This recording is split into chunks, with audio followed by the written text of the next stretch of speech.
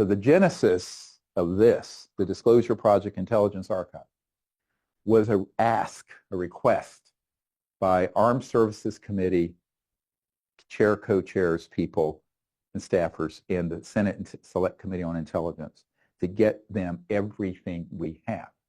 Now, a little bit of humor, because it's a very tough subject.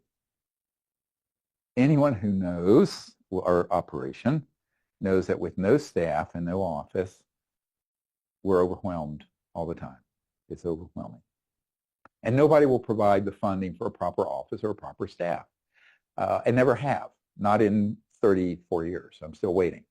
Now, the reason this is a big problem is that everything I collected for 34 years is sitting in what we call the mouse turd files.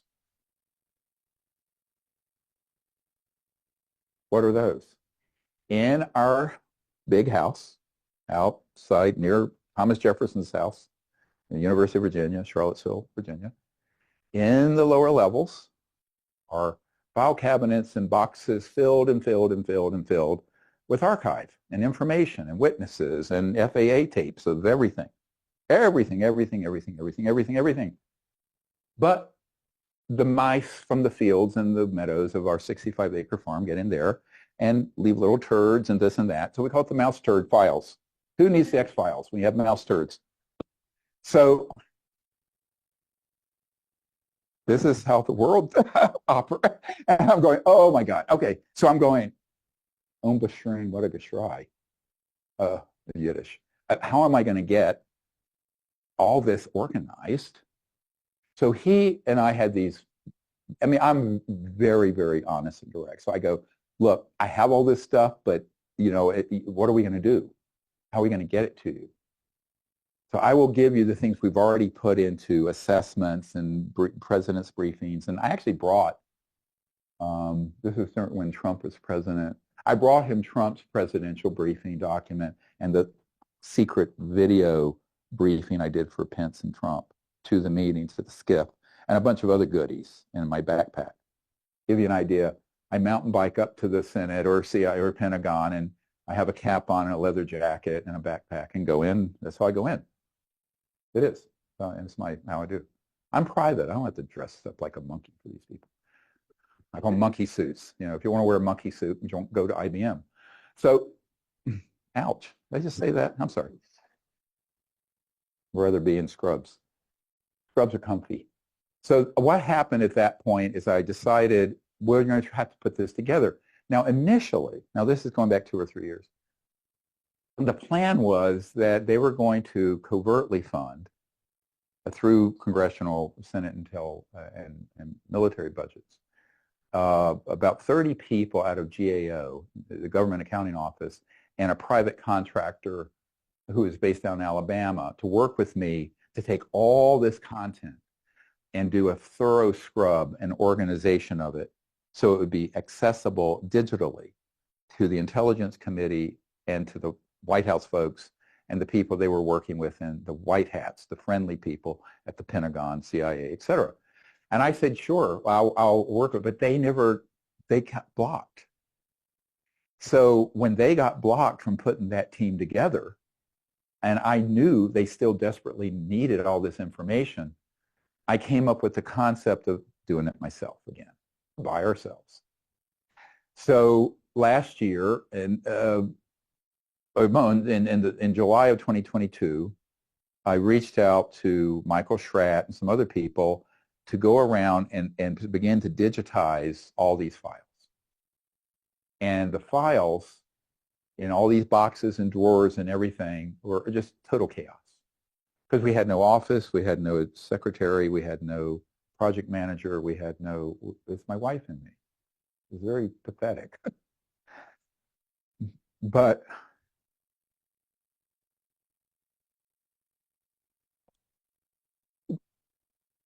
anyway, we did it.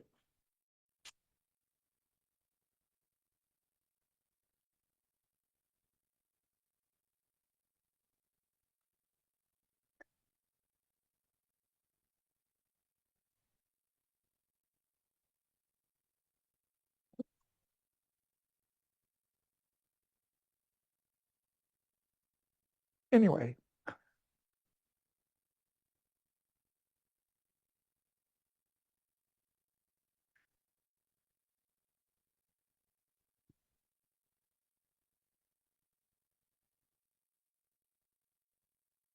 Luckily, we had some volunteers come together. And we said, okay, let's start putting this all together. Now, no one on my team is a data scientist, an archivist, or a database manager. And so I didn't know what a database was. Thank God for Marcel and people like that. He said, well, you can't just put all this on a hard drive. It's not going to be searchable. So we had to then say, okay, well, how is this going to be doable? Now, obviously, if the U.S. government had funded this properly, they would have deployed maybe $10 to $20 million, had proper staff, done it right, you know. So we're doing this out of our house in the basement with scanners until September, where we opened a little teeny office where there are 2 people in there. And we're trying to put all that together, but it means we also have to custom make a database. So let me tell you the state of the art as of today of the Disclosure Project Intelligence Archive. The majority of all the material has been scanned in, but the database programming is mostly done but not finished. And the bigger problem is that I pivoted to the idea is that if we do all this work, why only leave it in the hands of bureaucrats and politicians in Washington? Why not create it in a way that could be available to every soul on planet Earth, right? Because I realize that the real safety stop on disclosure isn't expecting the president or the Congress to do anything, because usually they do nothing on this and most other issues. Sorry about that cynical parenthetical comment, but it's true. You look at the state of the country and the world. So I said, well, look, you know, it's the old, when I lived in the Middle East, I was in the Sinai, and there were this Bedouins had a great expression, trust in God, but tie your camel. Very witty. So, okay, trust in God, I'm going to tie our camel. The tying the camel here is making this available to the entire population of the planet. Now, let me be clear. If the House Oversight or Senate Intelligence, any committee, were to start hearings next week, 5 days a week, with all the whistleblowers, it would be more than 1 year of testimony for them to get through part of what you will have access to in this archive. Literally. So this is the disclosure. Now, whether it gets any recognition from the media and the whatever, I don't care. The public has a need to know. We are citizens, and we're supposed to be living in a constitutional republic democracy. So that's what we decided to do. Now, that's a much bigger task, right? So I keep sort of taking on more and more impossible tasks. Because at this point, it's one thing to organize a database, put it on a hard drive, and hand it off to Senate Intel or the National Security Council people that are being networked to me and stuff like that. But to create a website that is searchable by millions of people simultaneously that won't crash, and that it has navigation through that much content is huge. That should be a $5 to $10 million multi-year project, and we're trying to finish it here in the next couple of months with 1.5 staff members and volunteers. So we're greatly underfunded and understaffed. But anyone who knows me, I'm very willful, and we're going to get it done. So where we are right now is trying to create a web interface that won't crash with eventually backup. We're going to need to find someone who understands the equivalent of blockchain or some backup system. Because if it's just sitting in the Amazon cloud or some other way of hosting this, since Amazon and all the big cloud people are the prime contractors for the Department of Defense, they will get a memo, take this site down. So someone out there, if you're listening, we urgently need, as in like 3 months ago, someone who has expertise in secure site hosting that cannot be corrupted or taken down by any government or corporate entity, right? It's non-fungible, can't be manipulated. We don't have it, we don't know how to do it, but we need it. or it's going to be poof as soon as this thing hits the airwaves, the internet. I'm just putting that out there as an ask to anyone who has the skill set to do it. We don't. No one on my team has a clue how to do that. No one. But the contractors that are doing the programming of the database, they're using FileMaker Pro and customizing it so we have all these categories. And go to the next.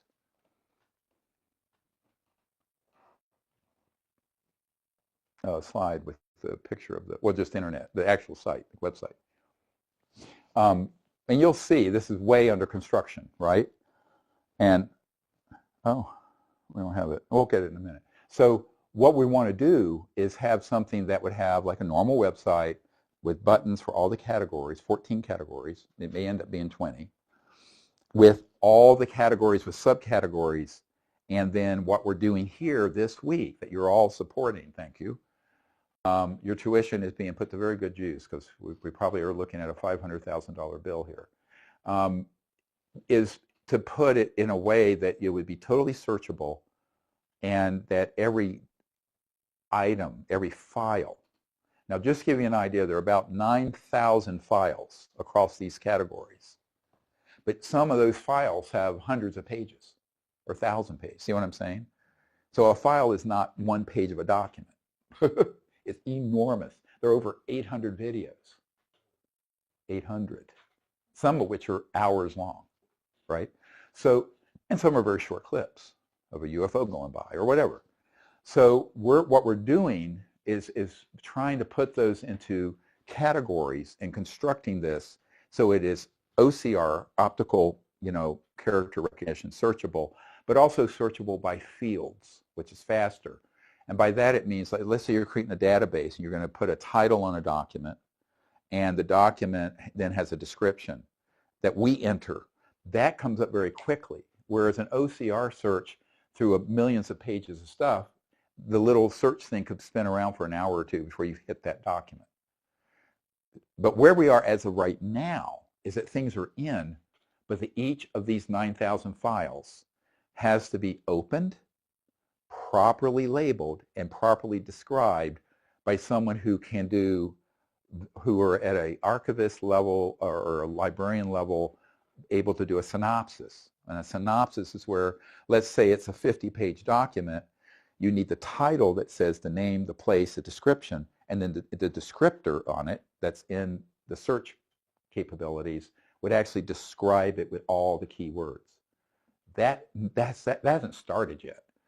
Now you can imagine how much time, manpower it's going to take to open 9,000 files, interpret them, and manually write that in, and manually put in the descriptor so it comes up instantly, right, in the search fields.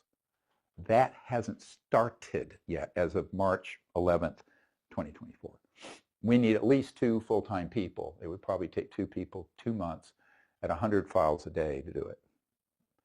But they have to be very trustworthy. Why? One other structural thing about this. Everything you're seeing here is what we call the front end that the public will see.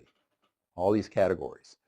The modules we're doing now, the intelligence briefings, the black budget, close encounters of the fifth kind, illegal government false flag programs, major historical cases like Cash Landrum, the reports briefings, these are the presidential briefings, all that detail is in here, the whole disclosure project files, all the Asilomar meetings, the congressional briefings, all the UFO crash retrievals we have, which now number 130 or so major cases, all the government documents from here and around the world. I think there are a dozen countries' documents we have now from Soviet Union to America.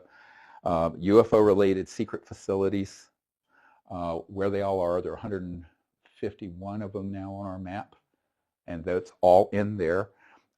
The UFO videos and photos that we have, all the witnesses and whistleblowers. Now, this is the problem. This and my archive, my personal files.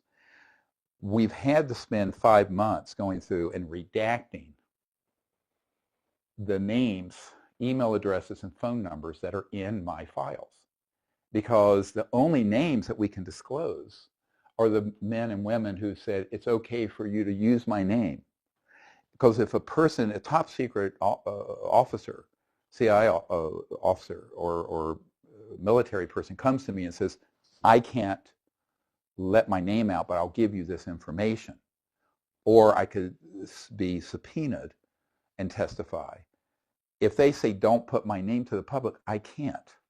But to go through hundreds of thousands of pages of documents and correspondence and emails and my chicken scratch doctor notes and black out every phone number, every address, every email address, every name, and if they have a DD-214, which is your discharge form from the military, their social security number and all that, right? That is what we've been working on for 4 or 5 months. So that's called the redacted archive. This entire thing that the public will have access to, as well as members of Congress till I clear them, or White House staff, will be the redacted, with those names removed. Now, if I feel someone has a need to know, they will be given the unredacted pure quill, but that will be curated, meaning, let's say there's a Senator X wants whatever, and I assess that he's sincere. I've met with him. I've met with his staff. I don't think he's just a troublemaker or a dilettante, curiosity seeker. He's serious. Then we would put together what he's asking for with full disclosure of it, trusting that they would keep it confidential, because that can't hit the public. These people they put their lives in my hands, honestly, a lot of these witnesses, the more important ones. But the ones that are already publicly come forward, I think there's 75, 80, I don't know if we can pull that number up. Well, the witness list got truncated and screwed up recently. We're going to fix it, where it listed the number. Now it has a 5-digit code, but I don't know the total count. But there are like 80 or 100 of them, all right? And that witness list of whistleblowers is 700 and some people, but the first, I think, 80 or 100 of them are named, and all their testimony and correspondence with me with just personal identifying information taken off, like their phone numbers and stuff, obviously, that will be available to the public. The others, what they've told us, if they've written us in an email or we've made a note or a report, will be in there, but with their names off until they say, yes, my name can be disclosed. Do you understand? So tonight I wanted to go through how are we structuring this? Because on the one hand, I'm the founder of the Global Disclosure Project. On the other hand, ironically, I keep secret 90% of everything I know. I have to. I'm not going to violate someone's trust. So that's a problem. It's a conflict, internal conflict within my organization and me. But I've made the decision, to the extent that the public should have that information, they need all of it, warts and all. And that's what we're aspiring to do. So the redaction is almost complete. So the redacted archive that the public can see still needs all this organization. We're still doing the programming and the website development. So is this a screenshot or actually on the site? Oh, how cool. Well, just to give you a taste of these, what do I want to pick? Is it any, meeny, miny, mo? Let's just pick this up just to show you. So this is organized by, each category will have, number one, my top priority documents and people, right? So that's subcategory 1. The others are in this category are organized by nation of origin of the whistleblower, right? Now, of course, the vast majority of them are, in fact, United States, this one. But let's look at the witness list for a sec, if it loads. No problem. This is under construction. If we have glitches, don't blame me. It's under construction. So this list goes on and on and on. Some of you in June may have seen this. It's all been updated. I don't know how many. The counter number got replaced with code name numbers. But you'll see they're named for pages and pages. I think there's probably 100. But at that point, it cuts off and the names are scrubbed, but it describes what they're going to talk about. Now we go, look, there's your redacted. It starts at that number. So that's what the public's going to get. It's what all of you are going to get, including my chicken scratch notes, my debriefing notes. It's going to raw intelligence. It's full Monty, but it's got this work to be done so that the public can access it without the site crashing. And we don't want to be Obamacare where it launches and boom, it crashes in 30 seconds, right? So that is the key. Thank you for that time check. So that is the key task we're doing now. So this whole week from tonight on is to create this introduction module, the intelligence briefing, that will sit on top. We go back to the main site here for each of these. So we're going to go through every single one of these and do an intelligence briefing that connects the dots so it makes sense. In this category, before you get to the specific ones, are the general briefings. Now what does that mean? So they're not specific to the categories in the archive. It's about the bigger picture, like how is the secrecy maintained and what are the techniques used in counterintelligence? That's a module. No one in Congress understands it. The president certainly doesn't. And their National Security Council folks who've been working, they don't understand it either because they've not been read in. There's a senior NSC person being networked to us, and she, it's a woman, has never been read in on this, a current National Security Council. So they need to have these overview briefings. And that's why this is the most important category. But it ain't pretty. It's text, it's information. But we're going to try to link it to documents and cases that prove the point or illustrate the assessment. So the intelligence assessment, the way that works is, and so I've become rather proficient at creating intelligence assessments. I started doing them first in '93 for the director of the CIA. So I'm, what's that, my alarm? Oh my God in heaven, that scared me. So we have 31 years of experience creating these briefing assessments. This is going to be an oral project, and the technique is the following. We're here gathered, and the reason I'm not just doing this sitting in a room by myself is that I don't do that. All these social media people who sit there and do no, I just can't. I have to talk to somebody. That's why you're here. So you're here so I can talk. Otherwise, I won't talk. I have to have someone to talk to. I don't talk to potted plants or a computer screen. All right? I mean, that's craziness, right? To me, look, I'm showing my age at age 68, but I don't do that. The homie don't play that. So I'm very clear about this is the way we have to proceed. And these briefing that we're going to do all week till next Saturday, through next Saturday, will be created, transcribed, and then we have to find a professional writer. That's another ask. But I mean really professional, who can take a transcript, paginate it, paragraphs, syntax, lexicon, all that, and rewrite it. But I don't have time to write all this out. I'm too busy. I'm running a huge global project. Okay, so we need someone who is extremely proficient at writing, but who also can sign and keep a security oath to us. Why? Because the most important ones of these were done in July of this past year in advance of the meeting of the law enforcement strike team and special forces team that was here at this house in August. And it was done so they could know how to roll and where to roll and where to go and what the science and technologies are. Joan was here. Why is that important? Because those briefings have not been redacted, and they name everybody, and they name every asset I have, and they name every facility, and it is scary. But it's got to be rewritten, and it's got to be redacted and rewritten. Those are this thick already, and they're huge. But that's a lot of work. So we need a really good writer who doesn't add their 2 cents worth. They don't add any content. They just write it so it's grammatically readable, etc. And if necessary, can not disclose something that is not been redacted in one of these intelligence briefing modules, I call them.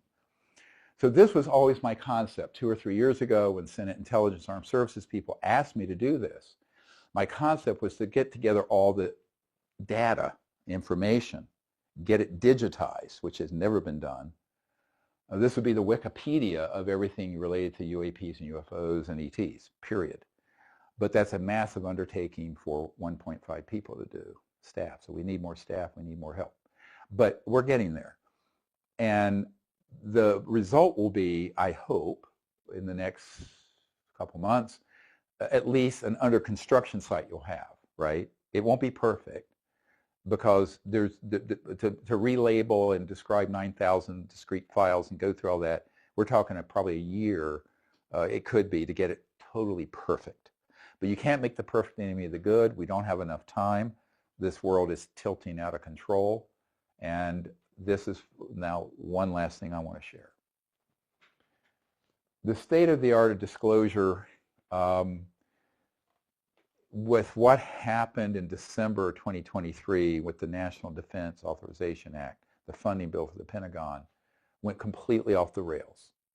So as you all know, if you follow this closely, we had, through my efforts, written, and it got passed out of Senate Intelligence and Armed Services, a bill that would have required all the aerospace corporations and all the contractors and all the individuals who are in these illegally run programs to turn over everything, ET bodies, craft, man-made craft, extraterrestrial, all of it, within 6 months of the passage of the bill.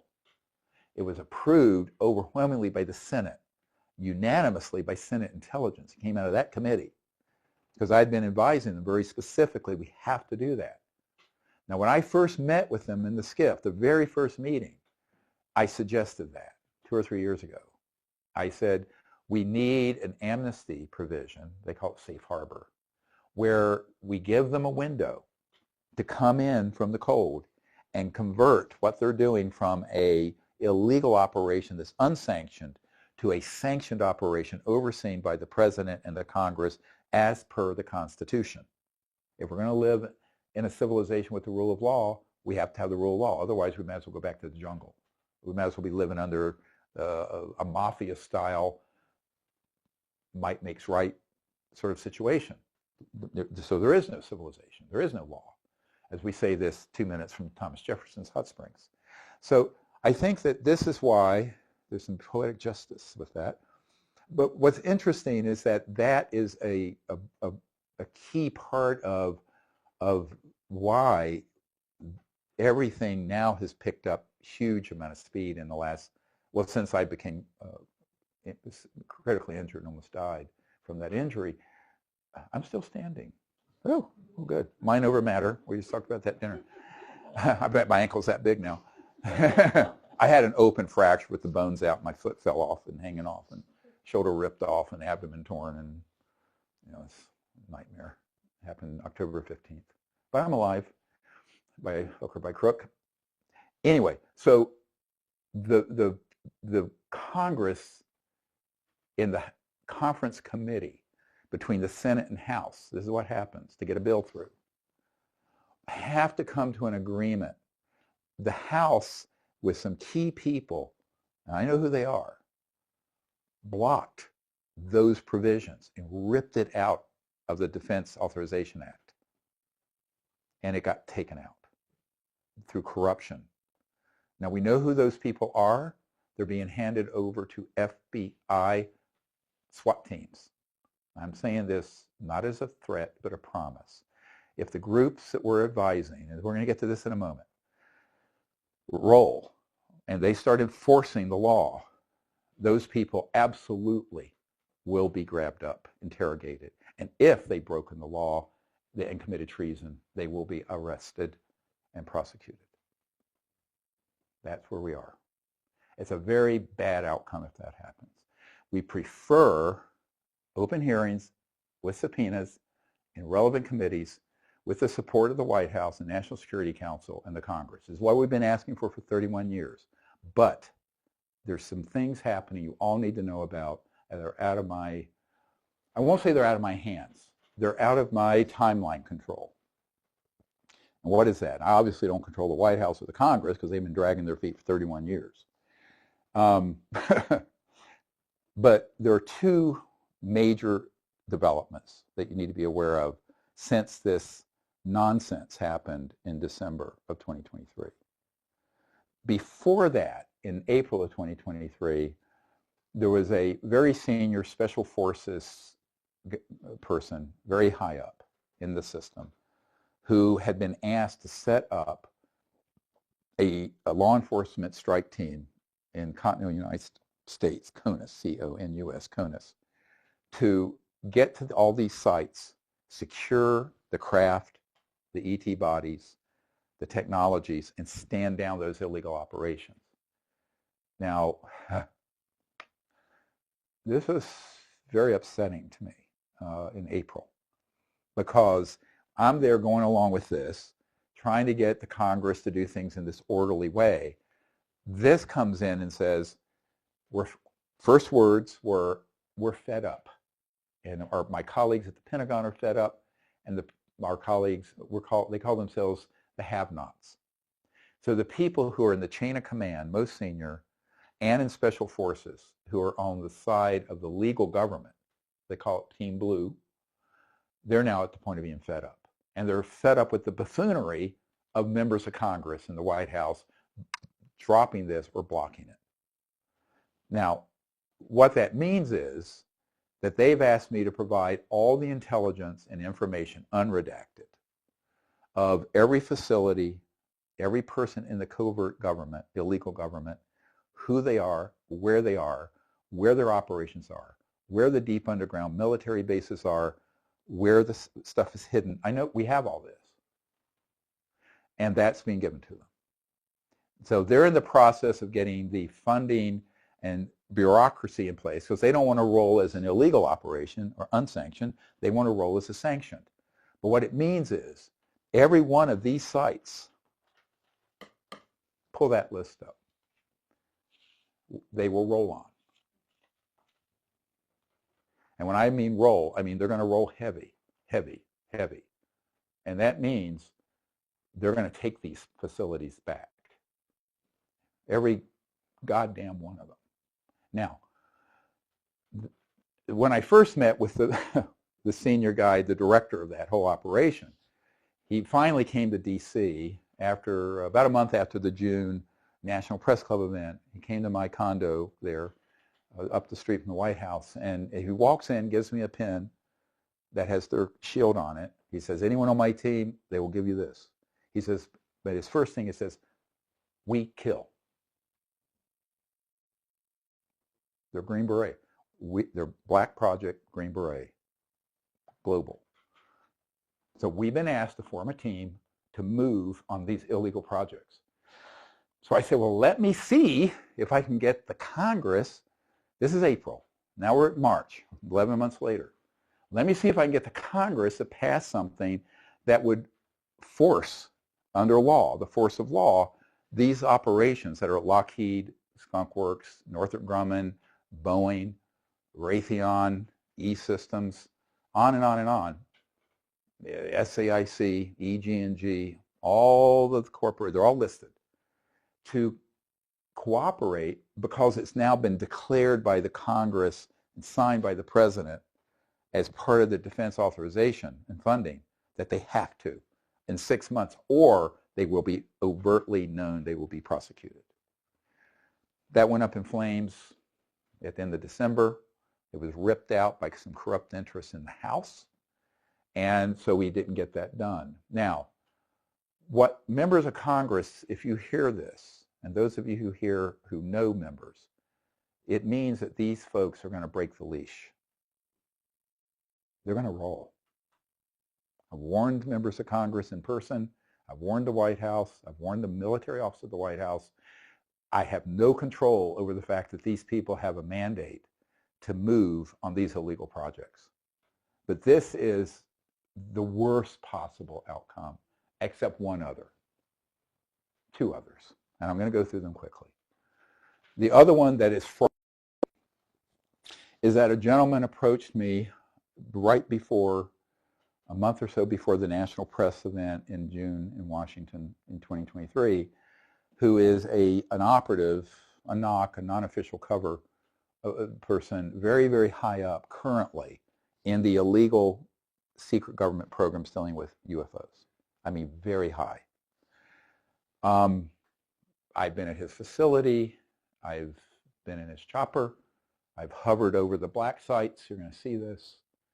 And I know everything they have. His group is completely fed up with it. He used the same words. Fed up with this foot dragging in Washington by Congress and the White House. Well, the White House has been missing in action. But we're making some progress with the NSC, National Security Council. But the buffoonery, as they call it, in Congress with this, and the slow speed, and people, one congressperson I briefed had an FBI person come in after and told them I'm a red flag, don't listen to anything I'm saying, that kind of stuff. So that they're watching all this because these people have all access to all communications throughout the U.S. government. I won't say how. I can give them any name, they can run it to ground. And they're working with me very closely, and I'm working very closely with them. But if that group, now this is so you have the legal government, you have the legal under law enforcement that will be special forces converted to domestic. They have to separate from the military. That would be a sanctioned operation, although black, that would roll on the facilities. And then you have the deep defectors, and a whole team of them. And I've met with their leader, who are fed up, and they're talking about doing, quote, a catastrophic disclosure, meaning what they have, they take and they dump to the public, and it ends up in this archive. And we're talking equivalent GoPro cameras on the retrieval teams, picking up the dead ET bodies and craft, the whole bit. They have all of it, and we'll have all of it. And I've met with him for many, many days and very intense meetings. Now, that, a few days ago, I got a transmission from the director of the law enforcement effort that the FBI now has agreed to provide protection to the whistleblowers. That was 2 days ago, 3 days ago.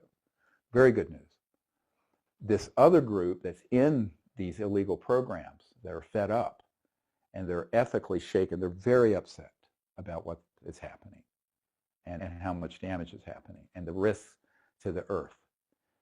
Because one of them that had worked at the Nellis facility, Area 51, was in charge of comms, monitoring all communications in that S4 chamber and others, and there was also monitoring interstellar communications. And it was made quite clear that if we continue to target and destroy ET craft and bot people and target planets out there with weapons that are scalar that go beyond the speed of light, the ETs themselves are going to have to come here and fix it. And that is the worst scenario. So we have, it goes from an orderly disclosure, which the Congress has dropped the ball on, to something that would be a little more orderly, but very, unfortunately, it could be very kinetic, which is a military term for violent. And we're talking rolling on facilities, brother on brother, Delta Force versus, Green Beret types going at it on soil of the United States of America. I've been trying to avert this. Nobody will listen. So that's going to, if that rolls, and they're putting that together right now, I honestly think the bureaucracy of putting that op together, which is hundreds of millions of dollars, and cells all over the United States that I'd be providing information to, I provide everything. And we're in touch all the time with this group. That could be preempted by this catastrophic disclosure by people in the system at a very high level who just dump it out there because they're fed up and they're tired of the slow pace of this because they know what's coming. And I don't want to scare the hell out of everyone. I'll be quiet here in a minute. But they know what's coming. And they know we've run this timeline out where it's got to get fixed. Got to get fixed.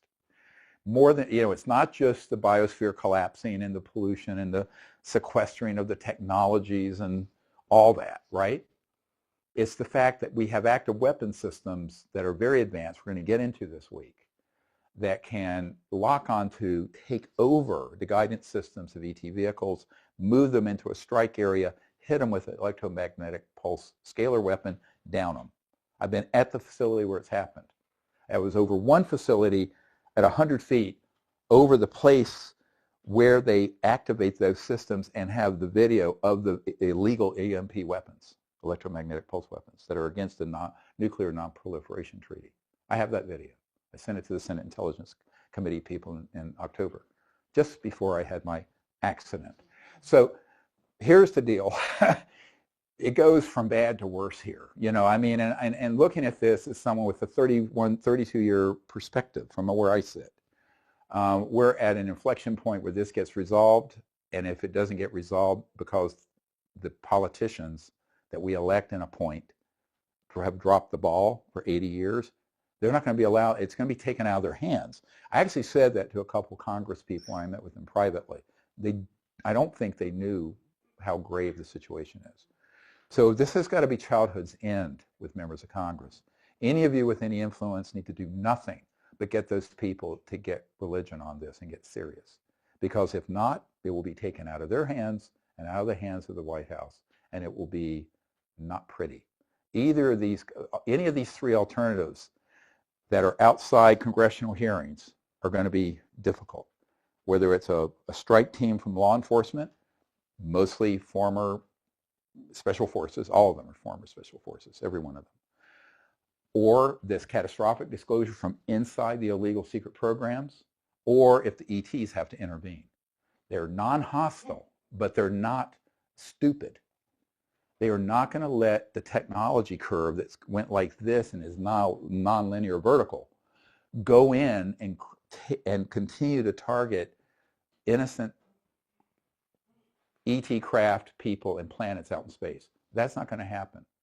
So we have been doing that since the 40s, and they're fed up because our technologies have reached such a point of sophistication that it is an existential threat to other worlds, not just to things that fly into the Earth's atmosphere. Everyone needs to hear what I'm saying here. So, and that is the worst case scenario right there, which is all of us, and they know this. The special forces people know it, the top whistleblowers know it, and this group that's defecting, that wants to break away from these illegal programs, want to do it. A very beautiful story I had when we did the premiere for The Lost Century. We had a special forces guy who was assigned by this, by the NOC, to pick me up in a beast, you know, like the president's armored with the big doors and the glass that thick. You can throw a hand grenade at it or anything. So when I go to California, he picks me up and drives me around in this. Not the top guy, but one of his special forces guys. He was a wonderful guy, and he dropped me off at our Airbnb we were renting, and he says, "Thank you, doctor, for what you're doing to the way he worded it was so beautiful, to help us that are stuck on the other side in that illegal black world. They want to be liberated." Interestingly, the other team, that are the law enforcement special forces guys, their motto is to liberate the oppressed, in Latin. It's in Latin. Beautiful. So that's where we are as of March 2024. Stay tuned. I don't know how this is going to play out. But I want to give you that update. It's, I know, disturbing, but where it is. So let's go to our next thing with these. This is just a little sidebar. How much time we have? Is it? Huh? Okay. Other sessions that are longer during the week, we'll have some Q&A time. This is interesting. Now, before I get into this too far, as you all know, there was a clown car buffoonery show in, I think, July of this past year in the Congress in Mexico, with these things that the Peruvian government said were dolls that were, it all made all the news, right? So here's lesson 1 in counterintelligence. You can take great evidence, put it in the hands of people who are trained ufology counterintelligence operatives that handle it in a way that is so tabloid and trashy, it discredits it. That's been done for 80 years. The founder of the National Enquirer was a CIA PSYOPs guy, know who he is, who was moved out of the CIA PSYOPs and got mafia money to start the National Enquirer. And that is where they would be sure anything that was a breaking story with a good case was channeled to the National Enquirer, because by sheer association of it, it would trash the story. So the NSA director, General Odom, whose right-hand person met with me back years ago and who authenticated the Marilyn Monroe document we'll go through, outlining what they were going to do, why they were going to kill her the next day. That director of the NSA, his right-hand guy, who literally had the briefcase handcuffed to him, literally, he retired and he described something called DDT. And well, it's an insecticide, right? No. That's used in intel in certain elite circles. It means you set up a decoy operation that distracts people from what they should be looking at, and then you trash it. So these have had major DDT run on them. And the DDT consists of being sure that you have a tomb raider hand off stuff to people who then it slips into the hands of the buffoonery and nonsense and charlatans in what's called UFology. No such thing exists. See if you can sign up for a PhD in UFology at Caltech. It doesn't exist. There's no such field. And so, sorry to those of you who consider yourself ufologists. If someone calls me that, I just say, no, I'm not. I'm a medical doctor. That's enough. But what happened is that these were found 7 years ago by a tomb raider in the NAZCA area where the NAZCA lines are next. And there are 60 or more of these intact bodies. They're mummified. Some are skulls, some are big hands, and they were discovered, well, I take it back, in 15, so it's 9 years ago. They're biological specimens. They have tridactyl, most of them with 3 fingers and toes. It has 6 different species have been cataloged. One's 18 inches tall. The one that has the 14-inch hands, we extrapolate probably 10 to 12 feet tall. The couple that have been carbon dated date from 1,000 to 6,500 years ago. And they have metal implants and samples. Some have been carbon dated between this 1,000 and 7,000 years, and they had a thick layer of diatomaceous earth on them in this catacomb.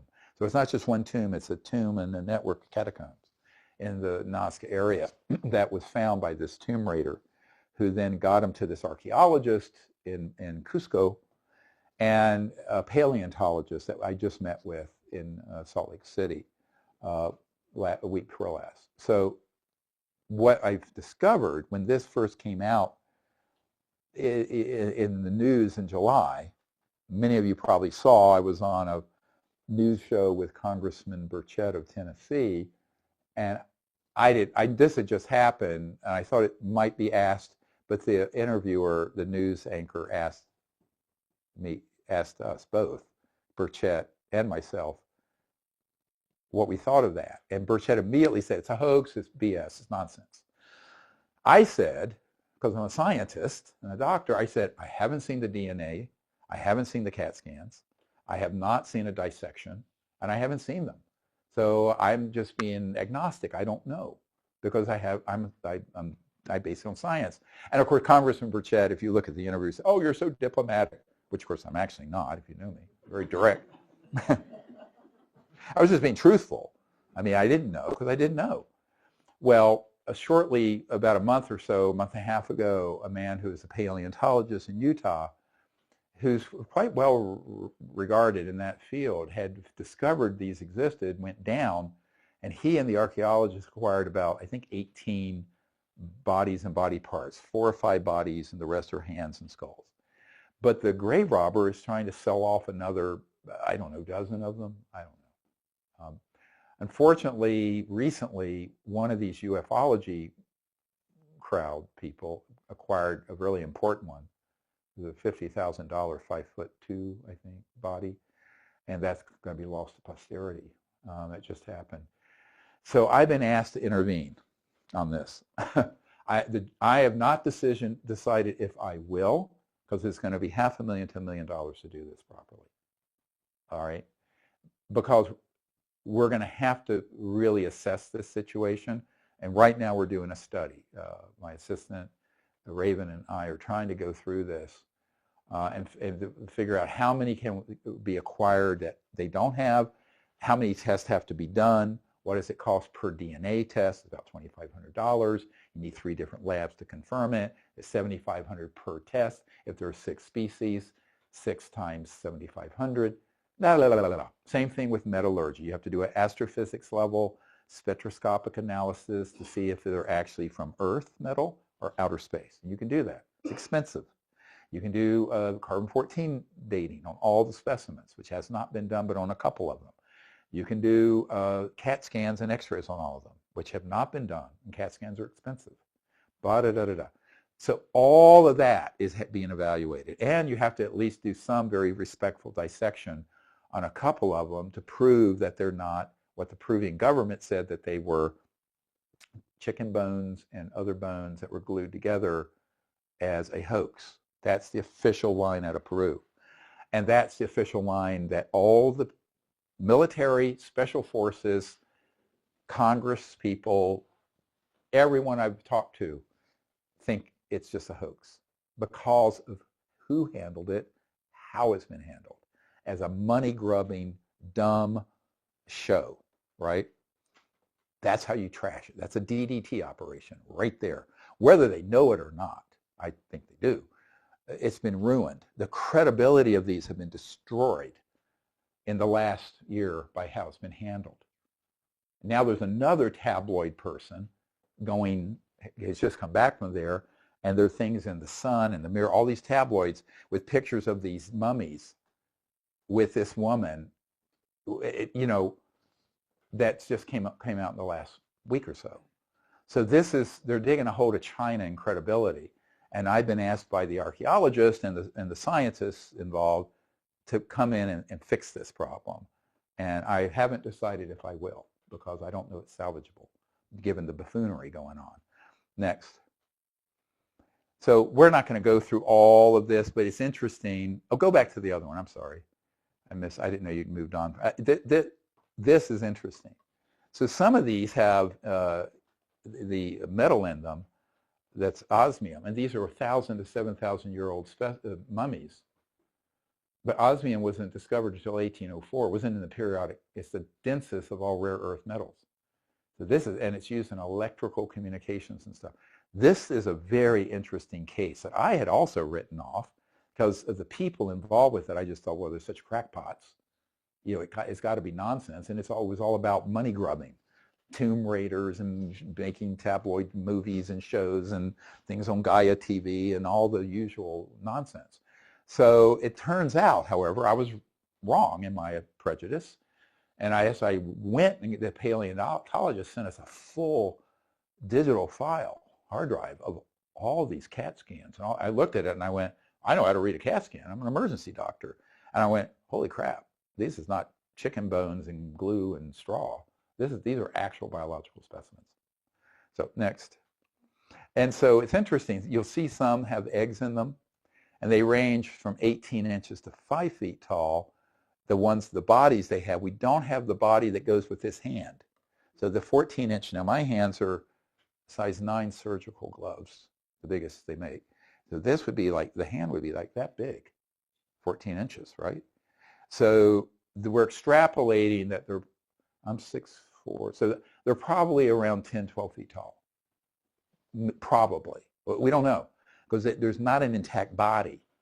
The tomb raider claims he has a couple of the big skulls that are 3 feet in diameter. But the archaeologist thinks they may just be a mask that he's trying to pawn off, like a ceremonial mask. So we don't know. And of course he wants a fortune for this stuff. So we're still evaluating that. And you can read these, you know, it's very interesting, the whole, let's go on next. Okay, so here's one species. Next. Oval head, no nasal septum. The head sits in the center, the base at the center of the skull from the spinal. Ours is on the back, right? This would be like coming up right here. Very different how the anatomy. And, you know, they range from 18 inches to 2. They're small. The adult ones are about that tall. Well, here's one. There's the 18-inch one. That's a 3D printer of one of them. Next. And this is what I find very interesting. These are eggs that are very opaque, almost like the metal. This is a metal implant across the breastplate that we have to do the astrophysics level metallurgical testing. These are huge eggs. And so this female being, and look at this, so the spot goes into, it should go here. Ours comes in here. It's right in the center, very unusual. So it could probably swivel all the way around, right? Like that, almost all the way around. We can't, see? So very interesting. Next. Here's a CAT scan, which reveals much more. So there's no way, I mean, you're seeing connective tissue. Look at the horizontal ribs that are like this, very different from ours, different number. This is metal. This is why it's so white. It lights up on scans like that. And then you have the 3 digits and the shape of the head and the face. Next. And this goes into the whole anatomy of the skull. We won't go into all this detail. It was very interesting. But on the CAT scans, you see this they're very well preserved. They were mummified, laid out ceremonially in these tombs. And what's interesting, something I've said for 35 years, the ETs all work together, they're peaceful, and they've been on Earth since before recorded human civilization. This case, if true, I say if true because I haven't actually handled it yet and seen them and dissected them or anything, would prove that. Because why would you have all of them together at one place geographically, collected ceremonially in a tomb, preserved, mummified, and all that? And no doubt the native peoples of that area also had communication and contact with them. There's almost no question. Next. There's another shot with all very different from our anatomy. I'm not going to go into an anatomy class, but extremely different from any human. Very interesting, what we would call a clavicle, but if you look at it, it bows way out. Very interesting and very different from a human one. Next.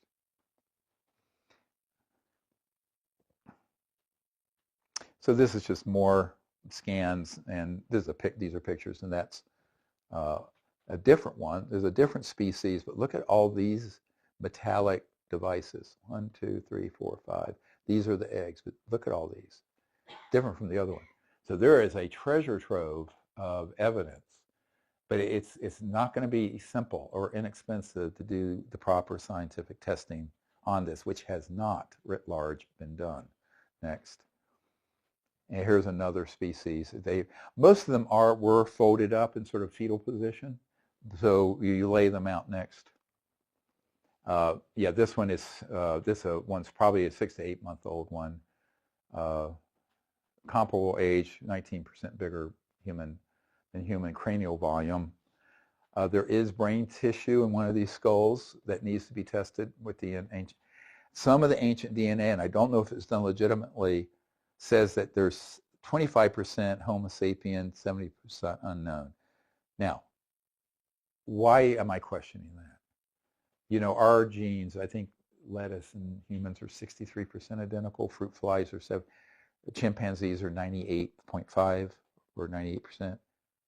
Some of us are apes more than others.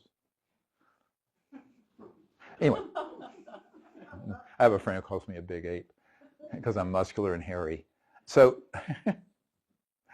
it's fun being an ape. So, but those results, I'm questioning the conclusion. And so we don't know which lab and how this was run, right?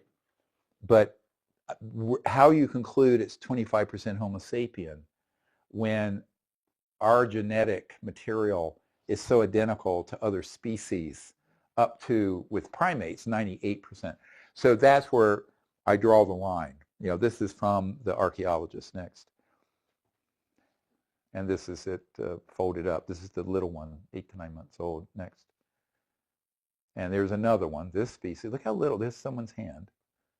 Probably not a size 9 surgical glove on this one. But next. These are about 18-inch in height. They have, this one has 10 metallic implants in it. It very likely have eggs in this. Now look, there's no chest cavity. There's a big like cloaca lower, and this is the leg. Look how long the arms are. See? And this, and so it's a very different architecture than a human. Next. And it looks very much like, and look at the skull plates. Very unusual. And of course, again, there too, the spinal goes straight up into the center of the cranium. And then you have all these implants and what appear to be probably ova here, more than one, that are all punched together. Next. Here's your CAT scans. Now, another specimen of the same species. So remember, there are 60-some bodies in 6 different species. So there are many of some of the species.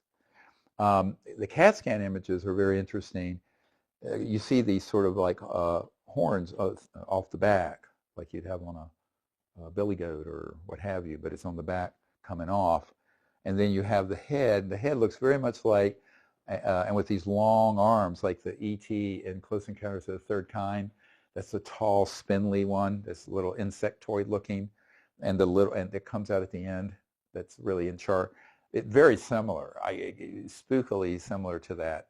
That if you go back and look at that movie. Now the blue areas are the metallic implants. They light up in this CAT scan bluish.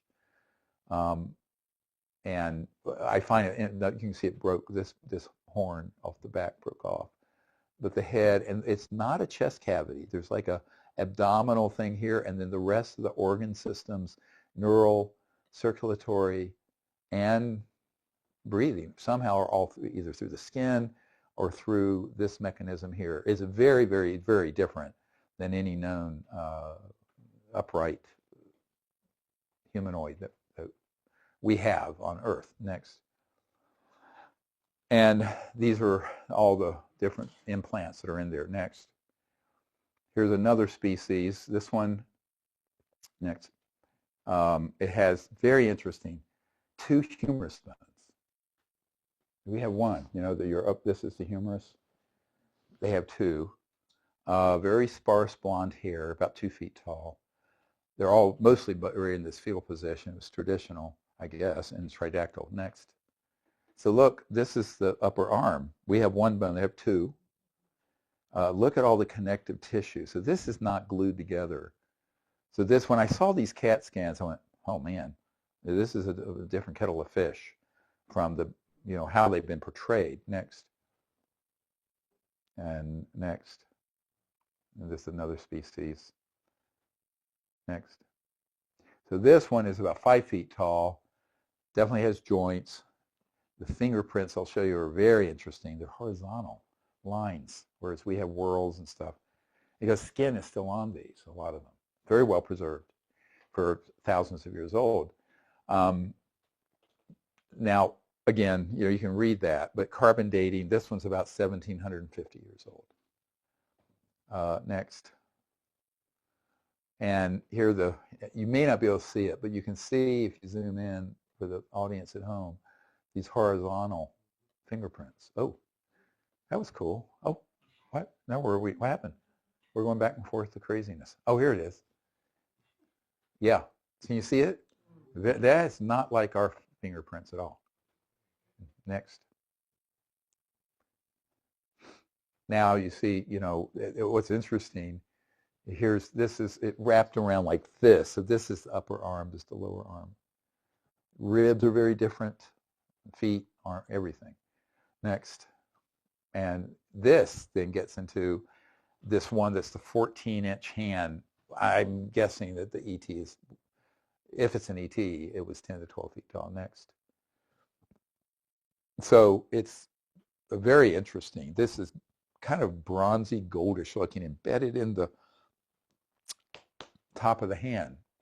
It's still there. Now, whether it was added post-mortem or it was there before, we don't know.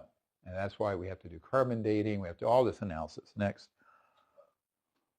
And this one too. Now, look, here, that one had that big medallion, beautiful. But look, you know, here's it. But then there's a different one here with a different, smaller metallic device on that part of the hand. Now, we don't know what these are. I can begin to speculate. I know that many of the interstellar species, they have biometric and biological electronic devices where in consciousness, thought, and bioelectric field connect to their spacecraft for guidance and going places. And we know this. And so I'm speculating here, but informed speculation, that these may have been endogenous, native to their technology, and not added post-mortem. There's a debate with the paleontologists and archaeologists. They think they were ceremonially put on as part of the burial process. But we don't know. We don't know. Because we have to do full spectrographic analysis of the metal, see if it's Earth or from not Earth, which you can do by isotopic and atomic structure, all of that. Not cheap, not easily done, but it can be done. Next. Here are all the skulls. Next. So we have quite a big selection of different skulls. There were loose skulls in these tombs. Skulls were there, the rest of the bodies weren't. We don't know why. There's more not known than known. Next. But interesting, many of them have these metallic plates, which is also very curious in the cranium. Next. And then there are these things that were found in the tomb. This is when you shine a light on this in a certain way, it's some kind of strange metal. And it has sort of not hieroglyphic, but some kind of characters on it that come out at a certain wavelength of light that you don't see with the naked eye. Very interesting. Next. And there are more of these. So if these inscriptions, you know, are not obvious until a certain wavelength of light hits them in a certain angle. So I think it's very unusual. Next. And in the tomb were found a bunch of artifacts, little UFO-shaped rock stones that have been carved, faces, stones with writing on them, carved in. Some of these are carved in. And another thing, that's a gold plaque that was found. So these are all been retrieved from the catacombs and tombs there in NAZCA. Next. And these, of course, are the NAZCA lines and the characters that are seen from space and from above. Now, this is going to be quite a project if we decide to take this on. I'm not decided yet. We're still doing an assessment of what this would take in time, money, resources to get there and do this. Obviously, the OPSECs on this are very fraught. Operational security for my team, for me. But we'll have, you know, special forces people help us. But you can't take them out of Peru legally without the permission of the Peruvian government. But the archaeologists has developed a relationship where if we did a scientific exhibit in the United States, they might allow it, which means we could get the rest that the tomb raider has, bring them stateside. But that is to be determined. Ideally, they would not be left in a poorly guarded safe house in Peru, right? They would be under our security protocols with people I trust to secure them, and they will. I have people who do that, but they don't want to move to Peru. Next. Oh, that's the end. So anyway, that's the sort of trip through these objects, and it's something we just found out about in any detail in the last month. I think it was about a week and a half ago we were out in Utah meeting with the paleontologist, and it's quite impressive, the data, when you begin to drill down on it. But you have to kind of separate the dog and pony show that's happening tomorrow in Glendale with these, and the tabloid coverage and all the stuff. Because unfortunately, like most things in this subject, once it spills over into the public, it becomes an object of poorly done from a scientific point of view and dangerous buffoonery that discredits it. So the sad thing about this, in conclusion, if these are real, short of our law enforcement strike team going into these underground bases and retrieving fresh bodies that are ET and craft, this would be the next best thing. And we don't have to roll Humvees and be kinetic, right? So I'm reluctant to blow it off and not step into this, but I'm reluctant, to be honest with you, to do it because I don't know that they've dug a hole halfway to China in credibility on this, and I'm not sure I can dig it out and get us back out. But that's, again, I have not made that decision. I'll be clear. No decision has been made as to whether we could pursue that, will pursue it. We would need major funding to do it. I'm estimating between $500,000 and $750,000. And then secondly, the security would have to be rigorous. And then lastly, to acquire a bunch of these but leave them in Peru is, without really good security, is also a dubious advisability. So these are all things that we're just finding out about. We're going to start going through these intelligence briefing modules that we're creating. Again, I'm speaking, it'll be transcribed and eventually put into the archive, edited, hopefully within the next couple of months. As far as these sessions, about 12 hours after the last session at night, it'll be available, if you can't see it live, to see it, the recorded version, which is being filmed. So, and that you'll have your link for that if you're on live, if you're not here in person. So I just want to let everyone know that because we've had some questions. So what we're going to be doing now is to go through a number of general categories. And what these are is that instead of over the top of each of these, I want to spend some time today to go over the ones that are the overview, overarching ones. Now, we've already done a number of those in preparation for the law enforcement team, so they have enough intel to do it. But I'm going to go over some of these that are more specific to the general public rather than a team that would be rolling, on these sites. Because that was a very specific briefing that was very technical and more operational. But the one I want to talk about are the mechanisms of the history of the subject and how it's become a secret, and that evolution. And back to that. What's the next first slide we're going to show? Yeah, so we'll get into these. One of the things I think people have to understand is the secrecy around this evolved. So just very quickly, in the 1940s, there were events that happened that were being tracked by U.S. military intelligence with what were called Foo Fighters during World War II. Yes, it's a rock band, but they took the band's name from an actual Foo Fighter. And the Foo Fighters were these strange, luminous objects zipping around our aircraft in World War II. And a friend of mine, who's a medical doctor, who's now deceased, Dr. John Altshuler, was the nephew of General Jimmy Doolittle. General Doolittle was a well-known, well-regarded general in World War II who was sent over by President Roosevelt to the European theater during World War II to look into what these were. And he came back and told President Roosevelt, "Sir, those are interplanetary vehicles," quote unquote. So that would have been around 1942, 3, 4, in that period.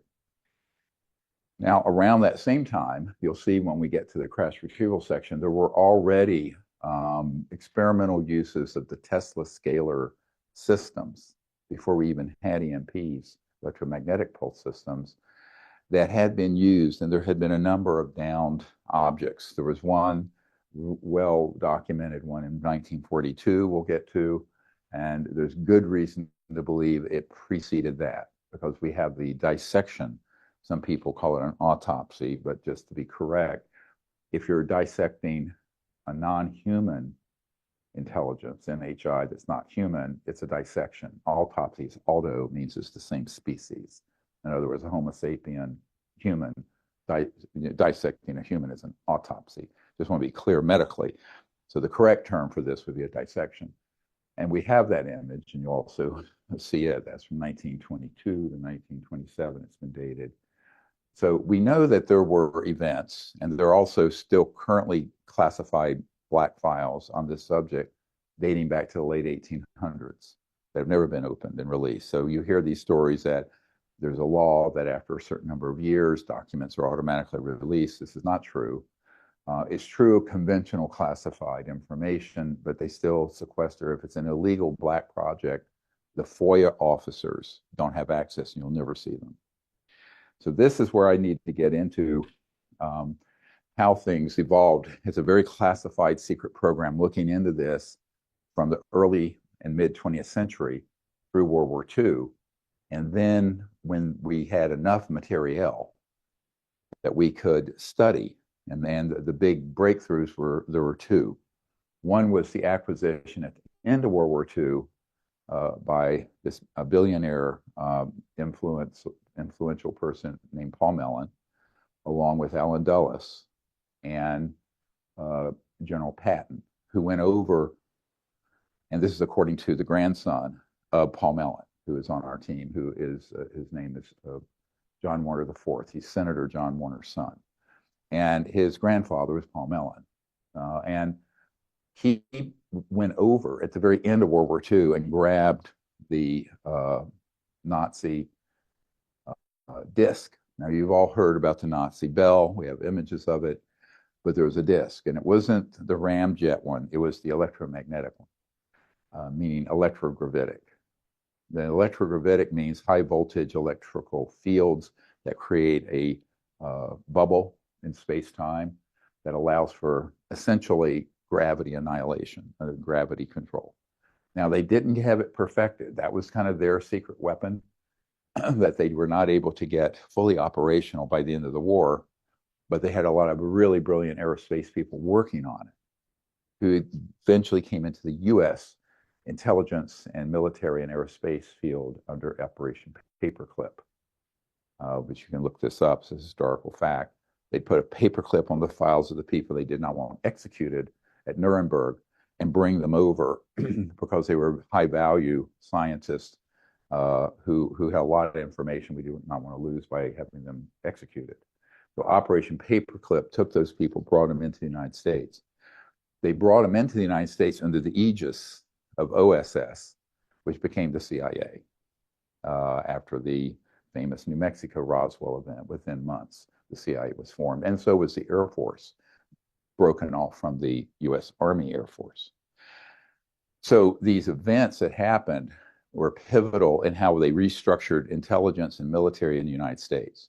So the potentiation of the technology came from having studied and knowing these objects were there, although we didn't understand the energy and propulsion systems very well, to it being a step up by studying the quite experimental and unfinished Nazi disc. And then, of course, the pièce de résistance, the real treat was when they killed and downed ET vehicles, more than one, and were able to acquire the ones that were not just blown to smithereens, but had some functional components, and were able to study those.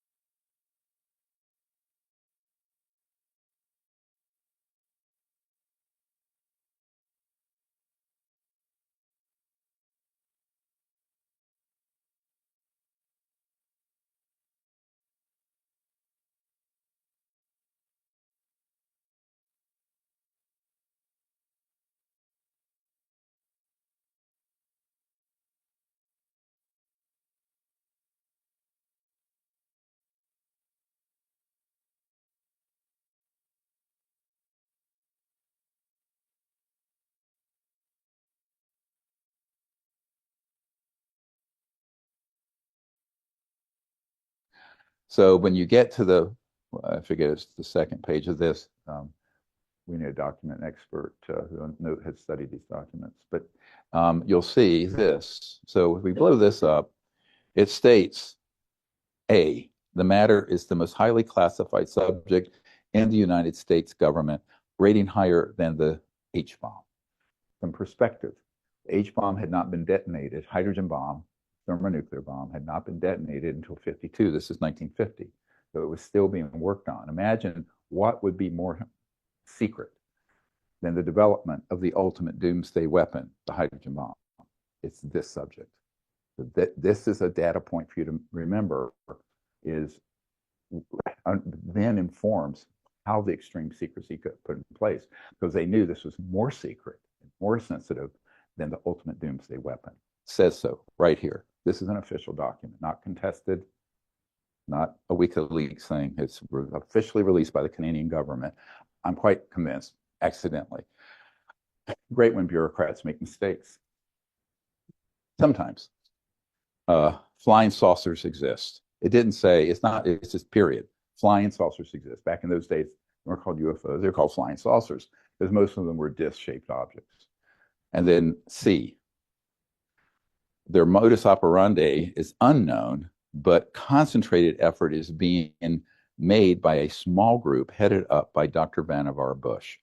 Important name. He was actually the head guy over the whole Manhattan Project, atomic bomb project. So they repurposed many of the scientists who were involved in the atomic bomb and in the hydrogen bomb development into this project because it was considered even more sensitive and more secret. And they knew that they had a track record of science, but also secrecy. Correct? Now, and then we have this. The entire matter is considered by the United States authorities to be of tremendous significance. So when people say, is there any proof that the governments have acknowledged that these exist and it's so sensitive, from all the people, in Congress are asking these questions, just read this. That's it. Case closed right here. Now, of course, we have thousands of such documents, but that particular one, because of where the date of it and what it states emphatically is very, very important. And it was a top secret document. So we have a whole file on this gentleman, Wilbur Smith, who was the guy who did the report. He had gotten people and penetrated operations in the States through back channels and gathered this intel and made this report for his Canadian counterparts of our intelligence and military community back in 1950. So then you start to think, okay, what really changed to turn it from a sanctioned program that Truman initiated, Eisenhower knew about, okay? They were read in. Read in means briefed or told on a top secret TSSCI matter. They were read in initially. Truman, it is reported from reliable sources, did have the ETs, the extraterrestrial biological entities, EBENs, they're what they're called, EBENs. We'll just call them EBENs. The extraterrestrial biological entities did have some kind of event where there was a communication to Truman and at senior team for us to stop developing these weapons and destroying the Earth. And in exchange, they would help us develop the technology so we could, have a sustainable, peaceful planet. That was rejected because the quid pro quo was put down your weapons of mass destruction. Now, I don't think it was understood why the ET civilizations were so emphatic on this. So this is one data point everyone needs to remember. When we detonated the first atomic weapon, everyone knows what an electromagnetic pulse is that goes out from it. What people don't know, but a few very esoteric physicist experts like Dr. Perry and others that you've heard from at past June, is that there's a scalar signal associated with it.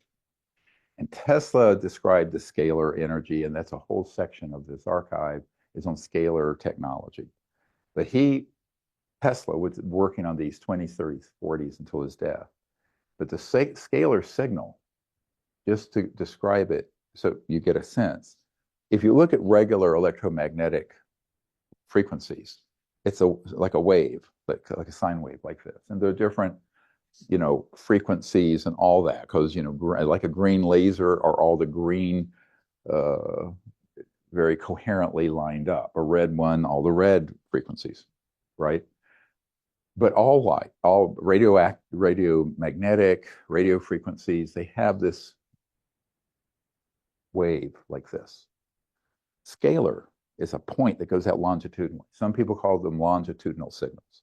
And so they are multiples of the speed of light. And in fact, they go through what's called the quantum entangled level of the cosmos, where every point in space and time is connected to every other. So when we detonated the atomic bomb, you not only had the EMP, which would take out all electrical communications, radio frequencies, briefly. If it's strong enough, it'll fry the, transmitters and everything. But the scalar, they didn't really know until they didn't even know for years. But it basically tears the fabric of the universe for interstellar communications and travel. That's why, as soon as we started playing with that fire, the ET civilizations came in en masse, large numbers, huge sightings. And they were very, very concerned about this. Truman was furious at the idea because they were hell-bent on further developing these atomic and thermonuclear technologies in our race with the Soviet Union and then later China. And so they said, no way are we going to abandon those projects. And so stalemate between humans and extraterrestrial folks. Eisenhower was read in initially. So he took office, as you know, in January 1953, left in January of 61. But he, of course, was a general in World War II. He was initially fully read in, just like Truman. And there were key members of Congress who knew back in those days. So what I'm describing is, in the early days, it was a very top secret program, more secret than the hydrogen bomb. However, it was a legal black program. So I want to make a big connection of a dot here between a black project and an illegal project that's black, unsanctioned. Two different things, and people mix them all up. Just because a project is black doesn't mean it's illegal, if it has the oversight of the president and the key people, members of Congress. Not all members, but there's a so-called Gang of Eight. Your chair and co-chairs of the key Intel Armed Services Committees. There's your Gang of Eight. Look it up. So that was going apace, but very secretively. Why?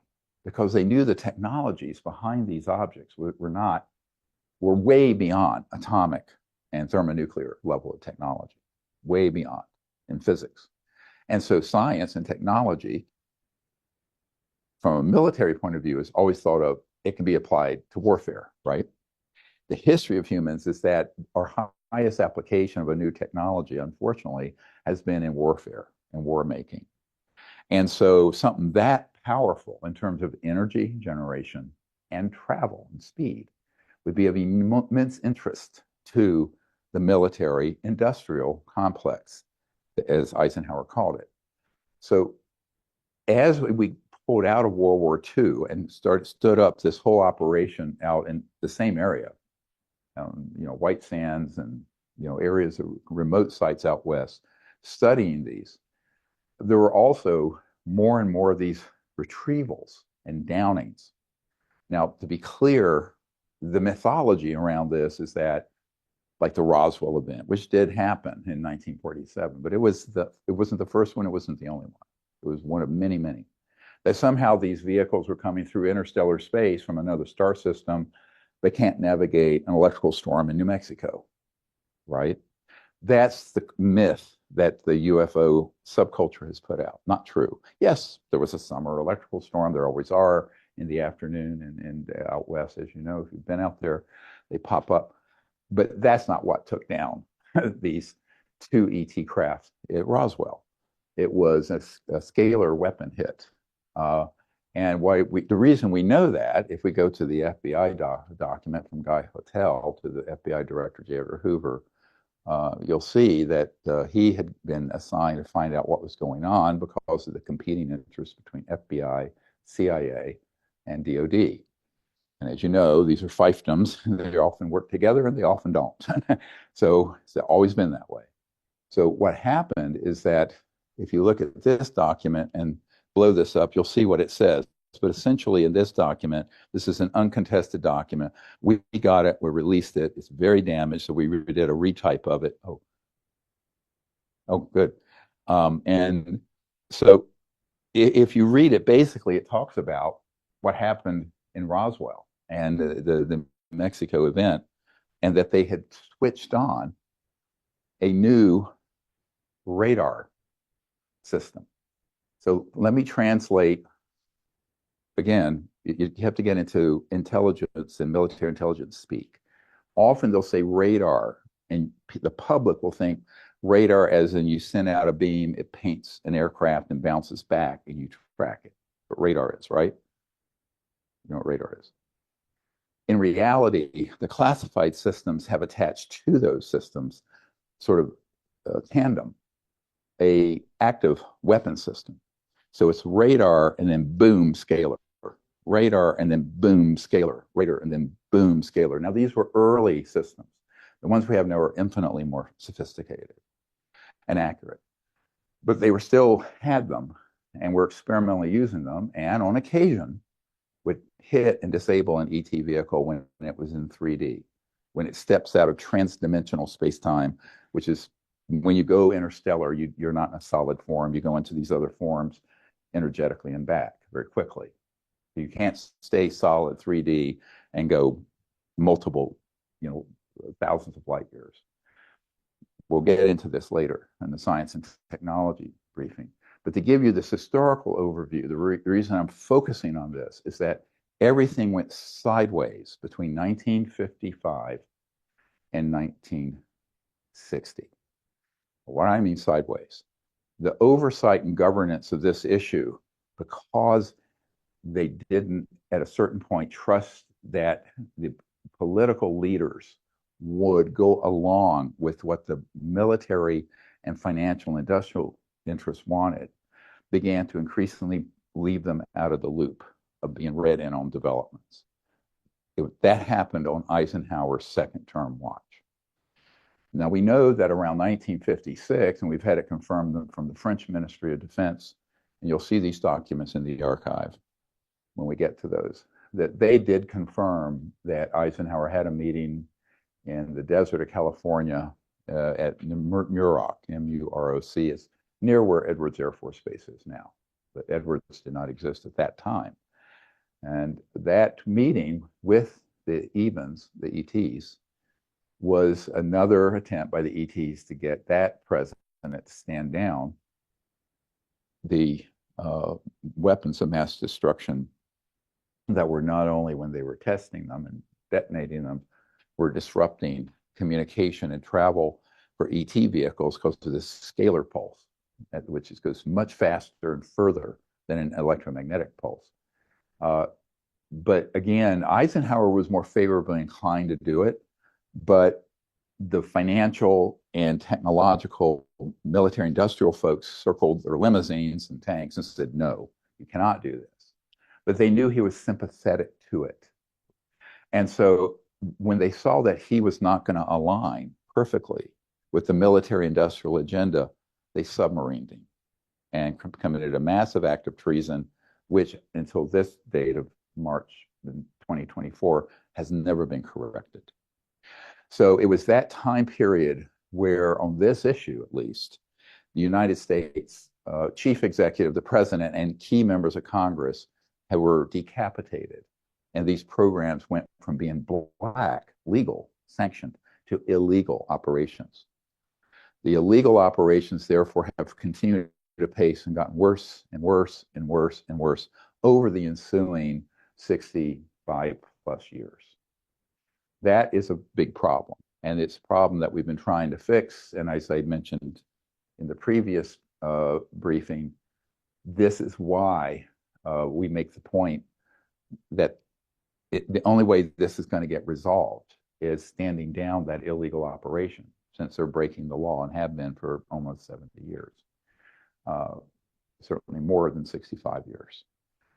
That is the genesis of why, on his farewell speech, Eisenhower, and you'll see it, you've seen it in our documentaries, said, "Beware the military-industrial complex," which kind of miffed a lot of people insofar as he was a, five-star general and World War II hero and a Republican, two-term president. It wasn't Abby Hoffman or hippies in the 60s that coined that term. It was Eisenhower.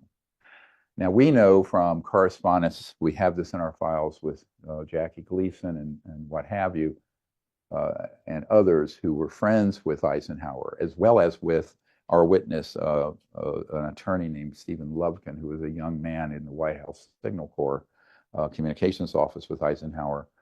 Multiple points that have confirmed that Eisenhower was, in fact, very upset, although he never talked about it publicly because of the secrecy around this subject, about having been pushed aside and losing control over those projects. And that's why he warned of the military-industrial complex and the excessive power that kind of secrecy could obtain and how it could erode a democracy. And so it is. Now, this is the big challenge, of course, for the public to understand and the Congress and the White House.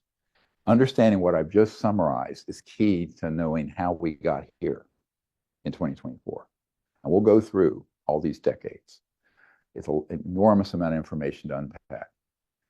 Now, at that point, what we have to begin to think about is, if you're the president and you learn of this, and then you find out you've lost control of it, what do you do? Because these covert programs are non-responsive. And it went from being read in some to read in none, right? So we know Eisenhower and Truman were read in fully initially, and then Eisenhower pushed aside. By the time President Kennedy got elected and took office in January of 1961, he, in the transition, heard from Eisenhower and others about this. But we also have the testimony, which you'll see in the archive, from the chief steward on Air Force One, with President Kennedy flying to Berlin when he gave that "I am a Berliner" speech, where there had been a massive UFO sighting. And it was all in the papers. And so the paper that he was delivering for the president, that morning on the flight over, had this story, and they started chatting about it. And Kennedy, this man wept as he told this story. It's an audio recording I did with him. He's passed away now. And it's in the archive. And he said, President Kennedy said to him, "I know about this, but the whole matter is," and I'm quoting, "out of my hands, and I don't know why." I mean, he had no control over the programs. Now, that led to both Bobby Kennedy and the Attorney General, Robert Kennedy, and President Kennedy really starting to drill down on CIA and associated criminal activities related to this, and others as well. And you all know the debacle of the Bay of Pigs, and the CIA either deliberately or accidentally on purpose mucked that up, which almost cost him his presidency, and when we were trying to go into Cuba. But the real thing that was being kept secret is this. And so he was in the process when he was killed, when President Kennedy was killed, of putting through, and this has been confirmed because I've met before Bobby Kennedy Jr., who's actually confirmed this. He was moving through the executive review process and an executive order to basically dissolve all those programs, including the entirety of the CIA. And they say, "Oh, no, you don't." And next thing you know, he's dead. Now, I know two people who were involved in that op. One's still living, one's dead, specifically. And it is very sensitive. And these are not people who are going to give an interview, so we don't have an interview with them in the archive. So whatever you see in the archive, remember all of the archive and all 755 listed whistleblowers and witnesses is not all of them. There are a bunch others that are not in there at all that would be at the top of that I've debriefed over the years, but they're totally not cooperative in terms of providing any details of their name and willing to go forward or anything else.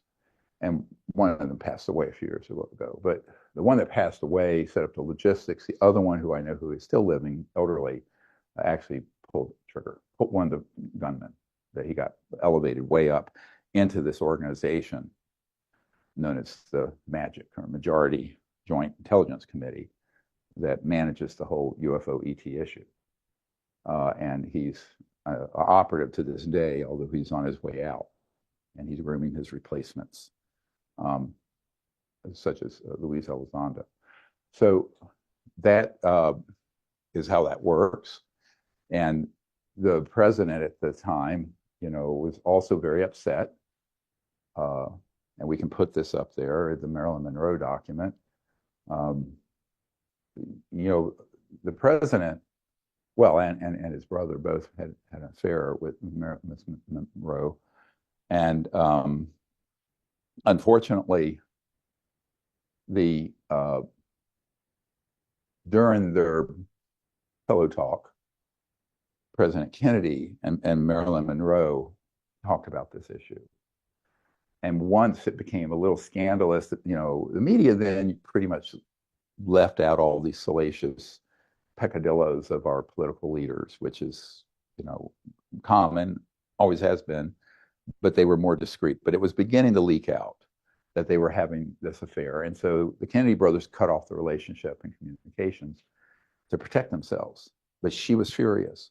So she started calling up, and this you'll see in this transcript, a wiretap of Marilyn Monroe. It's very hard. We have a transcript of it where it's typed out, but this is the original document. If you go up to the top of it, you'll see that Project Moondust, Project 46, it's top secret. Oops.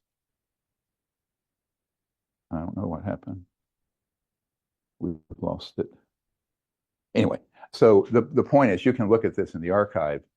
This document shows why they had to get rid of Marilyn Monroe. And what happened to Marilyn was she was calling up Bobby Kennedy, threatening to hold a press conference to tell the whole world what Jack Kennedy had told her about the objects from outer space from New Mexico from the 40s, clear reference to these crash retrievals, and some other scandals dealing with Cuba.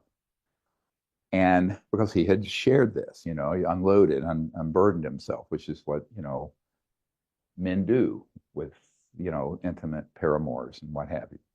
But she then got furious and then used it against them. And she was calling up a friend, Mr. Rothberg, who was an art dealer in New York. And so this wiretap, I actually met with a man who knew about how the LAPD Intelligence Division cooperated with CIA to put that wiretap in.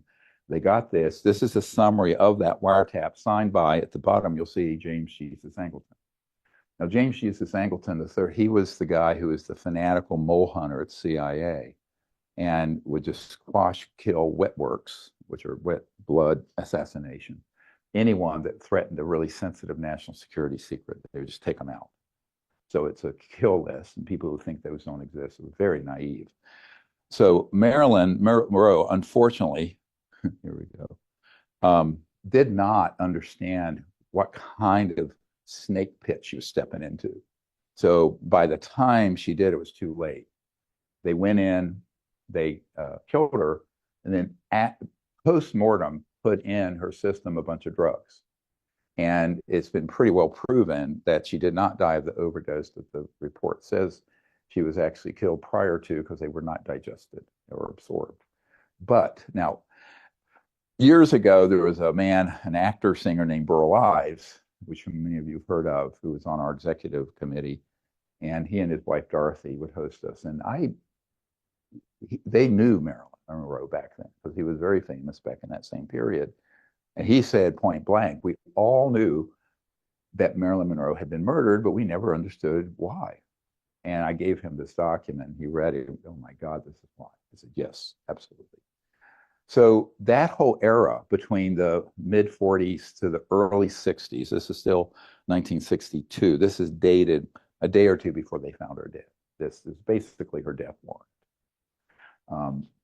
And most people don't realize the kind of lethal force used. And an event like this, even though the media will never cover it, ricochets through the national security establishment, military, CIA, political, and it chills anyone stepping out of line because it's thuggery. It's like someone who's a complete criminal mafia operative saying, I'm going to kill you and your whole family if you get in our way and step out of line. So this kind of activity began to be almost institutionalized as the de rigueur protocol. But they concluded, because there was so many leaks and they had to kill subsequently so many people investigating the Kennedy assassination, if you look this up, that they concluded that it's best just to not let them know anything. It's the old cliche and kind of corny, if they know, if you know, I'll kill you. So they began to not trust that the secrets, their agenda, the covert programs managing this, that were the original ones, would be able to continue with what their agenda was if one politically elected leader or senator or congressman after another were read in who would be appalled at what they were doing. So they decided just to put up a lead wall between the constitutional government of the United States and the organization running this. So back in the early days, there's some documents that have not been verified called the MJ-12 documents, but eventually evolved into which stood for Majority Intelligence also, but they were MJ-12. And then we have those documents in the archive, but then it evolved by the 90s into MAGIC, the Majority Joint Intelligence Committee, or MAGI. It's listed both ways. Some leaves the C committee off. And those were the top elite managers and rulers, let's call it, of all these operations dealing with UAPs, UFOs, extraterrestrial intelligence, NHI, whatever you want to call it. That particular organization, from the 1956 period to now, have arrogated to themselves the rights to control the subject and be sure that it is the narrative that goes out on it they control. And this is why there was a complete collapse of constitutional oversight. It's understandable, it's atrocious and illegal and treasonous, but it's understandable. I'm trying to give you some understanding of how we got to where we are in March 2024 from the 1940s. So if you want to extrapolate forward, I have done it already in a previous module, the whole presidential intelligence level history of this, starting with Roosevelt going up to the current president. And I've also provided in the archive, you'll see, once we redact the sensitive material, the entire history of the UFO subject. That goes up till now in more detail than I've just provided. But I wanted to drill down on this particular point where everything pivoted, because this was the pivotal change that happened, where the decision was made, we cannot trust the politicians or most of the people in the CIA or Pentagon. This then, fast forward, if you want to do an assessment here, and this is what this briefing is about, is understanding the secrecy and how do we get and solve that crisis. So during this whole evolution, don't forget that the technologies are going from, we don't know what it is and how it works, which is what the lackeys and the shills for these covert programs are still saying. If you go look at the things in Congress, you have people up there going, we don't know what they are, and when they're not ours, and we've never studied them, and we don't know how they operate, and it's a mystery. Yeah, unsolved mysteries for 80 years, nonsense. Okay, so that's the narrative being proffered by Christopher Mellon and Luis Elizondo and the disinformation folks and on and on and on, who rushed in when the Unacknowledged movie hit almost 800 million viewers and rushed in to disinform deliberately deceive the members of the Senate and the House and White House. That's how this works. We're going to pivot in a moment to a whole breakdown analysis of counterintelligence operations, how it works, technically, logistically, operationally. So this is very important for people in the Pentagon, CIA, White House, and I think the general public to understand. But in looking at this history, don't forget that one of our senior most scientists, who's since passed away, was the top scientist at the largest Department of Defense lab in the world, which is the Naval Research Labs in Washington, NRL. And the Naval Research Labs there, the top scientist there, he was right below the director and one other administrator as the top person. He had very high clearance, of course, and he did routine briefings for vice presidents, and he did work in SCIFs his entire life, and he actually got access to what's called the Vault, V-A-U-L-T. And it's a place, a SCIF, where documents are kept. And he found the document that certified that in October of 1954, we had mastered gravity control. So I'm going to move now from these sort of political issues to the science and technology part of it, and they're both driving each other. So remember, once you hit mastery of what's called gravity control, and we're talking things to lift, move, go at enormous speeds and make right-hand turns and straight up at thousands of miles an hour and all this. Once we mastered that, and this is Richard Foch, F-O-C-H, who was this top Naval Research Labs in Washington, Sheridan, a very good friend for years, stayed at my home. I said, well, that explains why they became even more desperate to leave the president and key members of Congress out of this, because they understood then that there are several issues here. One is that the energy systems propelling those had no payload. There was no oil, jet fuel, etc.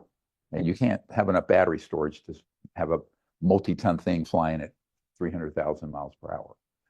So they were using technologies that had begun to be discovered in the late 1800s up through the early 20s that had to do with what's now called quantum vacuum energy or zero-point energy, which is pulling energy from the fabric of the space around you at that fundamental level. And Nikola Tesla described it as the infinite energy field. Professor Dirac called it the Dirac sea. That was this boundless sea of energy you could tap into. So they knew that there was huge financial industrial implications to any of this being known by the public, any of it, right? So now let's talk about power and money, right? The bane of human existence, the root of all evil, but it's what makes the world go round. And the industrialists like Paul Mellon and other big industrialists that had huge financial and industrial interests, billionaires back then even. Remember, at the end of World War II, Paul Mellon, who helped retrieve the Nazi disc, and then also helped set up the CIA with Allen Dulles, he, was a huge and ardent, very devoted supporter of Adolf Hitler and the Third Reich and fascism, as was Henry Ford and Prescott Bush, George H.W. Bush's father, Watson of IBM, and a number of other luminaries. And so this is a matter of historical fact. I'm not saying anything that many of you can't check. But what that meant was, since they lost the battle of World War II, they wanted to continue the war covertly. But they wanted to do it with this kind of science and technology. The science and technology is your magic pill. Because what it does is that it enables you to develop, by studying the ET, very advanced technologies, and have that also combined with what the Nazis had developed, but also some of these geniuses like Nikola Tesla, all of whose materials were trunks, 24 trunks, I think, of his secret papers were confiscated after he died by the FBI, et cetera, and so on. Those geniuses, these giants of electromagnetism and science and physics, their information was focused and then classified on studying that energy field and also the electrogravitics, what's called the B-Field-Brown effect we'll get to later. But that means the ability to put a very high voltage field around an object and it lifts. And that was 1928, 29, just to give you a date. So 100 years ago. This is why we call our documentary The Lost Century. It's a whole century, literally, of extraordinary technologies that would save the biosphere, eliminate poverty, etc. All good news, except for two flies in that ointment. You're talking about a probably more than $1,000 trillion financial hit on every Fortune 500 company that deals with transportation, energy, oil, internal combustion engines, jet engines, power plants, public utilities, all of it redundant, unnecessary, gone. If this came out in the 1940s and 50s or today, same difference. The more things change, the more they stay the same. So the power dynamics is called, both politically, financially, institutionally, made the decision, let's just leave this alone because it's too disruptive. All of you hear about disruptive technologies out of Silicon Valley or AI. Those are not disruptive. Those are tinkering around a little bit of an edge.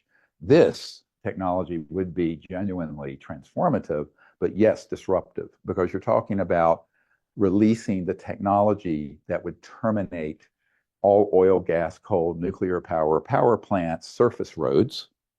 Ironically, the year of 1955 I was born was when we instituted the Eisenhower interstate system. That was 1 year after we didn't need roads. We did not need surface roads. It's very ironic. Think about this.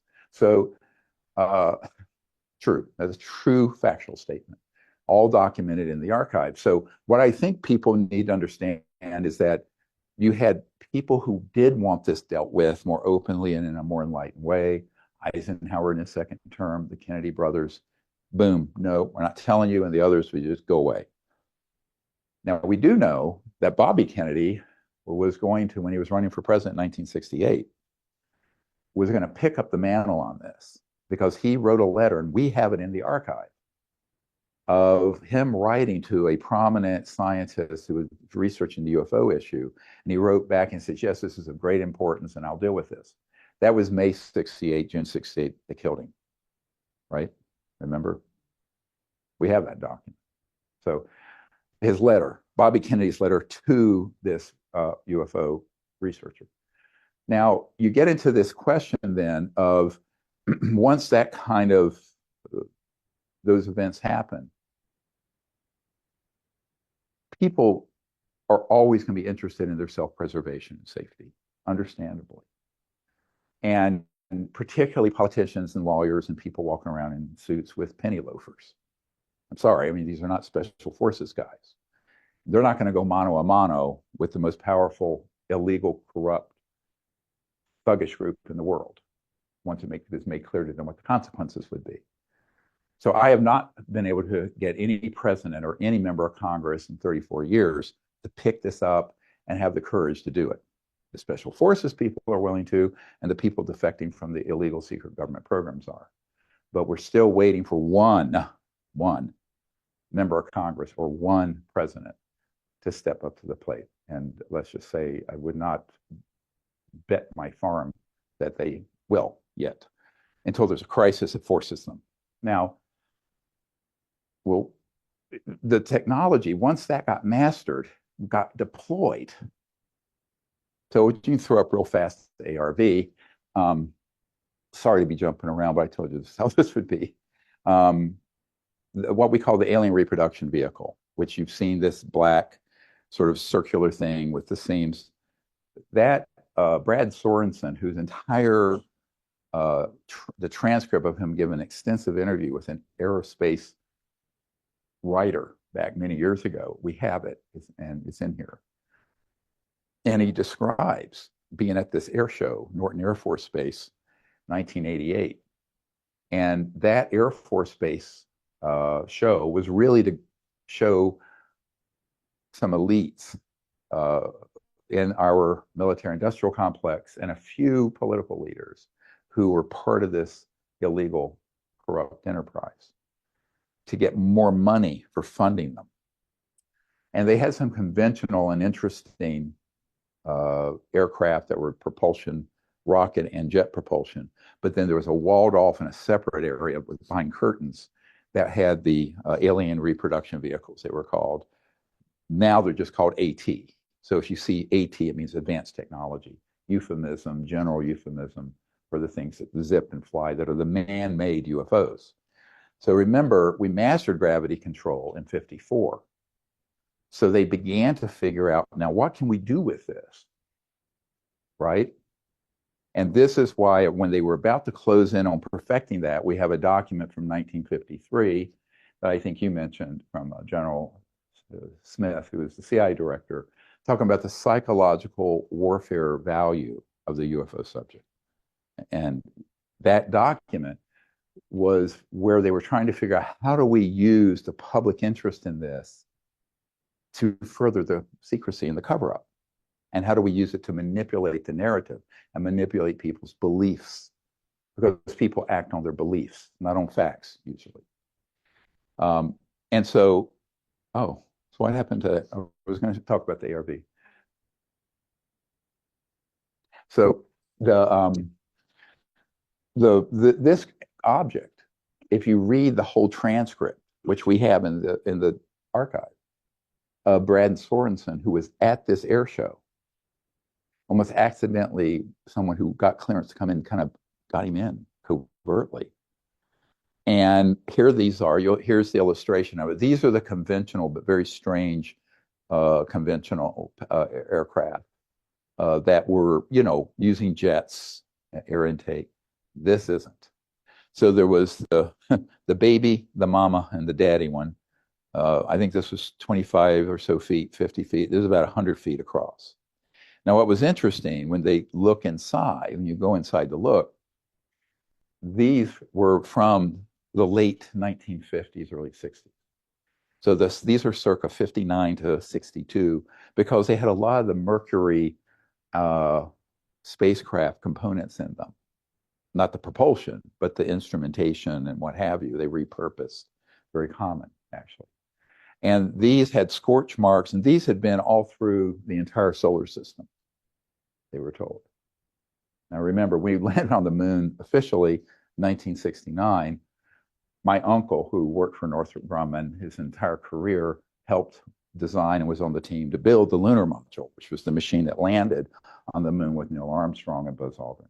However, these had already zoomed all around. So this air show was 1988. So these are sort of antiques, showing what they had and saying we need more funding to develop these further, which they already had. But they're always trying to get money, and it's all deceptive. But these had been all through the solar system between 59 and the early 60s. Now, before then, you see some old movie footage of UFOs that look like they're fluttering. They're kind of come down like a leaf. Have you seen those? We have some of these. Those were actually home movies of people catching them experimentally, trying to get these to fly. And they were happy for the public to think they were alien craft. See, that's the cover. So now I want to get into the art of deception and counterintelligence. So if you have this technology, you can then deploy it in a way that people think it's extraterrestrial when it's ours. Because I want to make an emphatic statement here, and it's its own paragraph in the transcription. The technologies behind how these objects operate is a much bigger secret than the fact that we're being visited by multiple extraterrestrial civilizations. Much bigger, orders of magnitude. The organization keeping the secret actually wants people to believe there are aliens around, so long as they believe their narrative about why the aliens are here. They want that. That's 90% of retail ufology and reporting on the subject, at least 90%. That's a psyop, psychological warfare op. So they're happy for that. However, they do not want, under any conditions, to have this technology known to exist in covert human hands.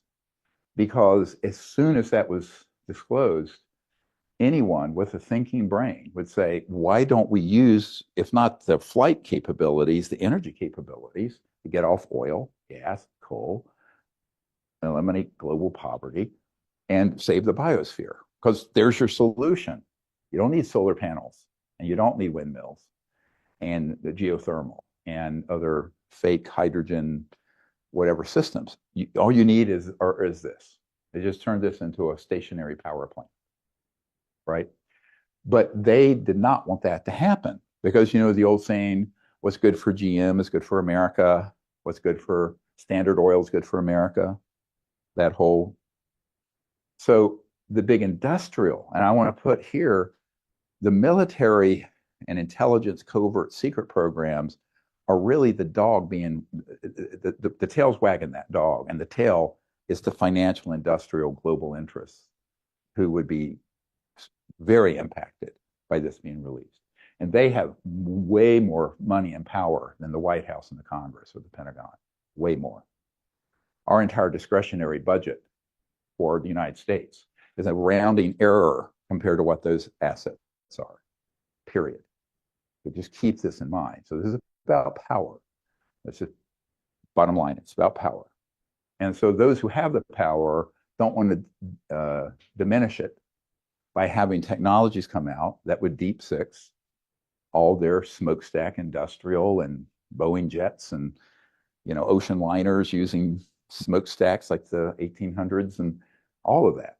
But the tragedy of it is we're spending trillions of dollars on solutions that are never going to work for the environment and poverty abatement. And we already have, and we taxpayers have already paid for these technologies that are locked up by a group of criminal, treasonous, murderous thugs, period. How do you fix this, right? That's the big challenge for the White House and the Congress and the American people. Now let's talk about the science and technology being used for more than exploration and going around our solar system. They decided it was very important to take these technologies, and this CIA document from 1953 describes this, the psychological warfare value of it. Then what that really means is, let's stage events, stagecraft, that would convince people that aliens are a threat.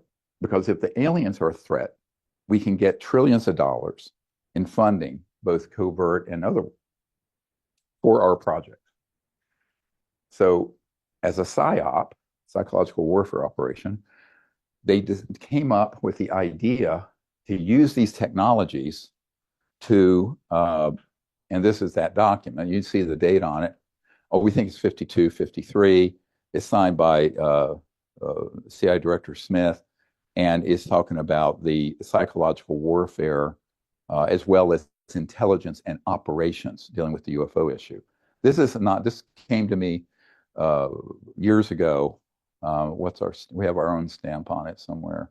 But this is when we were in North Carolina.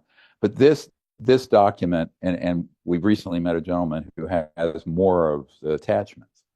But that's when they decided this is very valuable. So very covert programs, equally as covert as the R&D reverse engineering of ET craft, began to be deployed using these early man-made UFOs to engage in staged false alien contact events, AKA also known as abductions.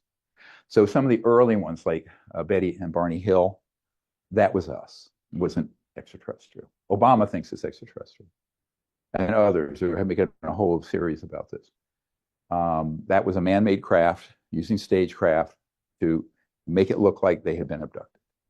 So people had contact experiences with these ETs that were real ETs, and they knew that the best way to confuse that narrative, to go from the area of what used to be called contactees and people making peaceful contact like we do with CE5 contact today, they wanted to pivot that narrative to the aliens are going to invade us, they're raping our women and children, They're blowing up villages in South America and Africa, and they are a threat to the national security.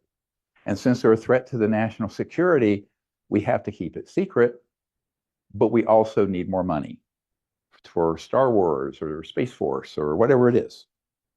So this was the genesis in 52, 53 for those plans. Once they had assets operational, and they knew they were going to get there. By this date, they were within a year or so of having the alien reproduction vehicles operational. They began to put plans in place to create this false narrative that would terrorize people if they look into the subject by staging a whole series of gruesome attacks and abductions, animal mutilations, on and on and on, by these covert forces that are on, many of them are Delta Force people and others that I've debriefed who are operationally on these craft. So let me be explicit, since people like to hear explicit accounts. I met many years ago, back before they had robotic fake aliens, the ones that are the ones that everyone calls the grays and all that. Those, we're making those.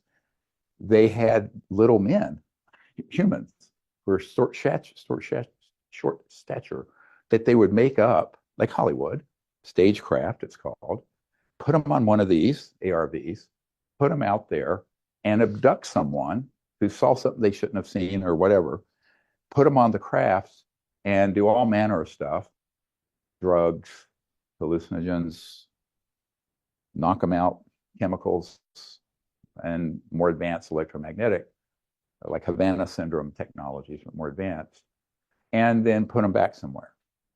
So now I'm not saying that there have been no direct ET human contact. There has been. But those experiences have been, it's almost like real nuggets of gold where they've dumped a whole mountain of fool's gold on top of the real contact events to hide them because no one's doing an assay. Who's doing an assay? Well, we are. And we know the difference. But the problem is members of Congress, the public, the media, White House, and I know for a fact that certain presidents who they did want to manipulate on this, like Ronald Reagan and Mr. Trump, had counterintelligence people come in and provide false information to manipulate them into certain actions. I know certain media people have been given the same kind of information, like Tucker Carlson and others recently. And they don't know that they're being shown man-made events that look absolutely alien.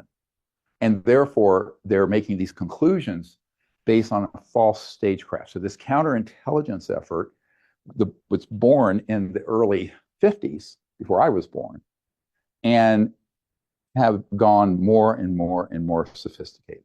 They've grown because the technology has grown. So let's talk about that. So this is where we're going to do a whole technology and science section, but I want to just, in this overview of the history and counterintelligence, imagine you go from something that flies to something that teleports. Okay, so if you look at our disclosure witness, Fred Feld, he describes being in a classified Air Force base in Canada in 1953, where they were able to take an ashtray, because everybody smoked back then, and teleport it from one part of the base to the other using an electronic device here and one here. It's like Star Trek teleport. And they were doing it reliably back and forth. And we know this. This is, people hear about the Philadelphia experience. Actually, that experiment was actually Rhode Island. The cover story was Philadelphia. And we have a whole file on that. Now, Einstein worked on that, 40s. But what people don't understand is that those capabilities, as our technologies get better and better, the art of deception gets better. All right? So now let's cross over into one other area, and that is, if you have these capabilities, you can stage events and then make it look like it was an ET event, and it isn't. But they make sure it gets reported through the UFO subculture and some fringe media as an alien event. And books are created, and there's a book called An Alien Harvest about animal mutilations.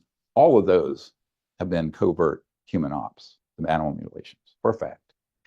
So when you create that scenario, you create fear. And the fear, under the conditions of fear, and all demagogues know this, whether they're religious, political, military, dictators, they all know it. They use fear so humans override their analytical, intellectual reasoning, and even higher spiritual state, and then respond to the fear out of a fight or flight. It's built into our mammalian and primate cells.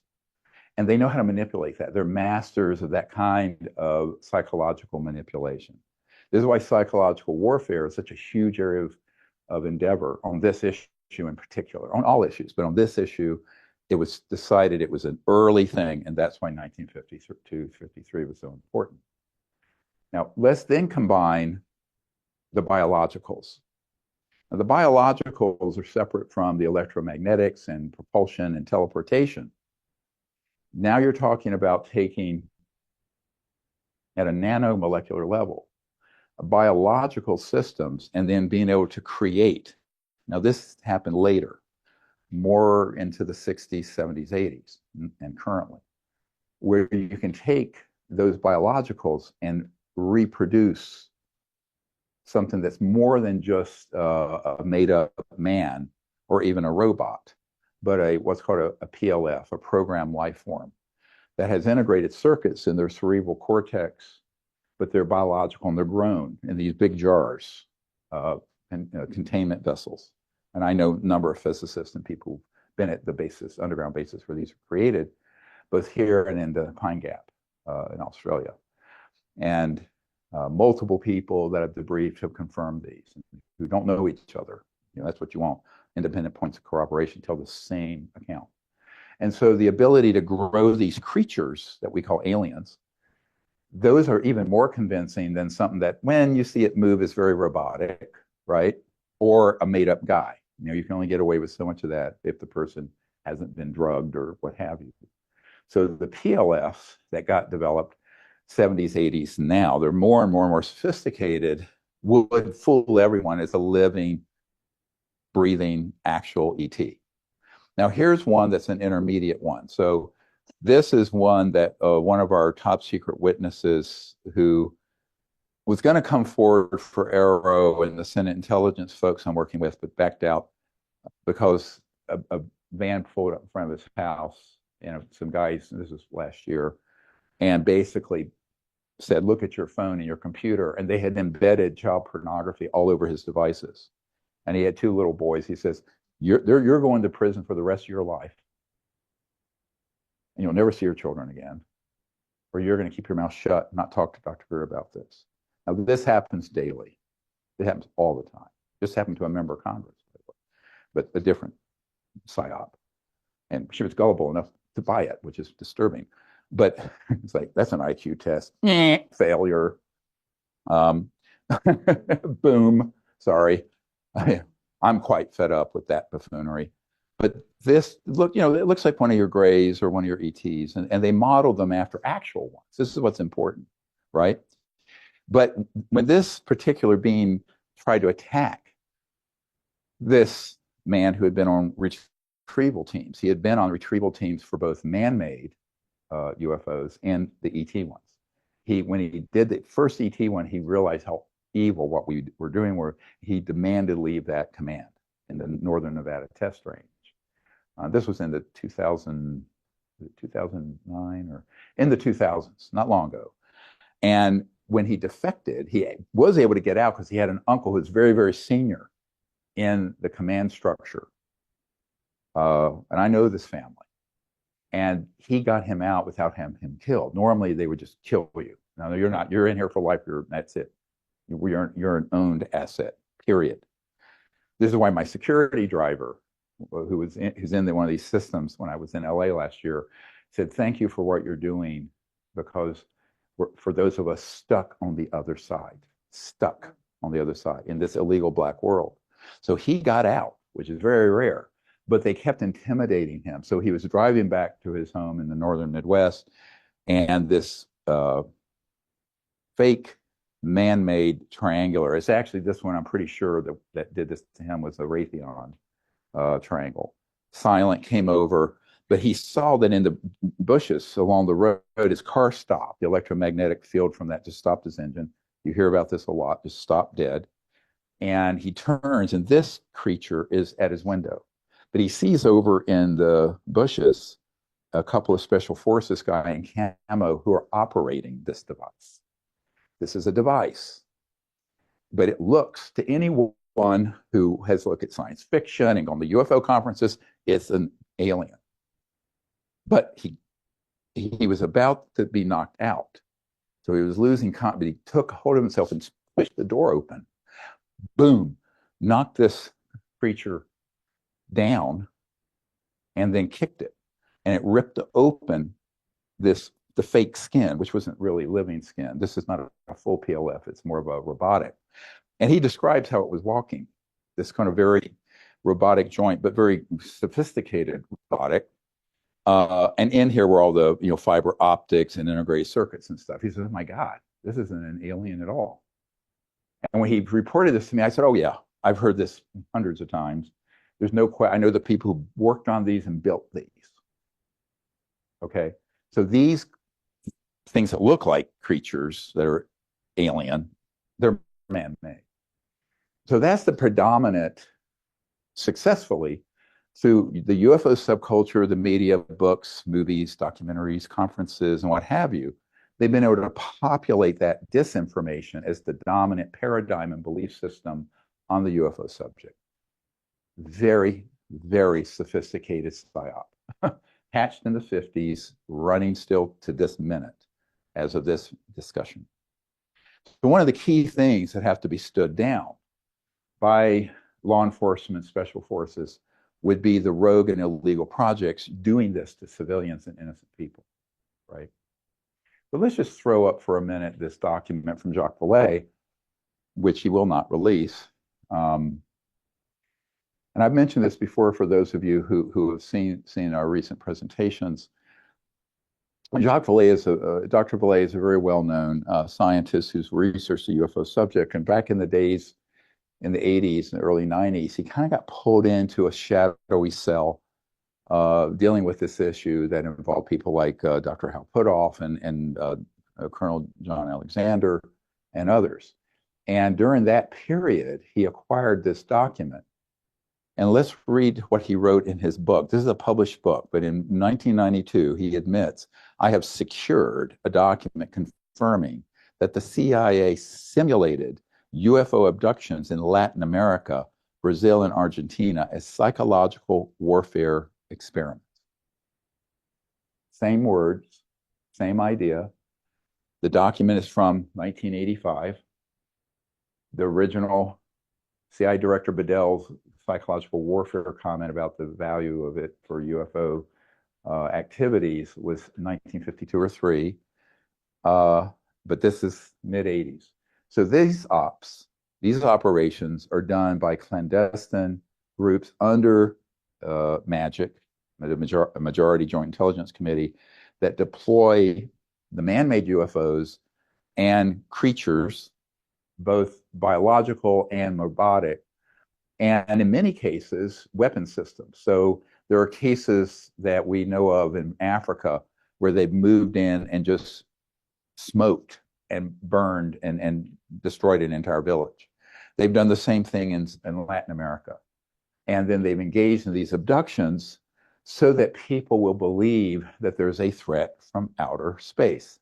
So let's remember, Werner von Braun on his deathbed told Carol Rosin, who was the first woman executive in the aerospace industry, Fairchild Industries, that they are going to hoax an alien threat and it's all a lie. And he was dying of liver cancer, and this is in 1974, 50 years ago now. And so Werner von Braun, who invented the rocket for Adolf Hitler, who was brought over under Operation Paperclip, admitted this on his deathbed, and he had been involved and was read into those operations.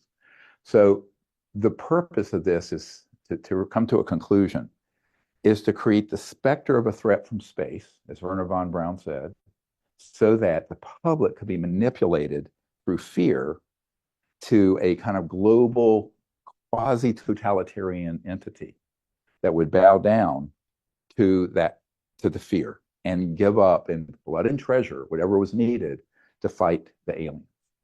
All a hoax, all nonsense. But everyone from senior people in the Congress to major media figures to almost everyone in the UFO study subculture have fallen for this deception. It's been done very well, extremely well. And of course, they have trillions of dollars at their disposal to do so.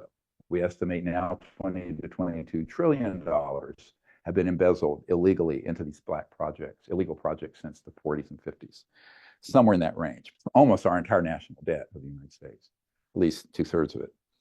So understanding this is essential to understand everything else we're going to do in these briefing modules, because if you understand that agenda, the psychological warfare agenda, and what technologies were developed from the 40s up until today that can be deployed in a deceptive operation.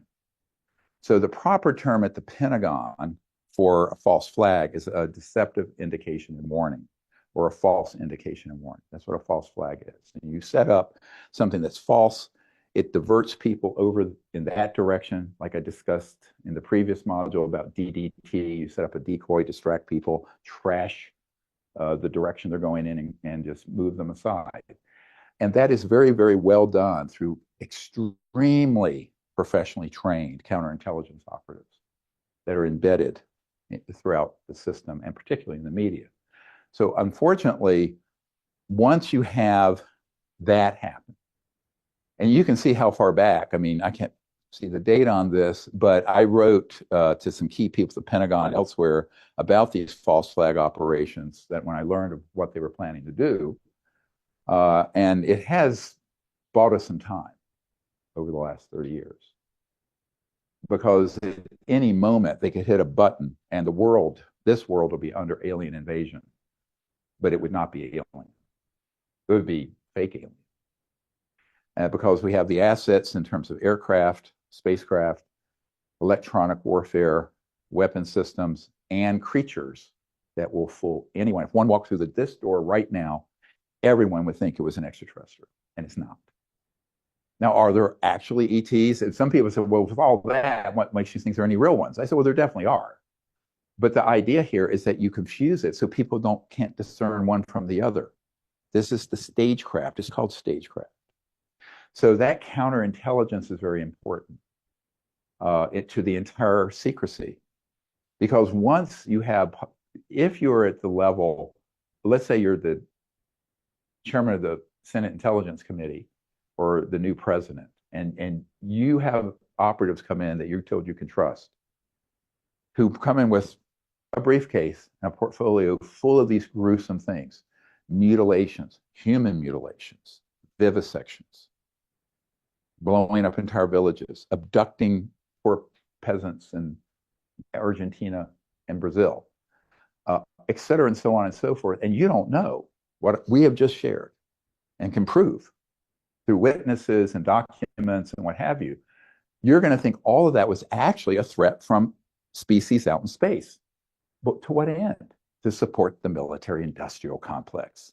Right back to what Eisenhower said, is to give them the power and the money and the clearances to continue this deception and charade.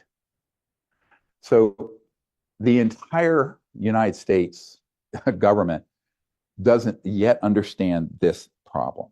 And because of that, I can't think of a single person in any significant position, senior position at the Pentagon, White House, or Congress I've dealt with, who has even a kindergarten level understanding of this. And this is a problem. Because if you don't understand this, you're never going to be able to discern fact from fiction, staged events from actual, or reach, and this is the second conclusion. If these technologies exist, and they do, to stage these things, and they're being run through an illegal program, not overseen by the Congress and the president, and truthfully overseen, where they actually know what's going on, those are unconstitutional. And because they're unconstitutional, there are no national security clearances that are valid for those projects. This is why, in the previous briefing, yesterday. I said that basically all clearances are vitiated. You cannot break the law and then use the law to protect yourself. So basic constitutional law and contract law is that if someone is engaged in a criminal enterprise, they cannot use the constitutional, legally passed laws of the United States or any state to protect them under national security provisions or confidentiality. And this is a big conclusion. This is in bold, where the United States Congress, in what they've been doing in the last couple years, have made grievous errors. And the biggest error is giving the respect and the clearances by keeping this in a SCIF, a secure communication information facility, under TSSCI clearance, when they should be stripped of all clearances, these projects, and declared a criminal enterprise. You don't give a national security clearance to a criminal enterprise. Would you give the Gambino family a national security clearance? That is what's happened. Let me be blunt. And this we can prove through witnesses who are willing to testify under oath. But you cannot set up the hearings, memo to the House Oversight, Senate Intelligence, Armed Services, et cetera. You cannot set up a hearing based on, oh, some of this has to be done in a SCIF. Oh, we can't do it in an open hearing. Oh, yes, you can, and you must. The only things that I would redact, and let me be crystal clear on this, and I've made this very clear in my meetings with members of Congress and the Senate and what have you, would be the actual operating system for the electrogravitics, how you fly. Why? The energy systems would save the planet in poverty. Revealing this chicanery would put us on a path of peace on Earth and in space instead of war in space.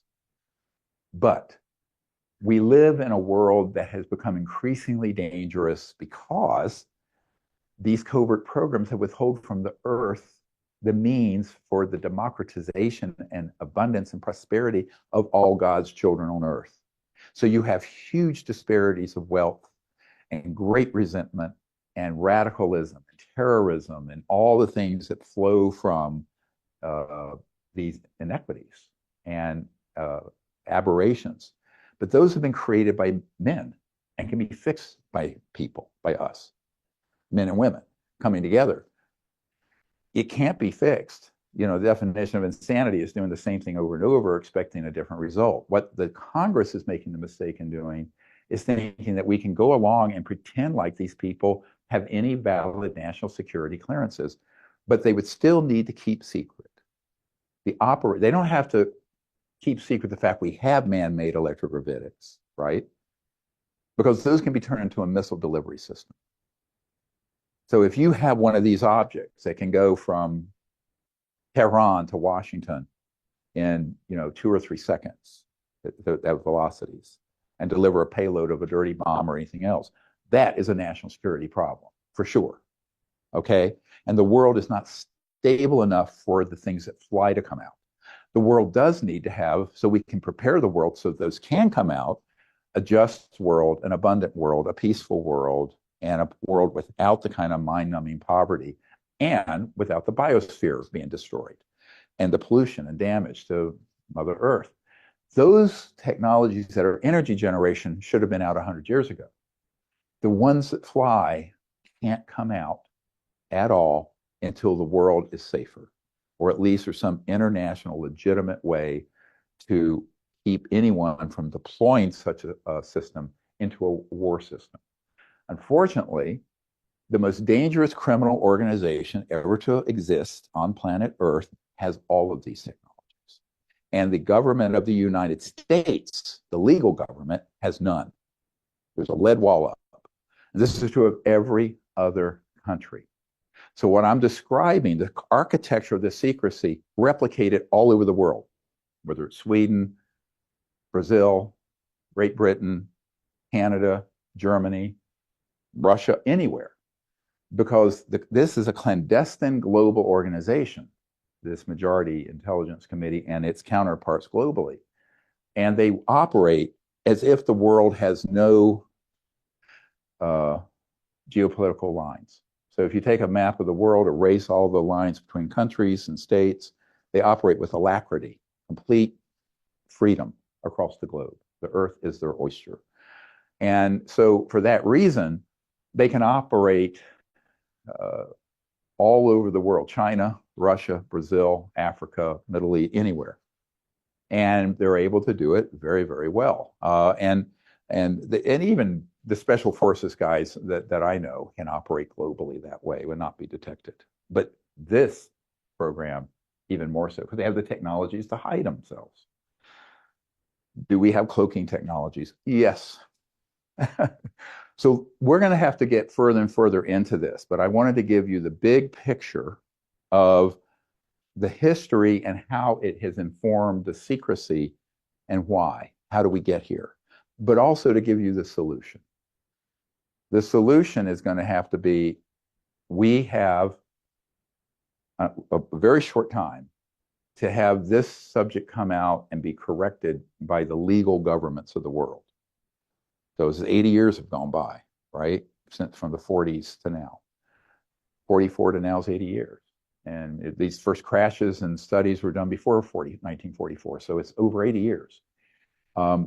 The technologies that they've been deploying have been fully operational since 54, right? So we're talking 70 years. The 70 years on, what has been the technology curve? Started out like this, and then went nonlinear, boom. And it's still going nonlinear. Why is that important? Because technology isn't standing still, but the United States government and Pentagon and CIA, the ones who aren't involved with this, are frozen in 1940. They really are. So they're frozen 80 years. They've been frozen out. But they also, as I mentioned the other day, when I was at the end of the meeting with Admiral Tom Wilson at the Pentagon, when he said, look, it's point set match. I've got the best thing I have is a B-2 stealth. These guys have things that can literally do circles around my B-2 stealth. That ARV, right? And things much more sophisticated. Because I was asking him for help, right? I'm a civilian. It's like a Paul Revere. The British are coming. But I'm trying to put the call out, but I have no power. I'm not in the government, don't want to be. I don't want to be a politician. I don't want to do any of it. You know, I'd rather be boiled in oil. But no offense, but not interested. But the point is that we have to figure out how to get our leaders who are responsible to us to respond properly. And they have been responding improperly. It's too slow. It's not rigorous. It's not being done seriously. And they have given the honorific of a skiff and a top secret imprimatur on these projects as if they were legally run. So the fundamental error the Congress is making and the White House over the years that I've seen made is to treat these with anything other than an assessment that's the correct one, that these are criminal projects, illegally run, and they should be treated under a law enforcement, both military, the Universal Code of Military Justice, and Department of Justice, FBI, to be deployed to stand down these illegal operations. Because they are committing treason, number one, murder of innocent civilians, unsanctioned, abductions, well, in any place in the world, that's a crime to abduct someone, mutilations, mass murder in villages out of the United States, all kinds of deception, and the embezzlement of trillions of dollars over the years out of the coffers of the United States under false premises. Now, if you can't make a little snack from a legal prosecution point of view out of that, then you should get out of the law enforcement business. And I'm speaking now to the director of the FBI and the head of the Criminal Investigative Division of the Pentagon. These are facts provable by our witnesses and in this archive. And if you allow this to go on for too much longer, the worst possible scenarios are going to start unfolding. Because what the long-term plan has been for MAGIC, the Majority Joint Intelligence Committee, is to create the psychological conditioning and get the technologies up to speed where they could seamlessly create a false attack on the planet, a global false flag, where maybe they blow up a building or a jetliner or something, and create the specter of an alien attack on Earth. Why? Because that would unite the world, not in peace, but in interplanetary war. That's been their agenda since the 50s. That's why the psychological warfare programs are so essential. Because if they can't convince our leaders and deceive them, or the public, they won't buy in. So you have to buy into war. You have to buy into these programs. But the way you buy in is first a psychological warfare and propaganda that causes that narrative and belief system to be adopted by our leaders and by the public and by the media. They have successfully done so. They have. That's pretty much done. So unless someone can pull the curtain back on this crazy Wizard of Oz, who's pulling all the levers and scaring the hell out of everyone, what's going to happen? We're going to have a situation where the path we're on is going to continue. And as the Chinese proverb says, unless we change directions, we're likely to end up where we are going. Right? Where are we going? What are we doing?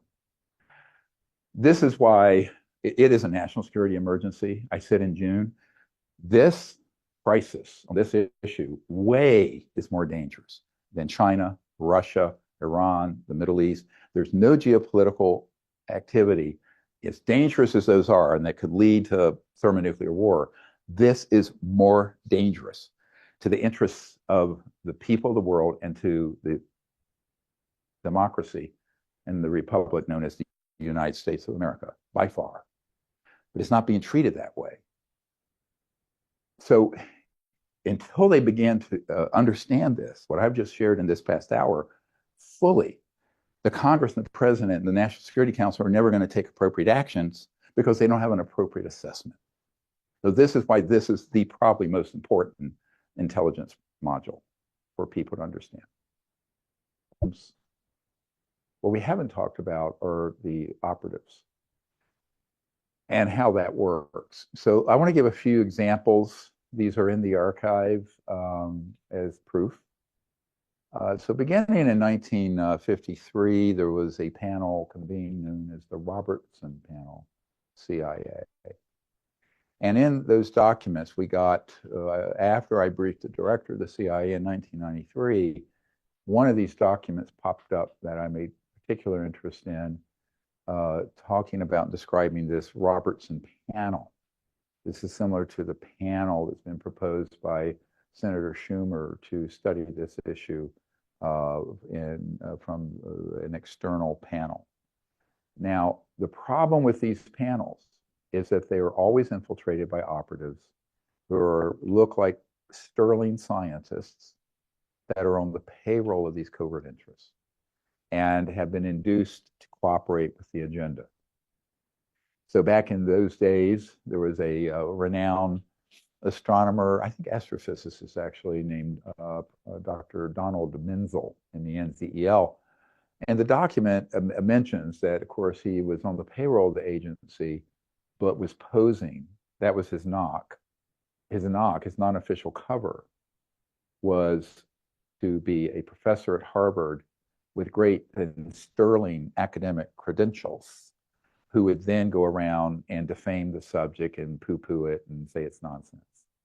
And it goes so far as to describe them enlisting astronomers and amateur astronomers to throw pie pans in the sky and take pictures of them, showing that that's how easy it is to hoax all these UFO images.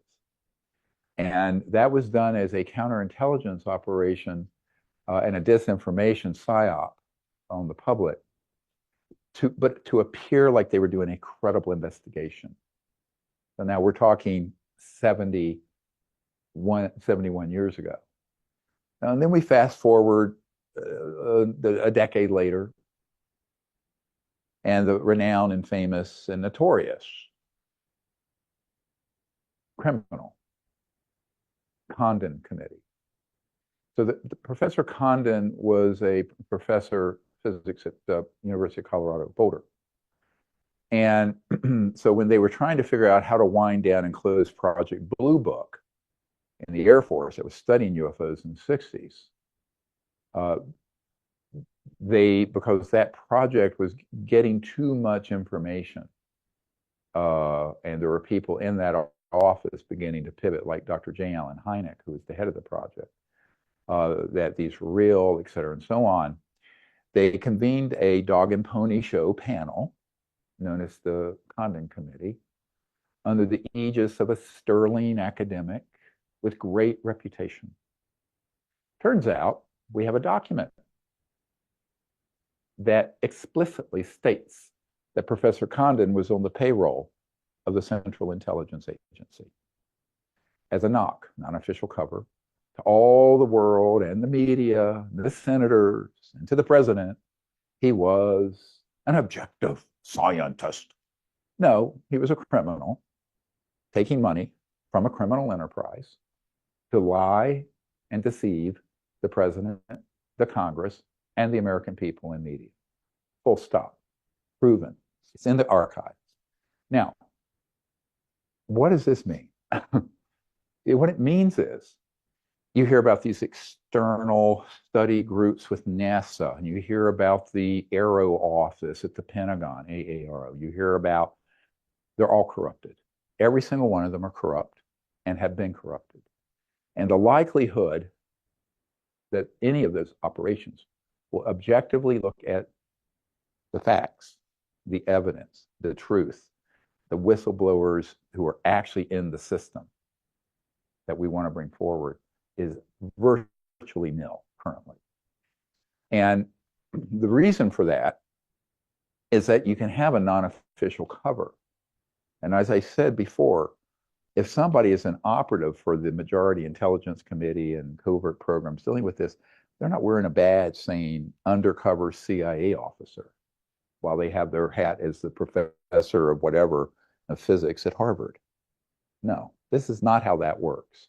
So people need to be more educated on how infiltration occurs. It's called, and capture. It's called capture. So you move people who have a certain level of credibility that the media are then told to listen to. So they blacklist someone who can tell them the truth, and they put forward on all media shows, 60 Minutes, whatever, someone who is given the narrative that the covert illegal programs want the public to hear. Same thing would happen when they curate a hearing. Same thing happens with these committees. So this kind of corruption of the fact-finding and scientific investigations began in 1950s and continues to 2024. I cannot think of a single panel, committee, governmental, non-governmental investigation on this subject that has not been infiltrated and corrupted, period. Ever, not in 70 years. So this is a big problem because the naivete of members of Congress and even, newbies who come in and out of the White House. The president comes every 4 to 8 years, all the staff, the National Security Council, a lot of them advisors. They're so very easily deceived on this because they don't have the institutional knowledge that I want to go through right now. And that is, how do you really keep this under wraps when there have been and continue to be concerted efforts to get to the bottom of it? Well, because all these sort of executives, let's call them the executives, where it's executive branch or a senior member of Senate, House, they're busy, very, very busy. And the problem is that in that they're overwhelmed. They spend most of the time raising money to get reelected. But even the ones who are appointed, they're just too busy to really drill down and get a deep understanding of the complexities and nuances of this. So they're sitting ducks for being deceived, because the less they know, the more easily you are deceived. And if you don't have the time or trusted staff to do the briefings for you and the research, then you are going to be deceived. This is why we're doing these briefings, these intelligence briefings. Because they can be condensed, made into short, 5 to 10 page summaries, and they can accept it or not accept it. I have no official standing in the US government. I am not a NOx. And I have never gotten one Indian head nickel from a corporation or the government, although I have paid millions of dollars in taxes to no avail. Well, we have nice national parks. But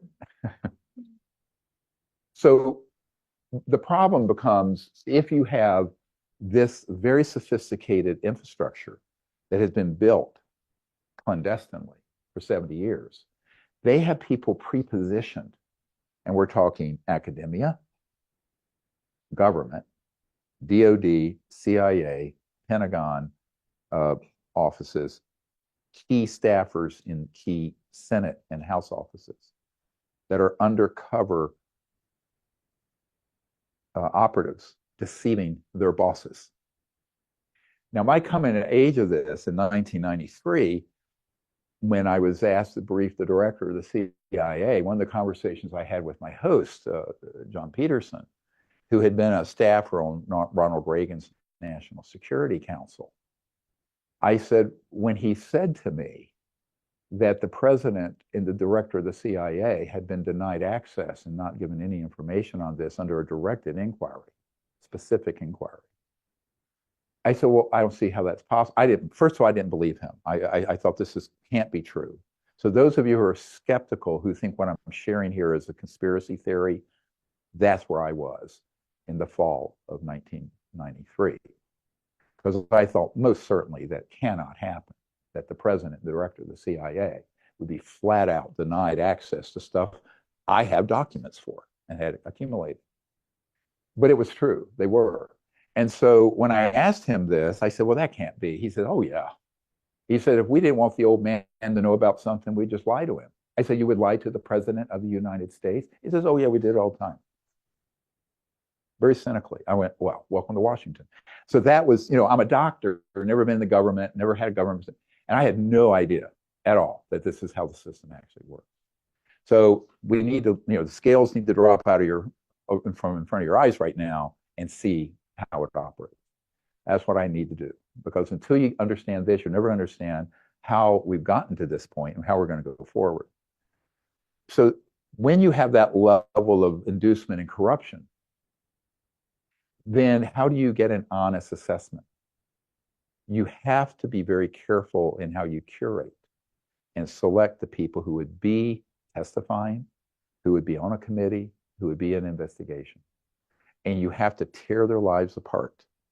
And you have to then assume you're still going to get some devils in there that are going to corrupt the process. Now, to give you an idea of how deep this goes, when they were doing the Condon report in 1969, which led to the shutdown of Project Blue Book in the Air Force office looking into this officially, so it could just all go black. That committee, one of the people who was supposed to be on it is one of our top secret whistleblowers who's now in his 90s. I think he's still alive, named Dr. Robert Woods. He was an aerospace engineer from McDonnell Douglas that eventually, of course, merged with Boeing. But the Phantom Works, as they called it, which were top secret programs at the McDonnell Douglas research programs, he was involved with. And he knew the founder, Mr. McDonald. And they were close. And so Dr. Woods was to be on this Condon committee of 1969. Because he had done research at the bequest of McDonnell Douglas, and specifically of Mr. McDonald, he had a substantial files, hard, like we have, hard evidence, serious cases, and he was going to bring those out during the Condon committee hearings, which would have blown the cover off the whole secrecy. And so Professor Condon literally went to the chairman of McDonnell Douglas, to Mr. McDonald, and said, I want that man off the panel and I want him fired. To get him fired from McDonnell Douglas. It's true. His testimony is in the archive. Read it and think about what it means. So my assessment is that, because a lot of these witnesses won't make the assessment. Let me just pull the curtain back. When you have real evidence, you're blacklisted.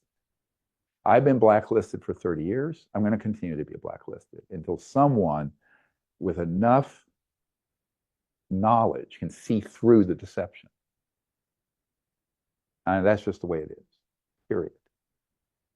So Dr. Woods got kicked off the Condon Committee. And so what they did, they cherry-picked the members. And anyone who began to be affirmative, saying, we have this evidence, these are real, here's the hard evidence, they sanitize off those committees. This is what the recent Arrow office has done. The report that came out this week is a fraudulent criminal cover-up where that recently resigned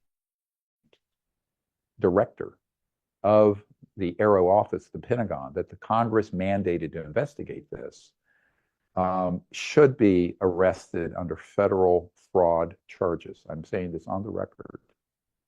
To the FBI people who are listening, he is committed a criminal act. Now, how do we know this? So let's fast forward from the Condon report, and then there were the Gerald Ford hearings in Congress that also got populated by cover-up artists that went nowhere.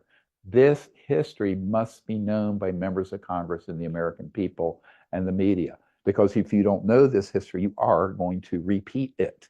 So the fatal flaw of setting up, the Congress passed a law in good faith to fund this office at the Pentagon to investigate this and to bring in witnesses and whistleblowers and gather evidence. It was actually structured from the get-go as an operation just like the Robertson panel, just like the Condon Committee, just like the Gerald Ford hearings, to actually pull in information and cover it up or just put it back out and distort it. Now, we can prove this. How do we prove it?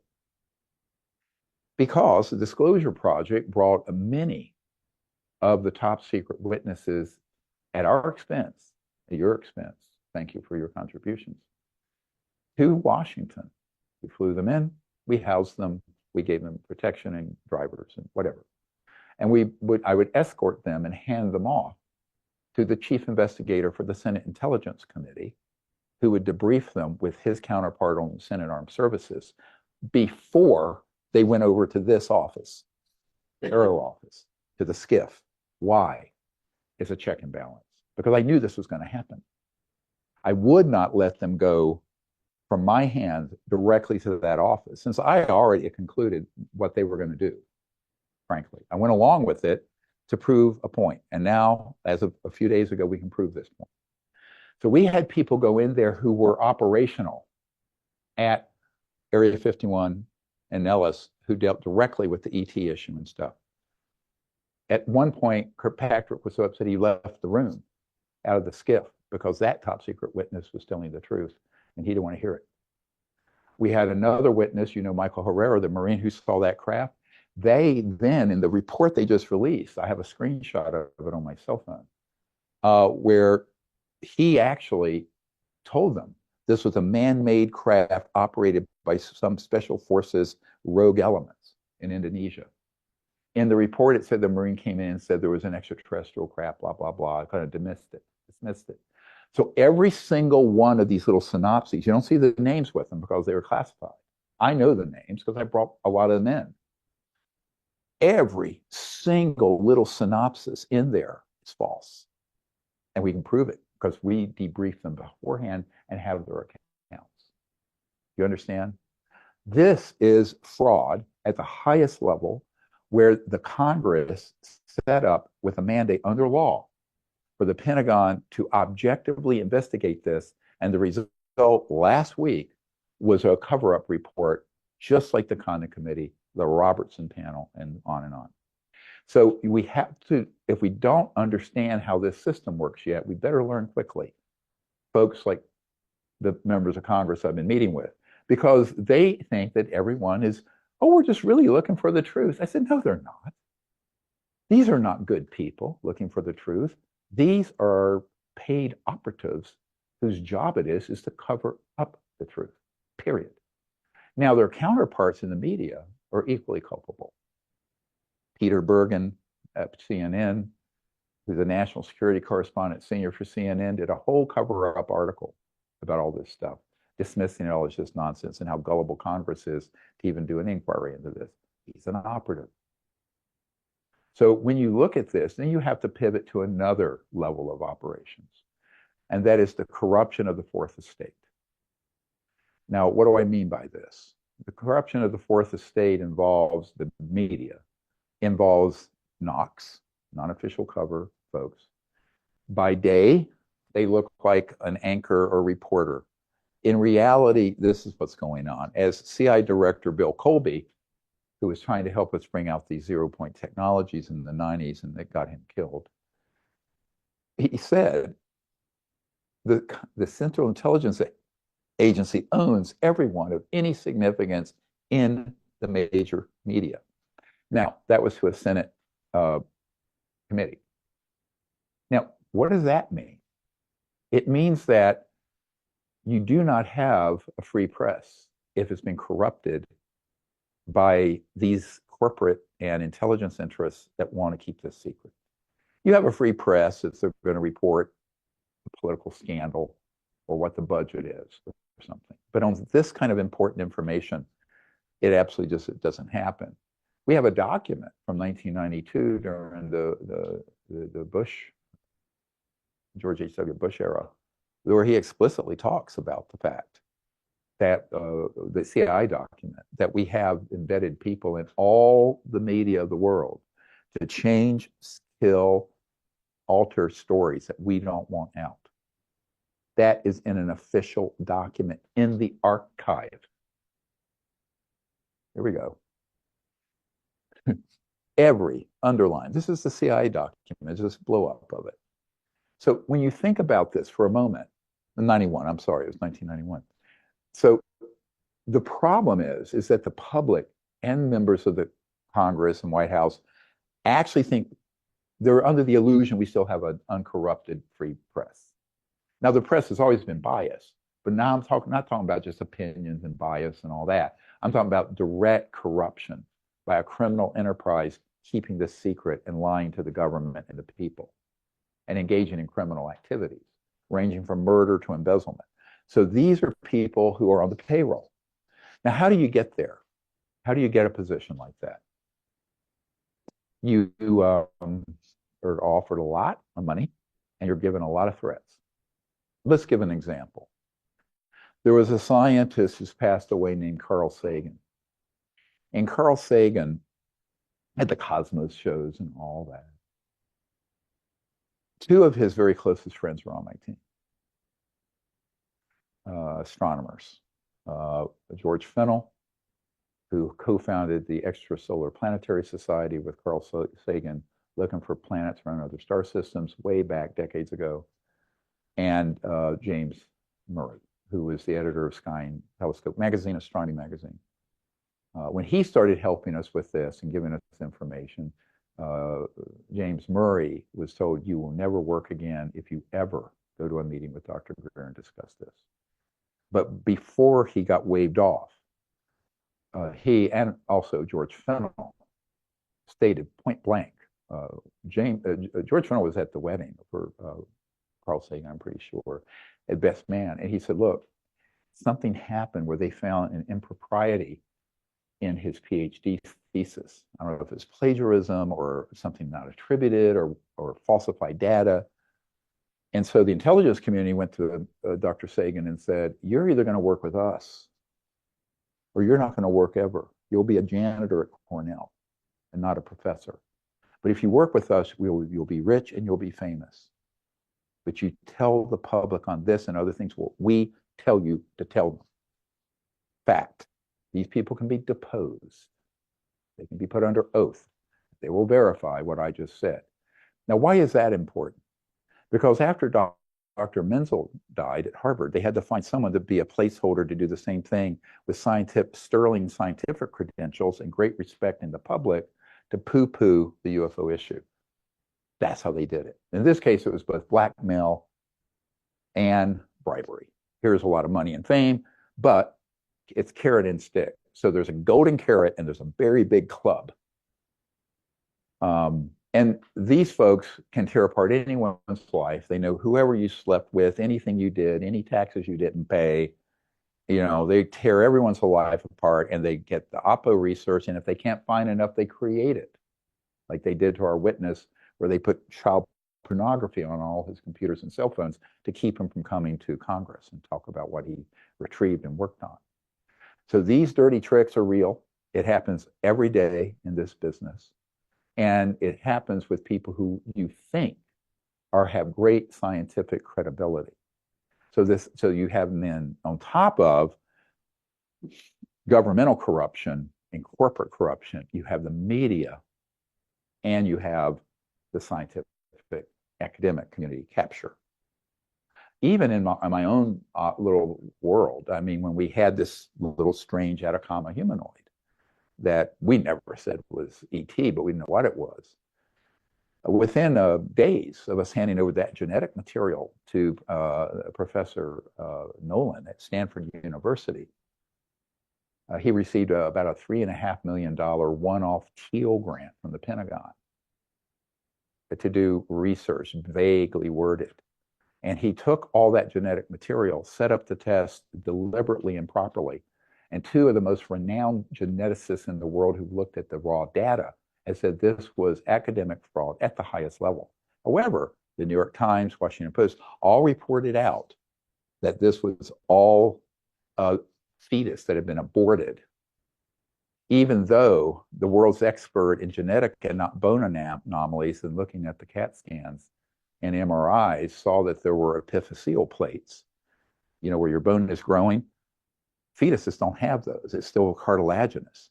And that it was the equivalent of a 6-year-old in human terms, although it was only about 6 inches, 7 inches tall, long being. It was a child. And so unfortunately, this being has forever now been concluded. It had the wrong number of ribs. Everything is different about it. Number of skull bones, everything would indicate that it's a very not human. But it was reported out as an aborted fetus. And that's the state of the art. If you Google this issue from the journal at Cold Spring Harbor, where this peer-reviewed journal that didn't review the data, that published it, to the articles in the Boston Globe and New York Times and everywhere else, it always said this is an aborted fetus, even though all the science says otherwise. So now you look at people, like this particular gentleman approached me and wanted to help at Stanford, Nolan, and at the time he was clean, he was sincere, but then he got turned, right? So, and I know how that works. I mean, I was offered $2 billion in 1992. I don't know what that would be in today's dollars, and walked away from it. And I've had threats and I've had friends killed. But most people are not going to do that. They're going to give a golden parachute. So what they normally do is that they say, here's the dirt we have on you, and here's the inducement to do what we want. And 99.99% of the time, they do. And if they don't, they usually have an accident and die. So, accident in quotes. So that is literally how the system works. And so it's corruption through the system, from academia, media, government, corporate. And of course, the public, not knowing how counterintelligence and these operatives work, just take everything at face value. And I would say most people in Congress have a similar level of gullibility and naivete, which is very unfortunate. They actually have been, believing the myth that we live in still a free society and that we have a free press. Well, we do on things like, a politician's scandal or something, right? But in terms of something that's very important to these powerful global interests that want the secret, the media is the main problem. So I want to make a statement here. If the fourth estate, the media, had not been corrupted, and there had been 2 investigative reporters to do any research on this cover-up on this would have been blown in the 50s and 60s. and the 70s and onward. Now, it's interesting. So back in the 90s, I was in New York City doing a salon, and which is where you're invited, for a bunch of Tony, well-off people to do a living room sort of briefing. And I've done these all over the world over the years with people who think they're important. And the Secretary General of the United Nations was there, Boutros-Ghali's wife, and some other high-up people in New York, the New York 100, right?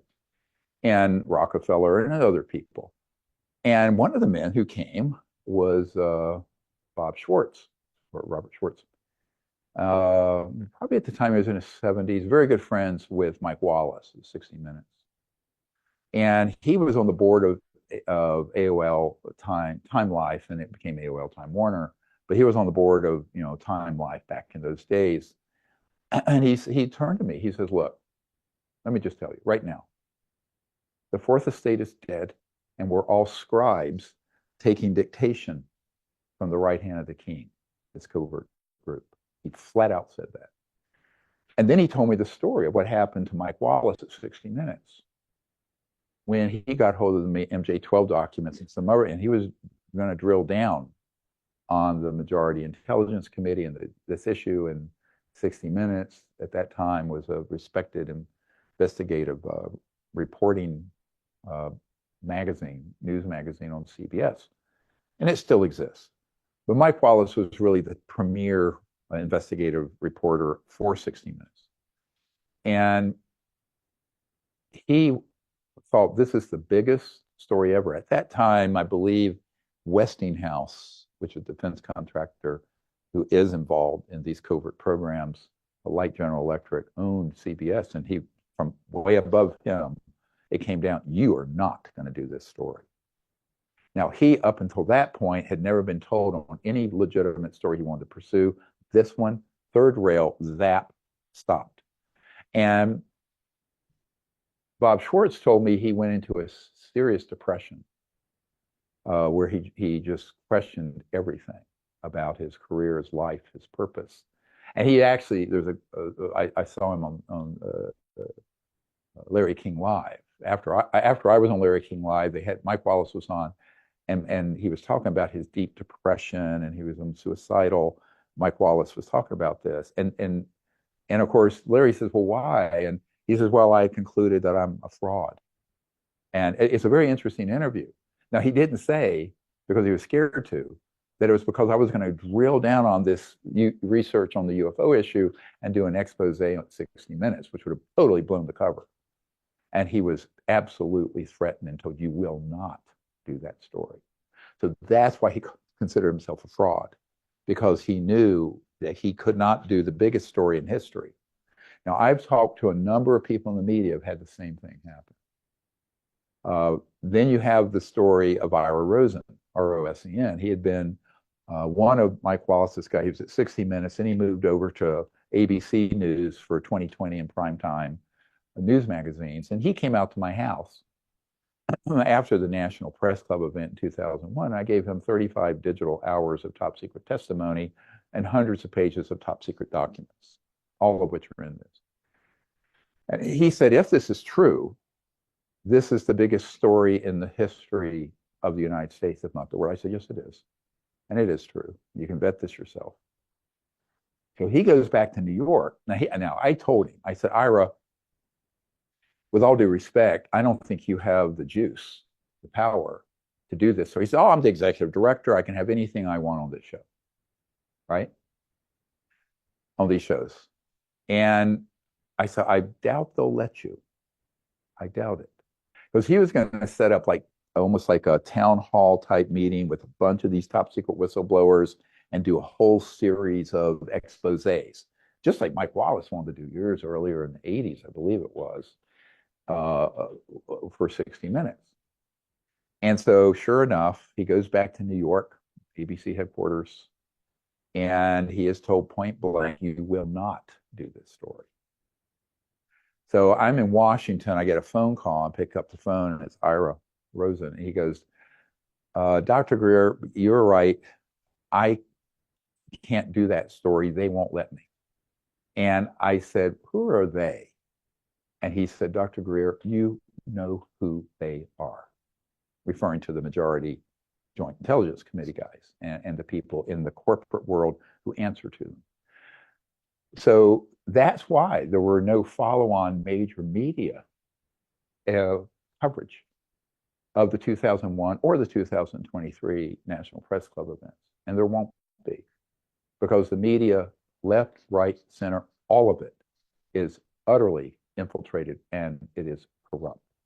So actually, if there was an honest and courageous media outlet that would really drill down on this, any one of them could blow the lid off and could have from the 50s forward. But so far, none have come forward to do so. And I'm not holding my breath again or betting the farm that they will. Maybe, broken clock is right twice a day, so it could happen. But even though it's a very broken system, there could be someone who emerges. So let's be hopeful. But I wouldn't, put the future of planet Earth in the hands of these corrupt media interests. So that is a big problem. Now let's pivot to another area, and that is Hollywood and entertainment. All right, so that is also completely infiltrated by operatives and corporate and intelligence. And many people in the business know that. But a lot don't. So there was a guy named Arnold Kopelson who was a very famous producer, director back in the day. And he had done billions of dollars in big hit movies. And he was, at that time, assigned with 20th Century Fox. And he says, look, I've been pulled into this studio and they've given me, this was in 96, 97, $60 million to do any movie I want, and I want to do this movie, a true story about all this. I said, well, I'll cooperate with anything you want, but I don't think 20th Century Fox will ever let you make this. Oh, I'm Arnold Poe.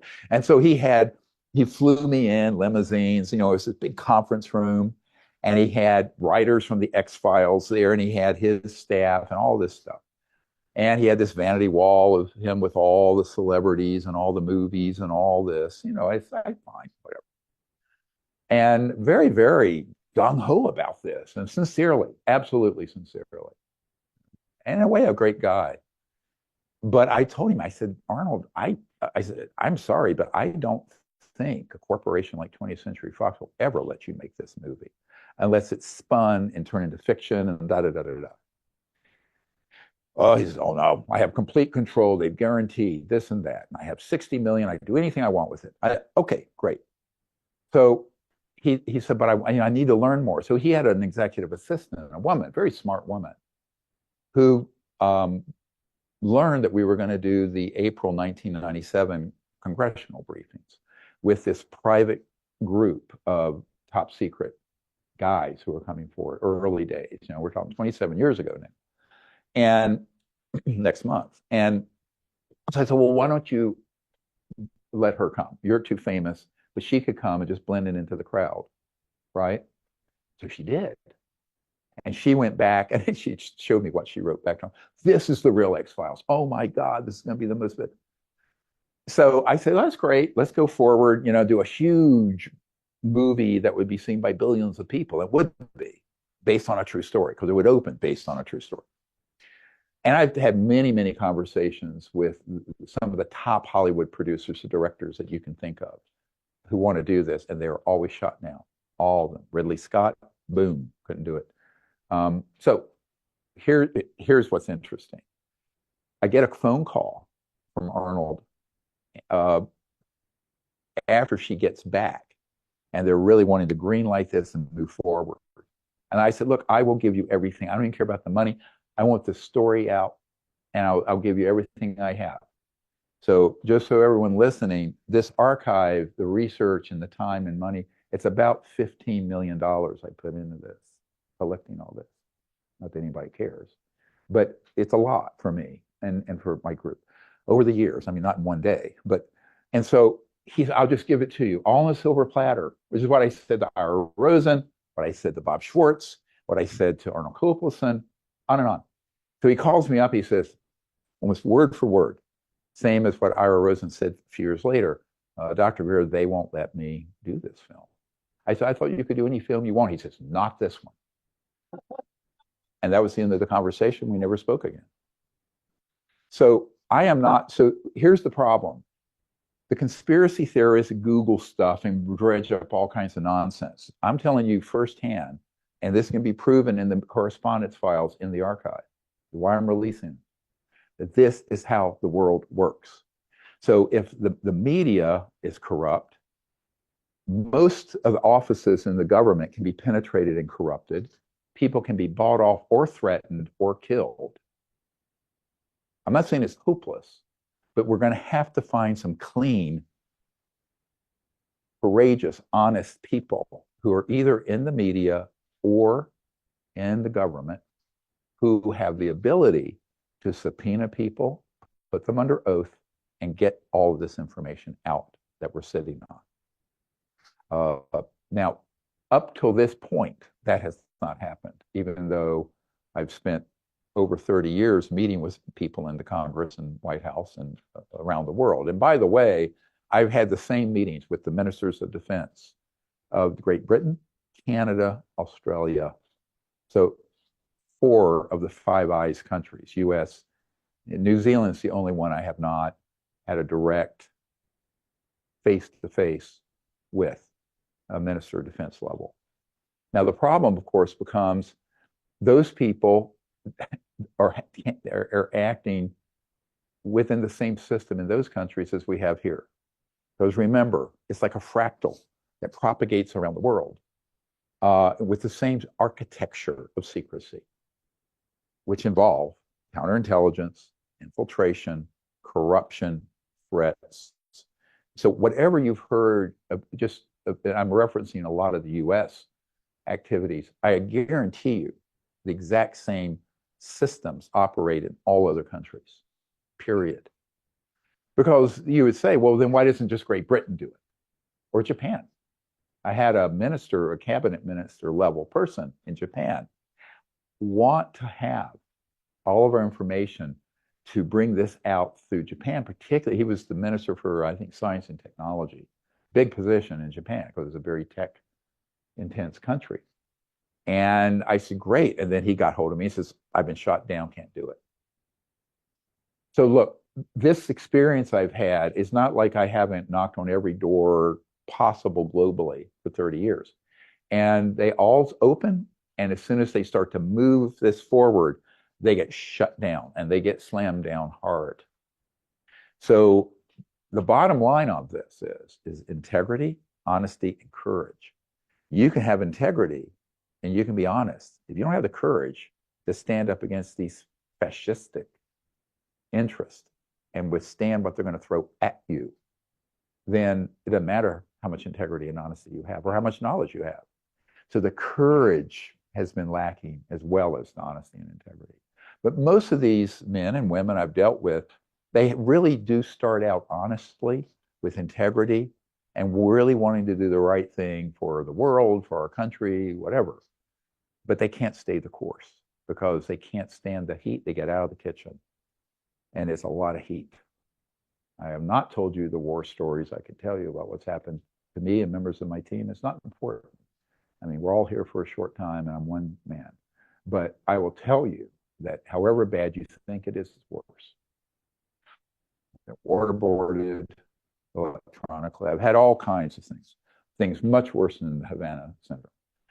People on my team killed, the CI director Colby, who wanted to defect from that group, to hand over a 0-point device in 1995 to meet with us. The week he was going to meet with a member of my board, they found him floating down the river south of DC, et cetera, et cetera, et cetera. Very tragic, painful story, personally. But so this gets into the good news that I recently heard from law enforcement directors that there are FBI people willing to provide protection for people. And we're going to test that pretty soon, right? I don't know if those FBI, now they were all people who were special forces, Green Berets. So they know their way around, way beyond a SWAT team. But I don't know if they know who they're up against.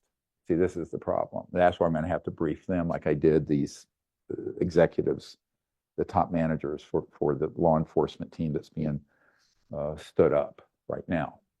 Okay. And they're working with these FBI people who have now offered security and protection for the whistleblowers. But, you know, for example, I brought up this last year.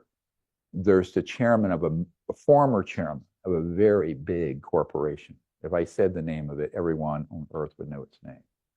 He's retired, and he was born in 45, so he's about 79. And his friend reached out to me last year because he wanted to come forward. And when he left that corporation, and this information is also, I'm not sure if this will be in the archive, probably not. I'm still making decisions on some of these really confidential files. But he was, his name would only be released to investigators that I trust, and special forces people I trust to protect him. But as soon as he reached out to us, he had an operative come and said, we'll take out your entire family. So he was concerned about two things. One, the confiscation of all his assets. We got hundreds of millions or billions of dollars, most of it ill-gotten gains from this work with this big corporation on this issue. But he also brought with him the schematics and the documents proving that corporation have these, quote, free energy devices. And he said, this chairman of this big corporation said, we could have free energy, quote unquote, for everyone on Earth now and decades ago. And see, he's getting elderly and he's going to meet his maker. And what happens is that when you get to a certain age, you go, do I really want to go off this planet to the next world, having done these evil things that have resulted in the deaths of millions of people, and now the death of the planet, and the poverty, the impoverishment of billions of people around the world. So at some point, these folks who, you know, are corporate, and most of the senior corporate folks are sociopaths, as you know. I'm waiting to meet a senior corporate person who isn't a sociopath, who puts anyone ahead of themselves, right? That's true of most politicians too, because they all want to climb ahead of everyone. So it's me, me, me, me, me. That by definition is a sociopath in my mind, because they're incapable of doing anything for anyone but themselves, ultimately. They may say the right thing, but when push comes to shove, they're sociopaths, which 4.5% of the population of the United States are sociopaths or psychopaths. We have a lot of people, right? I mean, that's like 18 million people. And the high functioning ones end up being in that strata.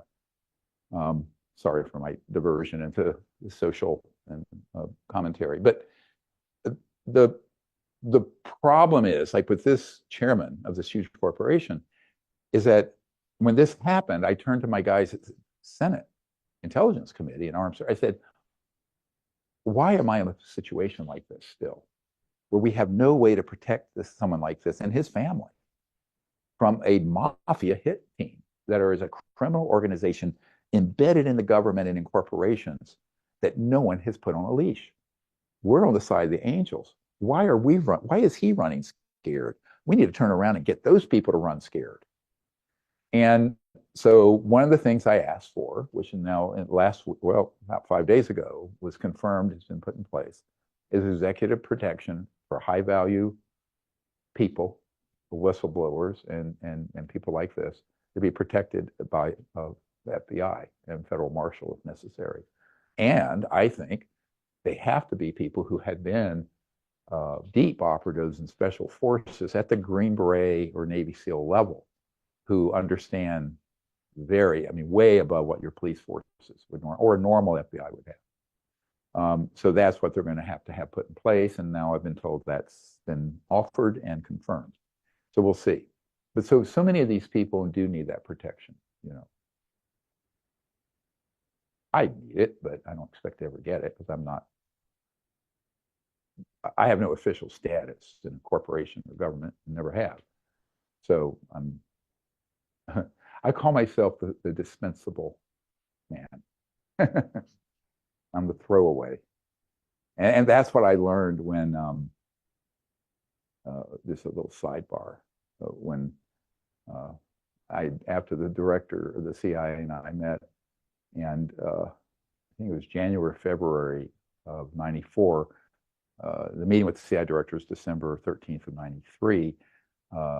Kevin Foley, who worked very closely with the Clintons, and his brother lived at the White House a lot, and they were big fundraisers for the Democratic Party. And he came to my home in North Carolina. I'm still working full time as an emergency doctor, and he comes to talk to me because I said, "Look, we need to move this to the next level."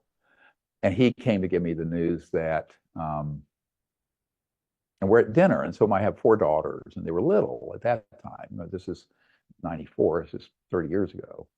And the oldest one was 12 or 13, and we have the 4 little girls at that point. And he says, well, the president and his team very much support what you're asking for, and that was a full investigation and for them to get control over this. But he's been advised that he could not be protected from the group keeping this secret, and they can't afford, I'm quoting, afford to lose another president, like we did with Jack Kennedy. He's one of the president's men at my home.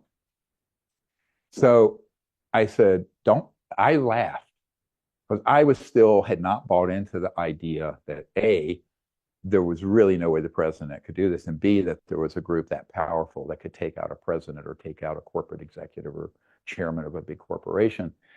And he says, oh yeah. I said, well, don't talk about this in front of my children. I said, let's go to the library after dinner and talk privately. So Emily got the kids to bed, and I go, and he tells me, he says, you have to understand that they're not willing, someone like a politician and his men and Secret Service are not willing to put him at that kind of risk with a group that is more powerful than the White House and the US government. That's embedded in the White House and in the Secret Service and in the jets and in the military and CIA. But you don't know who they are. They're knocks or covers. So I said, well, then what do you want me to do? They said, well, they think you should do it. Now remember, at that point, I'm like a 38-year-old doctor. I said, no, wait. I said, what are you saying? I'm doing this in my spare time as an emergency doctor, raising 4 children and a golden retriever in North Carolina. And I have no means to do this. I'm not the president. And I said, if he didn't want to take this kind of risk on, he shouldn't have sworn the oath to uphold and defend the Constitution against all enemies, domestic and foreign. That is his oath. That's the oath of everyone in office. He said, it doesn't matter that he can't proceed too much. So we need someone, you do it. This is exactly what Lawrence Rockefeller said in September of 93 to me. And I said, oh, what you're really saying is that I'm dispensable, that if I get killed, it doesn't matter, or other people I'm working with, but you can't put the president at risk. He says, yes, you're dispensable. So that was another introduction to Washington. Tail between your legs, run, and let other people, they duck, and let someone else take the bullets, or take when the crap hits the fan.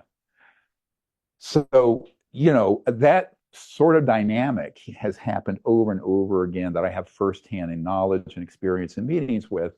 It sounds unbelievable, but every word I've just said is true. You can put me under sodium pentothal, and I will tell you the same story and the same truth. And we have documents to prove these meetings all took place. So ultimately, what has to happen is that the people who are sincerely say they want to get to the bottom of this, the chairs of Senate Intelligence and the co-chair, Ms. Rubio, and then the chair, Angela Moran, and co-chair of Armed Services, and same thing with House Oversight with Congressman Burchett and Ms. Luna and Congressman Moskowitz and others that I've met with.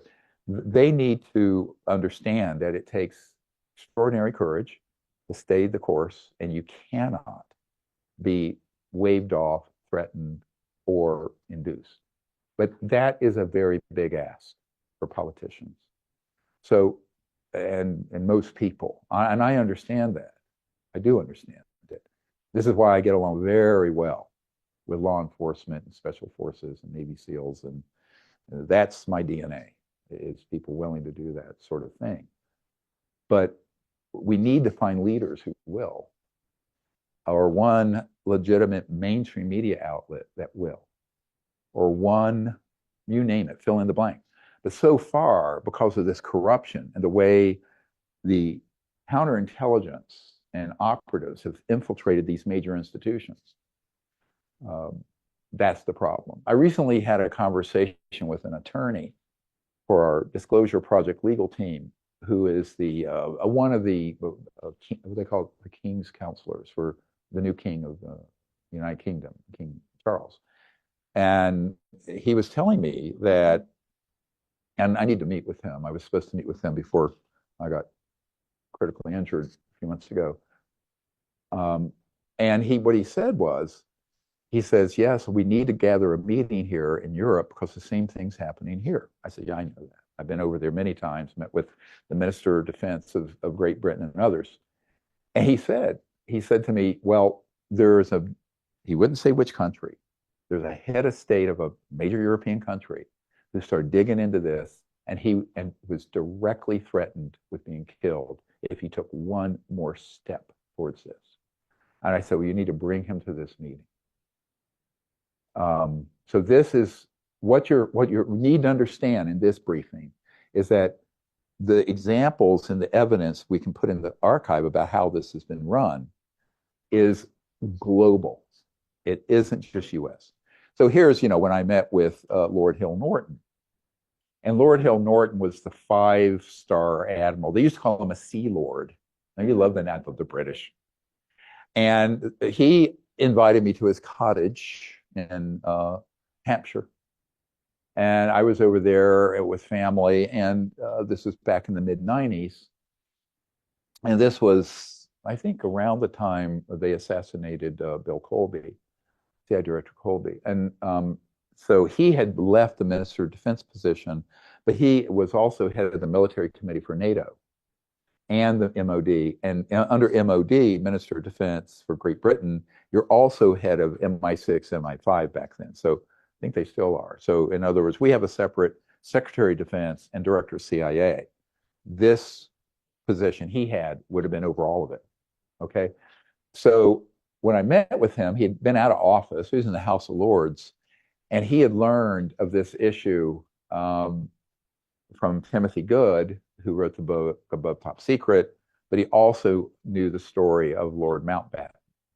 So Lord Mountbatten was a member of the royal household, and he had one of these UFOs land on his estate. It had snow and left a big imprint where it landed. And his people saw it. He went out. And so Lord Mountbatten got extremely interested in this and started digging into it and started reaching out to people like Dorothy Kilgallen, a reporter, and others who knew about Roswell. And Lord Mountbatten never got anywhere, but of course the House of Lords is pretty elite group, and Lord Mountbatten was very prominent. Lord Hill Norton was very prominent. And so he learned of this. So he started digging in. He says, the whole time I was head of MOD, I was never given any information on this. I said, well, I personally have people who worked on clandestine and illegal projects in the United Kingdom that are corollaries and counterparts to what we have in the States. And he was miffed completely that he was left out. And he was furious. So what he had asked me to do was come over and bring the presidential briefing document for, at the time, the president was Bill Clinton, and the documents I put together for the DCI, the Director of Central Intelligence. And so I brought them to him. I mean, anything anyone asks for, I bring them, right? So fly over there, we meet at his home. My wife takes the children to the Salisbury Cathedral while I have this meeting for few hours with the Minister of Defense, former Minister of Defense at that point. And he asked me, he says, Dr. Greer, I don't understand why I wouldn't be told. He was furious. And I said, let me answer your question with a question. And of course, he hated that. Thought I was an impertinent Yank and got kind of irritated. But I said, just run with me here for a minute. Let's say you found out about this, and you found out there was a clandestine group, unsanctioned and illegal, that were doing all these criminal activities. Number one, had engaged in treason, your country and mine, were engaged in criminal activities ranging from murder, kidnapping, embezzlement, anything. And that they had the technologies that would get us off Mideast oil and get us off oil and fossil fuels completely, fix the biosphere, and eliminate world poverty and global poverty within 20 years. And what would you do if you learned that? So he jumped up out of his chair and said, I wouldn't have stood for a bloody minute. I said, that's why they didn't tell you.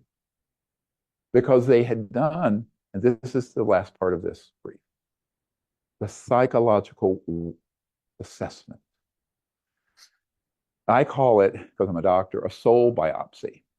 And so what they do very well is to read your psychological belief system, your psychology, your integrity, your courage, your fund of knowledge, and your spiritual perspective. And if they find that you are a sociopath who would go along with illegal operations, they'll give you a little bit and then more and more, right? Because you're willing to go along with criminality. But if they find you're a stand-up guy or a stand-up woman, they won't give you any information because they found out that when they did, they would, if the person went off their little reservation, right, of secrecy, they'd have to either kill them or neutralize them or something. So I said, you just answered your question because you're a man of integrity and honesty and honor. And they didn't want you to know because they knew that you would not keep it secret and you would blow the whistle on them, and they couldn't afford that, and therefore they didn't tell you. So this gets to this final key point. Some MOD directors, some SecDefs have known, others haven't. Some CI directors have been read in, others haven't.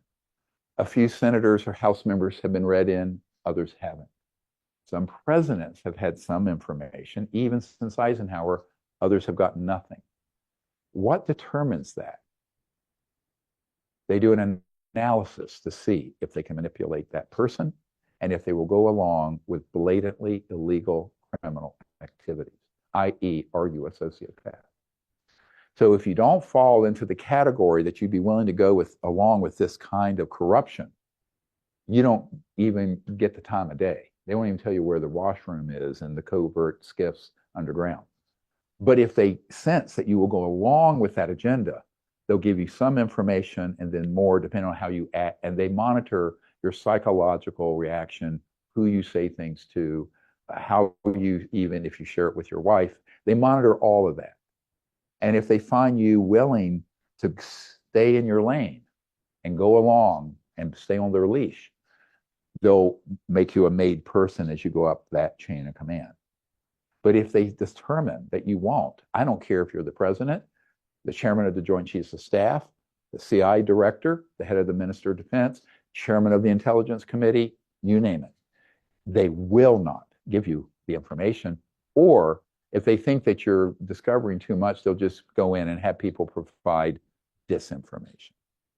This is what has happened to many members of Congress and to multiple presidents, including President Trump and Vice President Pence. I know for a personal fact, because I'm friends with a woman who I think I shouldn't name, who heads up a very large lobbying firm and also a very big fundraising firm that pretty much raised, I think, the most money bundling for Trump and Pence in 2020. And she had learned, because she grew up with the Pence family and his children, and they were very good friends with her. And she approached me in August of 2020 or July 2020, and said she had learned that the president and the vice president had been provided all kinds of information on this that was false, and that they were making decisions, tragic decisions, based on that false intelligence that from people they trusted, that Mr. Trump, President Trump trusted, and Vice President Pence trusted. In the case of Mr. Pence, because he's a very religious man, fundamentalist Christian, they came in and presented that all the alien activity were the work of Satan and the devil and the apocalypse and the Antichrist. And he believed it. And so, and he was head of the Space Council. So traditionally, since the 50s, the vice president is chairman of the Space Council. And so he had been made chairman of the Space Council, and a lot of the inquiry into this UFO issue was handed to him from President Trump. But both of them were deceived. Now, the reason for that is that, A, they figured they could manipulate them, that they had belief systems, both the president and the vice president, where they could manipulate them so that we could form the Space Force. So all of that was based on a psychological profile, a soul biopsy, where they determined what they could say to manipulate them in the direction they wanted. They did the same thing with President Reagan.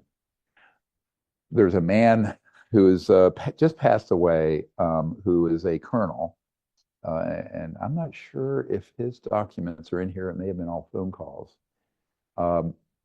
And he was back in the 70s and early 80s on the committee, military, to sell SDI, Strategic Defense Initiative, Star Wars, to get funding for Star Wars weapons in space and that sort of thing. And at the end of the Carter era, he was approached. They approached Carter, and Carter didn't bite. He didn't buy into it at all. By the way, whether you politically liked him or not, Carter probably had the highest IQ of any president we've had. He was a nuclear engineer and top of his class at Annapolis, and very, very smart guy. And by then, he sort of seen through this, right? And we have President Carter's report of encountering, seeing one of these objects near Fort Benning when he was governor of Georgia. That's in the archive. His whole report signed by Jimmy Carter. You'll see it in there somewhere. So eventually, what you find is they were able to tailor in a sort of jingoistic, patriotic, like the movie Independence Day, let's kick alien butt, right, way, and present it to President Reagan early on, and he bought it. So they were able to curate the information to present it as a threat from outer space, and Reagan bought it. And that's why he greenlit a lot of black projects and a lot of funding that went into this, because he was manipulated and deceived. And this colonel told me that's exactly what they did. He says, oh yeah. He says, the card we played to finally get them to give us the funding we wanted was the alien threat card. Just what Wernher von Braun predicted. Okay.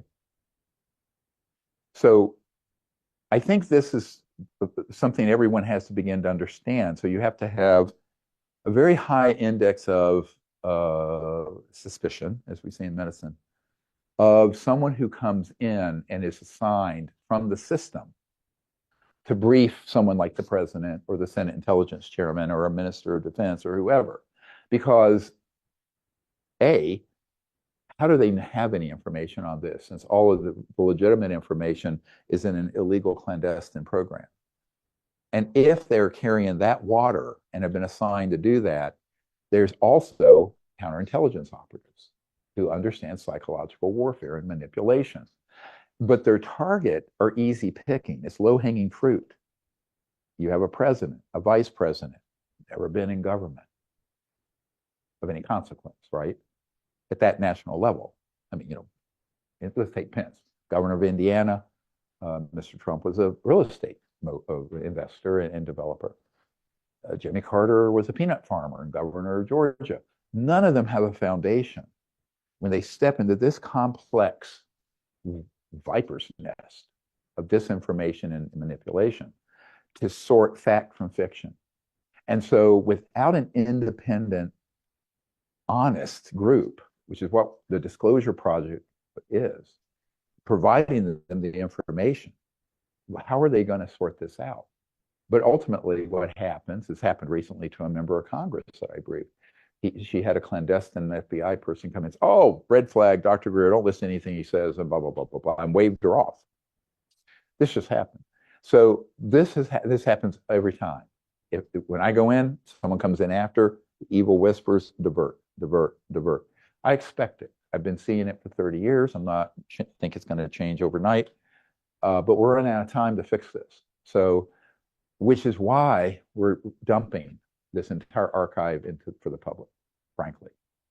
And any staffer, any member of Congress who is honest and isn't corruptible and also has courage could run with it. I will say something here that's shocking. What is in this archive is more than you would ever get from 5 days a week for a solid year of hearings in any committee. If they started at 9 in the morning and stopped at 5 p.m., it's in here already. Dozens and dozens of whistleblowers and their information, thousands of documents. It's all in this archive, all of it. That is the disclosure. Now, of course, I don't expect 60 Minutes or CNN to cover it, right? And caveat, we're an unfunded, non-governmental organization with no professional staff and no PIs, private investigators. So it is possible people have given us information that is false, that has slipped by me. Absolutely possible. No one's infallible. I'm certainly not. And we have had to do, this is best faith efforts, you know. Now, one thing I want to say, if anyone finds something that they can prove is incorrect and false in here, we'll take it out. But I try to cull through things the best I can. But certainly, if someone's skilled in the art of deception, they could deceive us. And this is why it's not my responsibility. I'm not a judge. I'm not a prosecutor. I'm not the FBI. I'm not the House Oversight Committee. And I'm not the National Security Council. It's their responsibility to get these people, put them under oath. And if then they're proven to lie or to proffer false testimony or a false fraudulent document, they're prosecuted and they're put in prison, federal prison, right? I don't have that power. I have neither the investigatory nor the legal enforcement power. But the people who've been dropping the ball in Washington for 80 years, they do. So we have to, as we the people, and as director of the global disclosure movement, what I say is, this is not my chicken. This is your responsibility to run this to ground and do a proper investigation. But that has never happened. And I mentioned before that we had been told there would be at least 30 people assigned from the government accounting office and some contractors to go through all this content and do a proper investigation, organization of the archive, everything like that. We're doing it with 1.5 people over a vast amount of stuff. And we're completely overwhelmed. We need 2 more full-time people who are true archivists. But never mind a whole deep bench of investigators. We have neither the assets and personnel nor the money to do so. And so that was disappointing, you know, over the last couple of years to find that that was something that had been planned from Senate Intel and Armed Services, and that got submarined and terminated. Just like the provision for amnesty for these corporations for 6 months, after which they'd be prosecuted, got yanked out. So this means where we are now is the last stop on the F train, as in you're effed, where we're going to have to put all this out to the public, redacting sensitive personal information for individuals, but everything else out there. And I welcome additional people coming forward and additional documents. Anyone who's a valid researcher has real information, please get that to us. So the other thing to remember is that this archive is a living, breathing, growing entity. We will add things and we'll take things out if they're found not to be correct. But we will, which there won't be much of that, but most of it is 100% good. But there could be some things, some errors in there. And I cannot guarantee otherwise. We don't have the means to guarantee that. But if people out there listening have material, documents, information, whistleblowers, they need to contact us and we will add it. Legitimate videos, photographs. So the final point here is that if you have any information, if you work in a corporate intelligence military capacity, you are hereby cleared to bring them forward without any penalty of law. And now we have FBI protection. And so this is a big statement I'm making right now. It means come forward. It can have a top secret stamp on it. We'll vitiate it.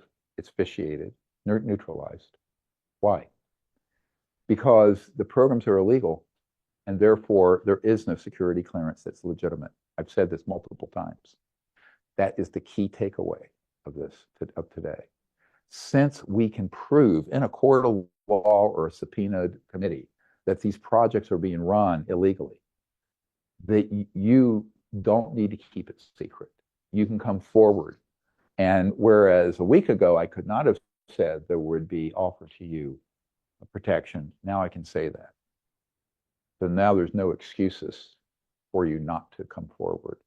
And this includes materiel, bodies, metal, documents, your information, sources, methods, all of it. If it deals with this issue, it is involved in a criminal and treasonous enterprise that has no national security legitimacy or clearances. They've all been neutralized. We did that in 1997. 27 years on, you know, no one from the US government ever came and said, you're wrong. Because they know I could prove I'm right. And this is a key point. Everything I've been sharing with you in the last couple hours falls under what I call inverse witnesses. What's an inverse witness? A direct witness is somebody who has specific information, who is in the programs or military or saw or handled something. An inverse witness is someone who should have been read in, but isn't. How many inverse witnesses can be subpoenaed? Multiple presidents of the United States that I've dealt with, from Clinton on, CIA Director Woolsey, members of the Senate Intelligence Committee, members of House Oversight Committee, including the former chairman, secretaries of defense, the head of intelligence, Joint Chiefs of Staff. I spent hours briefing the director of the Defense Intelligence Agency in his office at the Pentagon, General Patrick Hughes, 3-star. And that is the top military intelligence in the United States position. He was directly denied access. And he told us so. These are inverse witnesses that prove that the programs are unconstitutional and illegal. You cannot claim that you're a legal project where you lie and deceive the people who constitutionally absolutely have a need to know, from the president on down. So that is the key point. And if the Congress and the media understand this one salient point, then the whole thing opens up. Why? Because people can bring any documents. People can, if they can escape from one of these skiffs with materiel, they can get out and hand it over to us. Now, the plan, I'm censoring myself for a moment.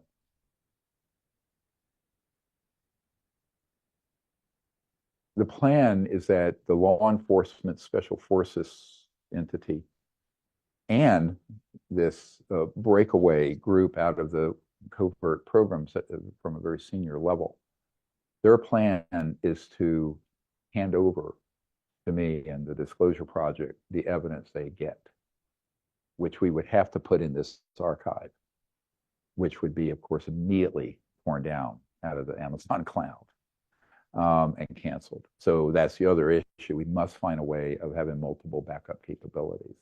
This is why I'm in a big rush to get this first version out, because this, as much as this is, which is mind-blowing, if you talk to anyone on my team who's gone through this, scanning stuff in, a couple of them said they had to go outside and their heads were blowing off their shoulders. Nobody's seen this stuff. But when you start talking about people who have the retrieval videos, you have you have all this, the ability to move into the covert parts of the patent office and seize all the patents they've seized, dealing with free energy, zero-point energy, all of that. We get that, and that gets dumped into this archive.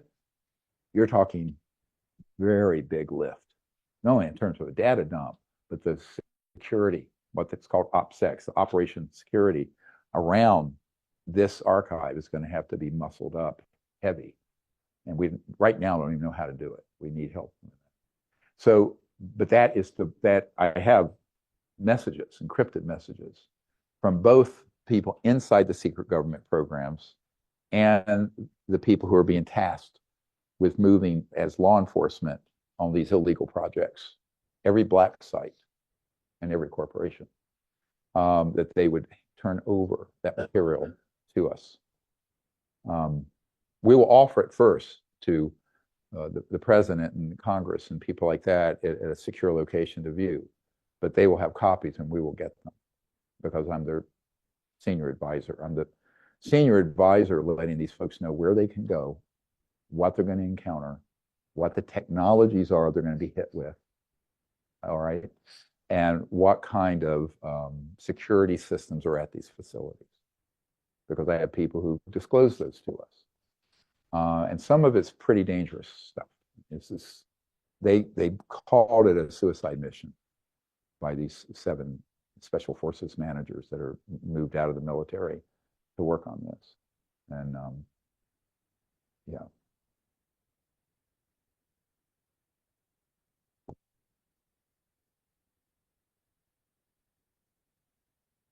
Anyway, here we are. So the bureaucrats and the whatnot, as I said yesterday, this is about to be taken out of their control. And when it does, and I know when I've met with some of these members of Congress, I have directly said in the last 6 months, if you don't act, you're going to lose control of this situation. Then you're going to be asked to account because it will come out in a way that is disorderly and potentially very dangerous. And there'll be no way to hide it anymore. And you will then have to do an investigation, but you'll be playing catch up, which is typical of Washington. There's nothing proactive. One person who was on the National Security Council way back during the Clinton era said, oh yeah, long-term planning on the National Security Council is 6 months. It's all reactive, you know. So that's a big problem because they're so busy whack-a-mole and putting out brush fires globally with all the problems on the planet. Something like this can just pass right under them. They don't even know it. So, you know, they keep them busy. It's like when I grew up in the South, they'd say, look busy, Jesus is coming, right? So keep yourself busy. You know that expression? It was an old Southern North Carolina thing. Very fun. So, you know, they keep them busy with all this other stuff. And so they have no time to drill down on this issue, which has been relegated to the world of conspiracy theorists and kooks and nonsense, right? So that is a big problem. And that was done deliberately. We have a document, and we haven't been able to find it because the OCR search isn't bringing it up. It's a CIA document from the 50s. It's in the archive. And it names Disney Studios as a outlet to create cartoons and to make movies and cartoons that would ridicule the issue and make it a subject of mirth and funny. It's another psyop. And so that has been done with media. It's another key technique to understand with Hollywood and the media. And as I mentioned yesterday, the guy who founded the National Enquirer was a CIA specifically. He was an MIT guy, very smart, PSYOP, psychological warfare expert at the CIA. He left that position, got a bunch of mafia money, started the National Enquirer, and that was the repository where major UFO reports and cases would go, where then they would, make an alien with 3 heads having sex with the Secretary of Defense in a bed or whatever, tabloid nonsense. Because if you ridicule it and make it a laughing stock, so all the way back from the 50s with Disney to right now, that's how it happens, which of course is how they're submarining the whole Peruvian mummy thing, is being sure it gets reported in tabloids, which intrinsically discredits it. Key way counterintelligence works. Now, the reason I've spent so much time last night and today going through some of these techniques is that if you don't understand these techniques, you're going to be fooled. So let's talk about being able to detect these patterns, where you can do your own intelligence analysis and assessment of whether someone is speaking the truth or not.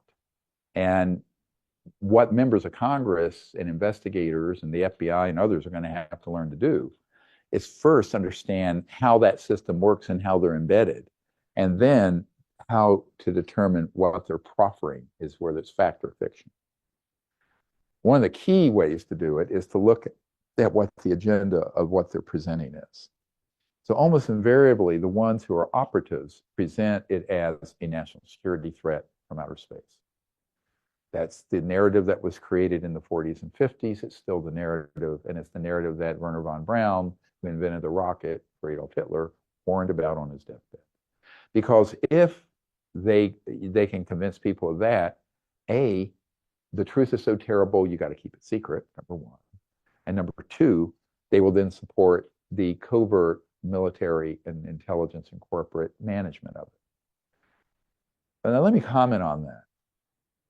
If there were civilizations that were hostile to humans,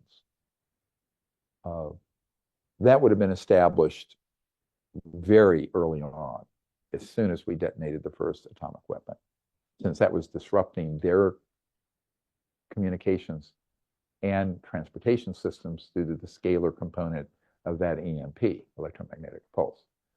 Secondly, we have in our archive 100 and whatever it is, 30 examples and cases of these objects, ET objects being downed, crashing, and retrieval. And those have been hits. Those have not been, like I said, they can't navigate through the atmosphere of the Earth, even though they've come from another star system. This is ridiculous, scientifically. And then the other part of it is that if, in fact, that is probably the very smallest tip of the iceberg. Let me give you an example. I just flew over a few weeks before I was critically injured in a classified airspace with the senior most operative that wants to move this information to the public. I won't say even what state it was, out west. And these places are amazing.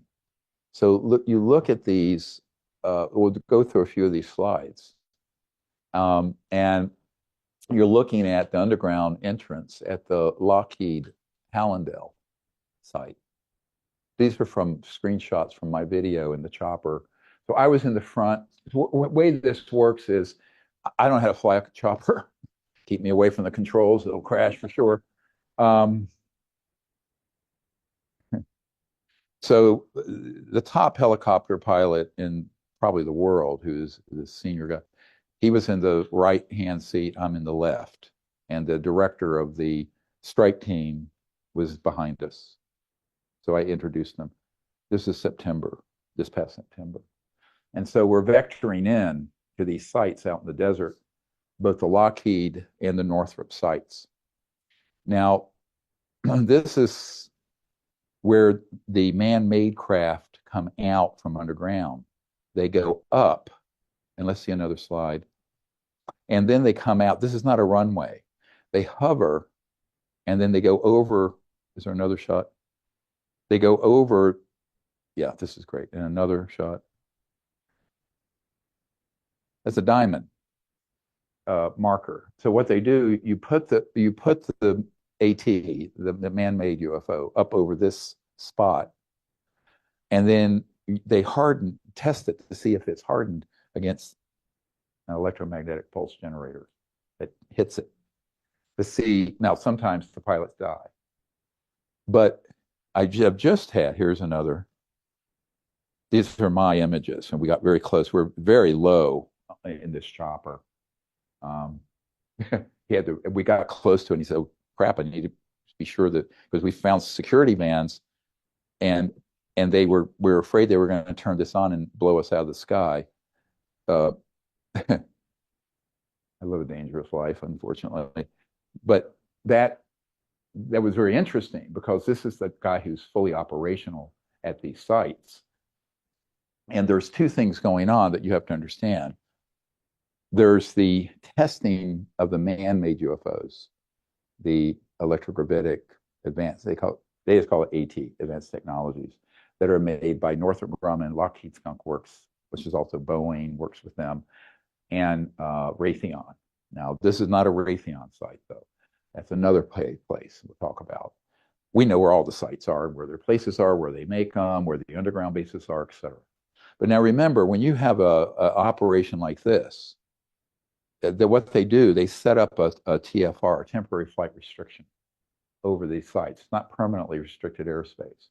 But when they go operational, it's usually wee hours at night, they put FAA will let them put up a TFR, temporary flight restriction. The pilots know what this is, which means you have to go around. Unfortunately, and this is why this is when the guy's eyes teared up, because he's been on these operations for a long time, very long time. At this one site, this particular site, they pretty much are able to target and track and knock down and kill about 2 extraterrestrial vehicles per year. Okay, and these people that I'm working with are very involved in that currently, operation. That site is about 40 years old. So that site alone probably has been responsible for 80 extraterrestrial vehicles or more. And I went to 2 sites, so both are operational. So you have 2 sites. Now we're up to maybe 100, 160, and none of those are in our crash retrieval file. So I estimate that these systems exist in Pine Gap. They exist all over the western United States. They exist along the coast of Eglin Air Force Base in Florida, et cetera, et cetera, et cetera. And the northern Nevada test range and remote places all over. Dugway in Utah. When we go through the module on the facilities, I'll give you a granular rundown briefing on those. But keep in mind that if you have that capability here, it's all over. It's all over Europe. It's all over the oceans. It's in Australia. It's in South America. It's wherever. So there have probably been 1,000 plus extraterrestrial vehicles that have been knocked down, with the occupants either killed or captured and tortured. And I know one man who was involved in torturing. So, oh yeah. So the point I'm making is that if these civilizations were hostile, and their technologies in the 40s, we had vacuum tubes, right? And stuff. They would have just wiped this planet clean, shut it down, start over. So I always tell people, and this was the first question asked to me at Wright-Patterson Air Force Base by Colonel Canola. And he said, well, what makes you think they're not hostile? I said, sir, given the galactically stupid things we've been doing, if they were hostile, you and I would not be breathing the free air of Earth right now. We'd be gone, done. Now, it doesn't mean, however, that various of these civilizations are happy with humans. But who is? Anybody who's heard this happy with the state of the world? So, but that, don't confuse the fact that they are disgusted with the cowardness of our leaders, the fecklessness and apathy of the populace, and the corruption of these high-tech illegal operations. They're very upset about that, the ETs, the extraterrestrial civilizations. However, not to the point they just want to wipe us off the planet yet. I say yet because there is a mechanism in place, and we're running up against this red line very quickly, where if our technologies continue to explode on Earth and out in space and elsewhere, engaging in these kinds of aggressive, violent activities, where we become not only a threat to ones in near Earth orbit or our solar system or in the Earth, but further out there, which we can do. Remember, the head of the Lockheed Skunk Works said, we have the means to take ET home. Right? Remember when he said that? It's in our archive. Now, when you think about that, it means that we're going out there with an unsupervised, unsanctioned, high-tech, highest-tech entity on the planet with malice and aggression against these civilizations. And some of those worlds, they're not from a primate legacy like Homo sapiens, humans. They've evolved from species where there's no concept of war, organized war or murder. Remember that. And so these are very vulnerable civilizations out there, not all of them. And so we're the problem in the universe. Humans right now are the problem, not the extraterrestrials. But what's planned is the false disclosure, which I talked about in the 1990s. I wrote a paper called When Disclosure Serves Secrecy. And it outlines exactly what's been going on since the 90s in the media, the UFO subculture, Congress, the presidential level of deception, where they would pivot all of this to portray the aliens as an invading, hostile, malevolent force so that the global corporate, financial, and covert interests could unite the world around an alien threat.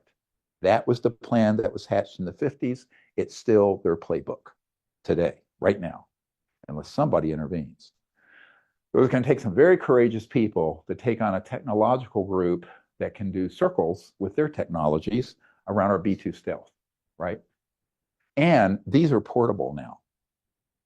Since at least the 90s, I have one member of my team who was in Bosnia, and they were able to move these EMP, of course, these are totally illegal. They're against the Nuclear Non-Proliferation Treaty, and hit entire regiments of troops and fry all their electronics and their vehicles.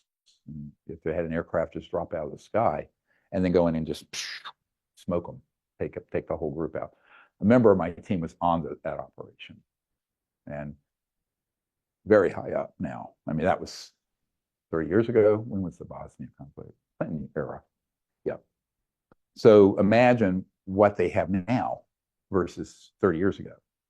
So, in fact, he quipped at one point, oh, yeah, if we need to deploy those for what you want to do, we can just pull them out of the dumpster out here. We have tons of these electromagnetic pulse weapons.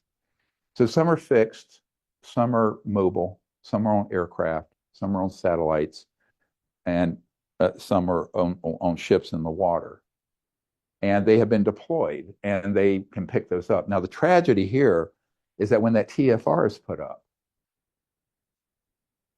occasionally there will be a private pilot that will go into that space, and they just take them out.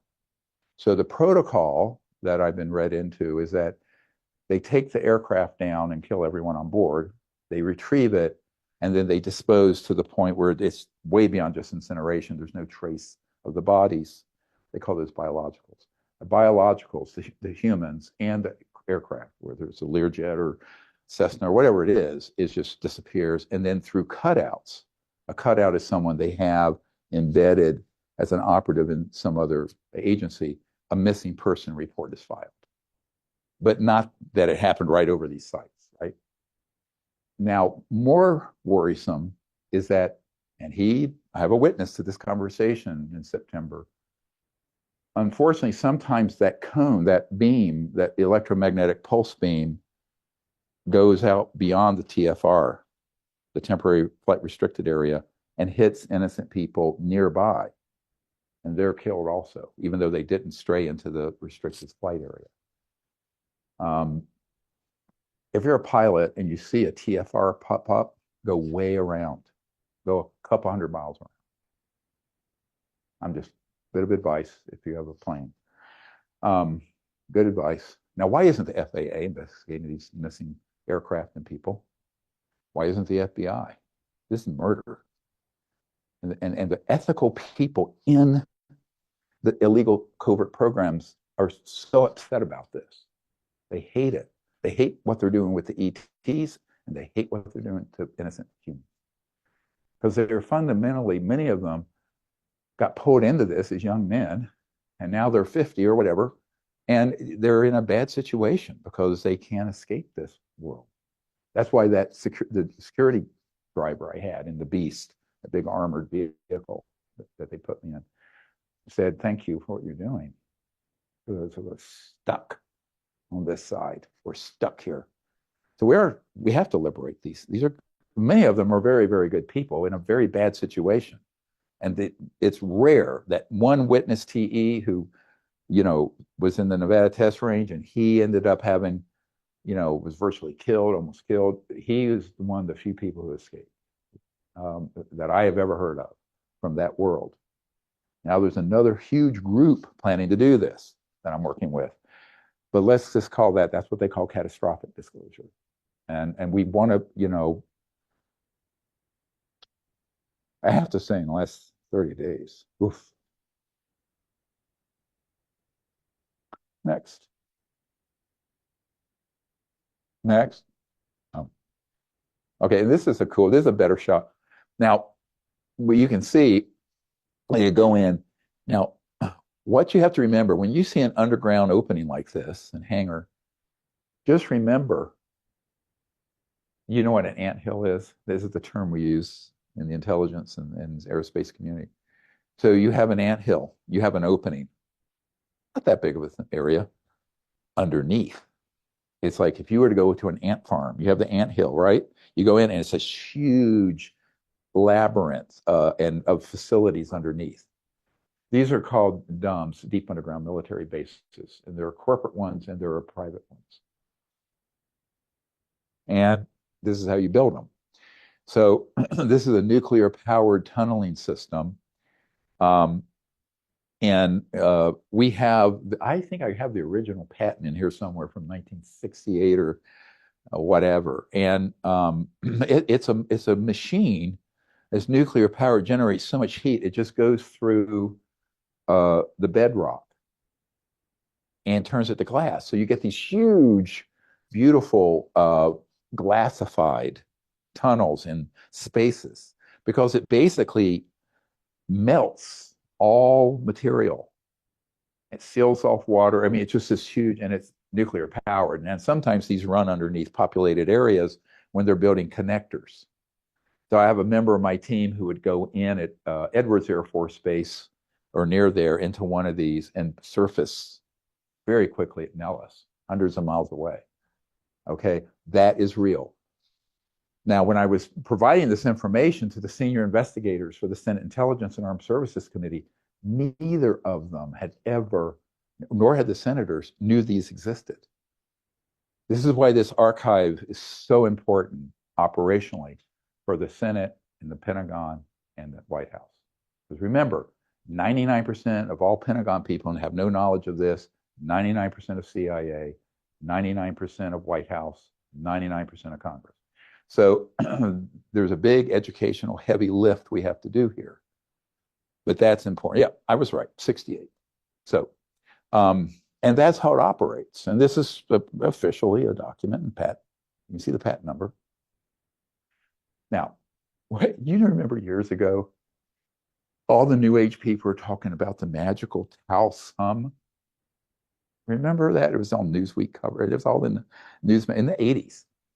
And what that was is one of these devices Taos is not that far from Los Alamos and all that. And they were building an underground connector in a dam from underground Los Alamos that goes and connects out to Dulce, the Four Corners area, where there's no entrance on the surface. There are a couple of antennas near there.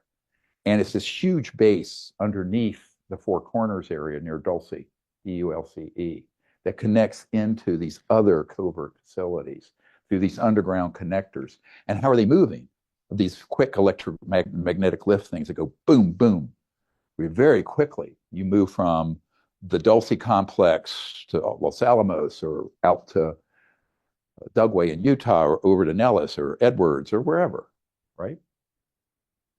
So that is not known by most presidents, if any, and certainly no one in Congress I've met with, which is ridiculous. This is being done with U.S. tax dollars, but in an illegal black budget. So that's why when they were making that one that went from Los Alamos to Dulce, it was all in the news because people could hear this hum. There was, and this vibration. The earth is singing. And, it was very funny because I looked at when I saw that, I went, oh, yeah, right. It was one of these devices that was vibrating through the bedrock that was creating all these sounds that people thought were some mystical Mother Earth singing. And it was a covert tunneling system. It's kind of funny. Humans are really funny. The assumptions they make, well, it's fair enough if you're not read into this stuff, but what else could it be, right? Because it was coming from the earth. Next. Are there more? Yeah, see, here's more next. There's a newer one. So we'll hold here.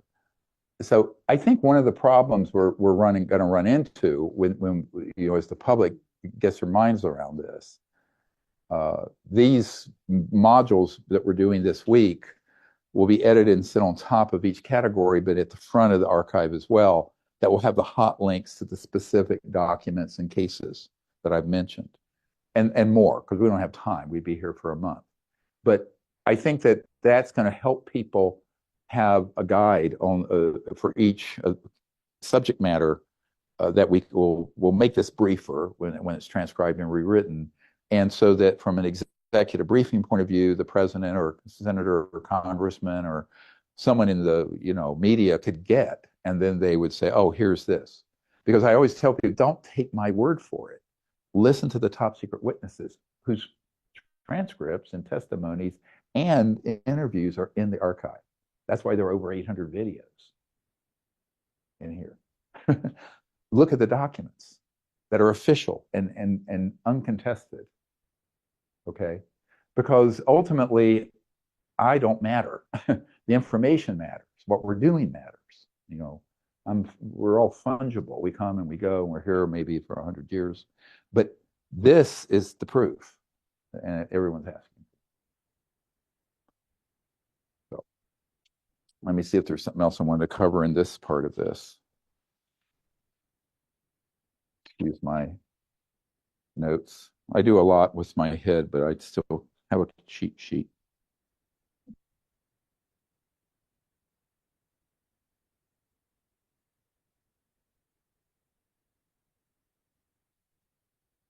Well, let's pull up Dugway.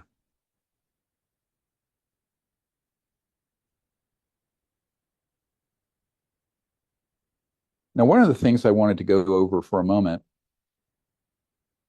is, this is from a witness who got intimidated, was going to come to the Aero and the Senate Intelligence Committee folks, Armed Services, and possibly to the National Press Club event, but he got waved off. But this is an illustration of him accidentally walking into a classified area at Dugway Proving Grounds. Now, Dugway Proving Grounds, if you look at our site map, is a hybrid facility, corporate and government. What's interesting, this particular witness got to know a woman who was in charge of the accounting and finances at Dugway, Air Force officer. And what she said was that I think it was 52% of these facilities are owned by various contractor corporate, 48% government. And the reason for that is that if the government tried to investigate this, or the Pentagon, or the Department of Justice, if they were trying to restrict it to a government inquiry, there'd be nothing there. It'd all be corporate. So the key here is what I call the hybrid corporate and military industrial. But that was what Eisenhower talked about. It was military industrial. The industrial part is corporate. Remember that. He called it industrial, but the government doesn't make anything. They contract. It's like my uncle worked on the lunar module because no one in the US government built the Apollo mission. It was contracted out through North American and Rockwell Aerospace and Grumman and all these places, right? So that's how that system works. But if they're doing something with your money that's illegal, they can still hide it in the corporate part, and it never appears in the governmental part, even in an audit, because it ain't there. It's in corporate. So this is a very important motif, a pattern, strategy that needs to be understood by Congress and the public and the media. So this is one. He walked into a place that was built very quickly because they had captured this ET vehicle and were studying it, reverse engineering it. He had a gun put it to him immediately because he had a key badge that had been keyed incorrectly so he could get in here, and he shouldn't have been able to. These are what I call these accidental whistleblowers, of which we have many. Next. Is there another one? Oh. Yeah, and then this is him looking at, they even had things on here where they were dissecting an ET, et cetera. Next. Now, this is the one I wanted to get to. So, yeah. So this is out the Dugway Proving Grounds area. When I talk about an anthill, these are porta potties. What's that? Little nothing thing from satellite or up on the map. That's all you would see, right? But there was parking for a huge number of vehicles. They go in there, go down, and it's this massive complex there, way out in the Dugway Proving Grounds. So one of my members that I mentioned earlier, the Naval Research Lab's senior scientist, Richard Foch, was out at Dugway. He didn't go in that facility, but he was out on the range doing an op. And they had good night scopes. And he saw coming out of these remote areas, these big triangular silent UFOs that were ours, that were man-made, flying out of Dugway.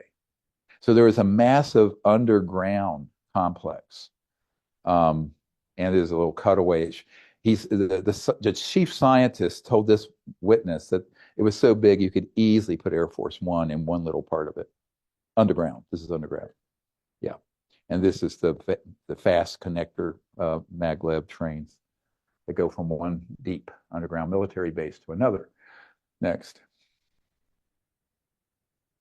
And here's a big, this is all underground. So this is a Boeing 747 heavy, like Air Force One. You know how big those are. Look, it's just nothing. So these facilities are deployed in various places. There are ones not far from here that I've been read into. They're scattered around. And there are two big contractors that have traditionally, the earlier ones were built with Bechtel Corporation. And I've known and met with some of the Bechtel people. And the other one is HIT Construction. That just renovated the Omni Homestead here. And so anyway, but those are very classified contracts. And now those contractors may or may not know what's going to be put there, but they build them. They tunnel them out, they build them, and they're all underground. And then they can be connected through these high-speed, high-tech technologies from one to another to another. Okay, so but remember the strategy of hiding the governmental operations under corporates, or you want to look into a corporation, they'll say no, it's governmental top secret TSCI. You don't have a need to know. So it's like a hall of mirrors. So this is the big mistake of the Congress and the auditors at KPMG and others. They're trying to approach this as if they're going to find it if they go the governmental route, or auditing a contractor. They're not, because they just play the shell game. Approach the corporation, boom, it's governmental, top secret, don't have access. You approach it governmental, oh, we don't have anything, it's in the corporate. Well, they won't say it's in the corporate. So that's how it's done. It's very, very cleverly structured. So you need to understand this pattern. It's another pattern recognition I talk about in terms of being an intelligence analyst on this and understanding it. I know it's a bit dense for folks and heavy, but if you understand some of these patterns and the modus operandi, how they actually do this, then it begins to fall into place. You can unravel it because it's a playbook that they've used for decades. And this is just one example. Is there another slide? That's it. So what time is it? Oh dear. Well, so that's why I wanted to share this particular example. Now, this is not the only one. It's just one example. Recently, we had a lieutenant colonel come forward who was the guy who trained and managed the pilots at Edwards Air Force Base, going back to the previous ones, that flew the man-made UFOs. And he has already gone. I've already brought him to Senate Intel and Armed Services so he could share information. He is willing to and wants to testify openly in the House Oversight Committee, but I've not gotten a response back from the key members of that committee, like Mrs. Luna and Burchett and others. So we're hoping that they will do that. He wants to do it. He left the Air Force in 2009, but he was read into at a very, very high level of not only Edwards, but also Nellis, Area 51 earlier, and then managed the pilots who piloted the man-made ones that came out from that underground facility there at out in the high desert near Edwards Air Force Base. So he's willing to tell everything he knows in an open hearing under oath. And he agrees with me completely that those operations, because they're illegal, he can talk about it to anyone. The problem is I can't get the members of the House Oversight Committee to stop trying to make these guys get into a skiff. And I told Congressman Burchett when he would say, oh, we're so upset they wouldn't give us a skiff. I said, thank God, you don't need a skiff. The skiff implies that these projects are legal and should be protected. They're not.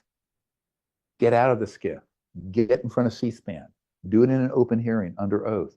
Forget about this. But see, that assessment, you could only reach that assessment after you've really listened, studied the evidence of the inverse witnesses and the proof that the programs are illegal and unconstitutional. If they're illegal and unconstitutional, they have no cover under law. National Security Act, forget it. You cannot break the law and then say, I'm going to use the law to protect me. No, no. Can't have it both ways.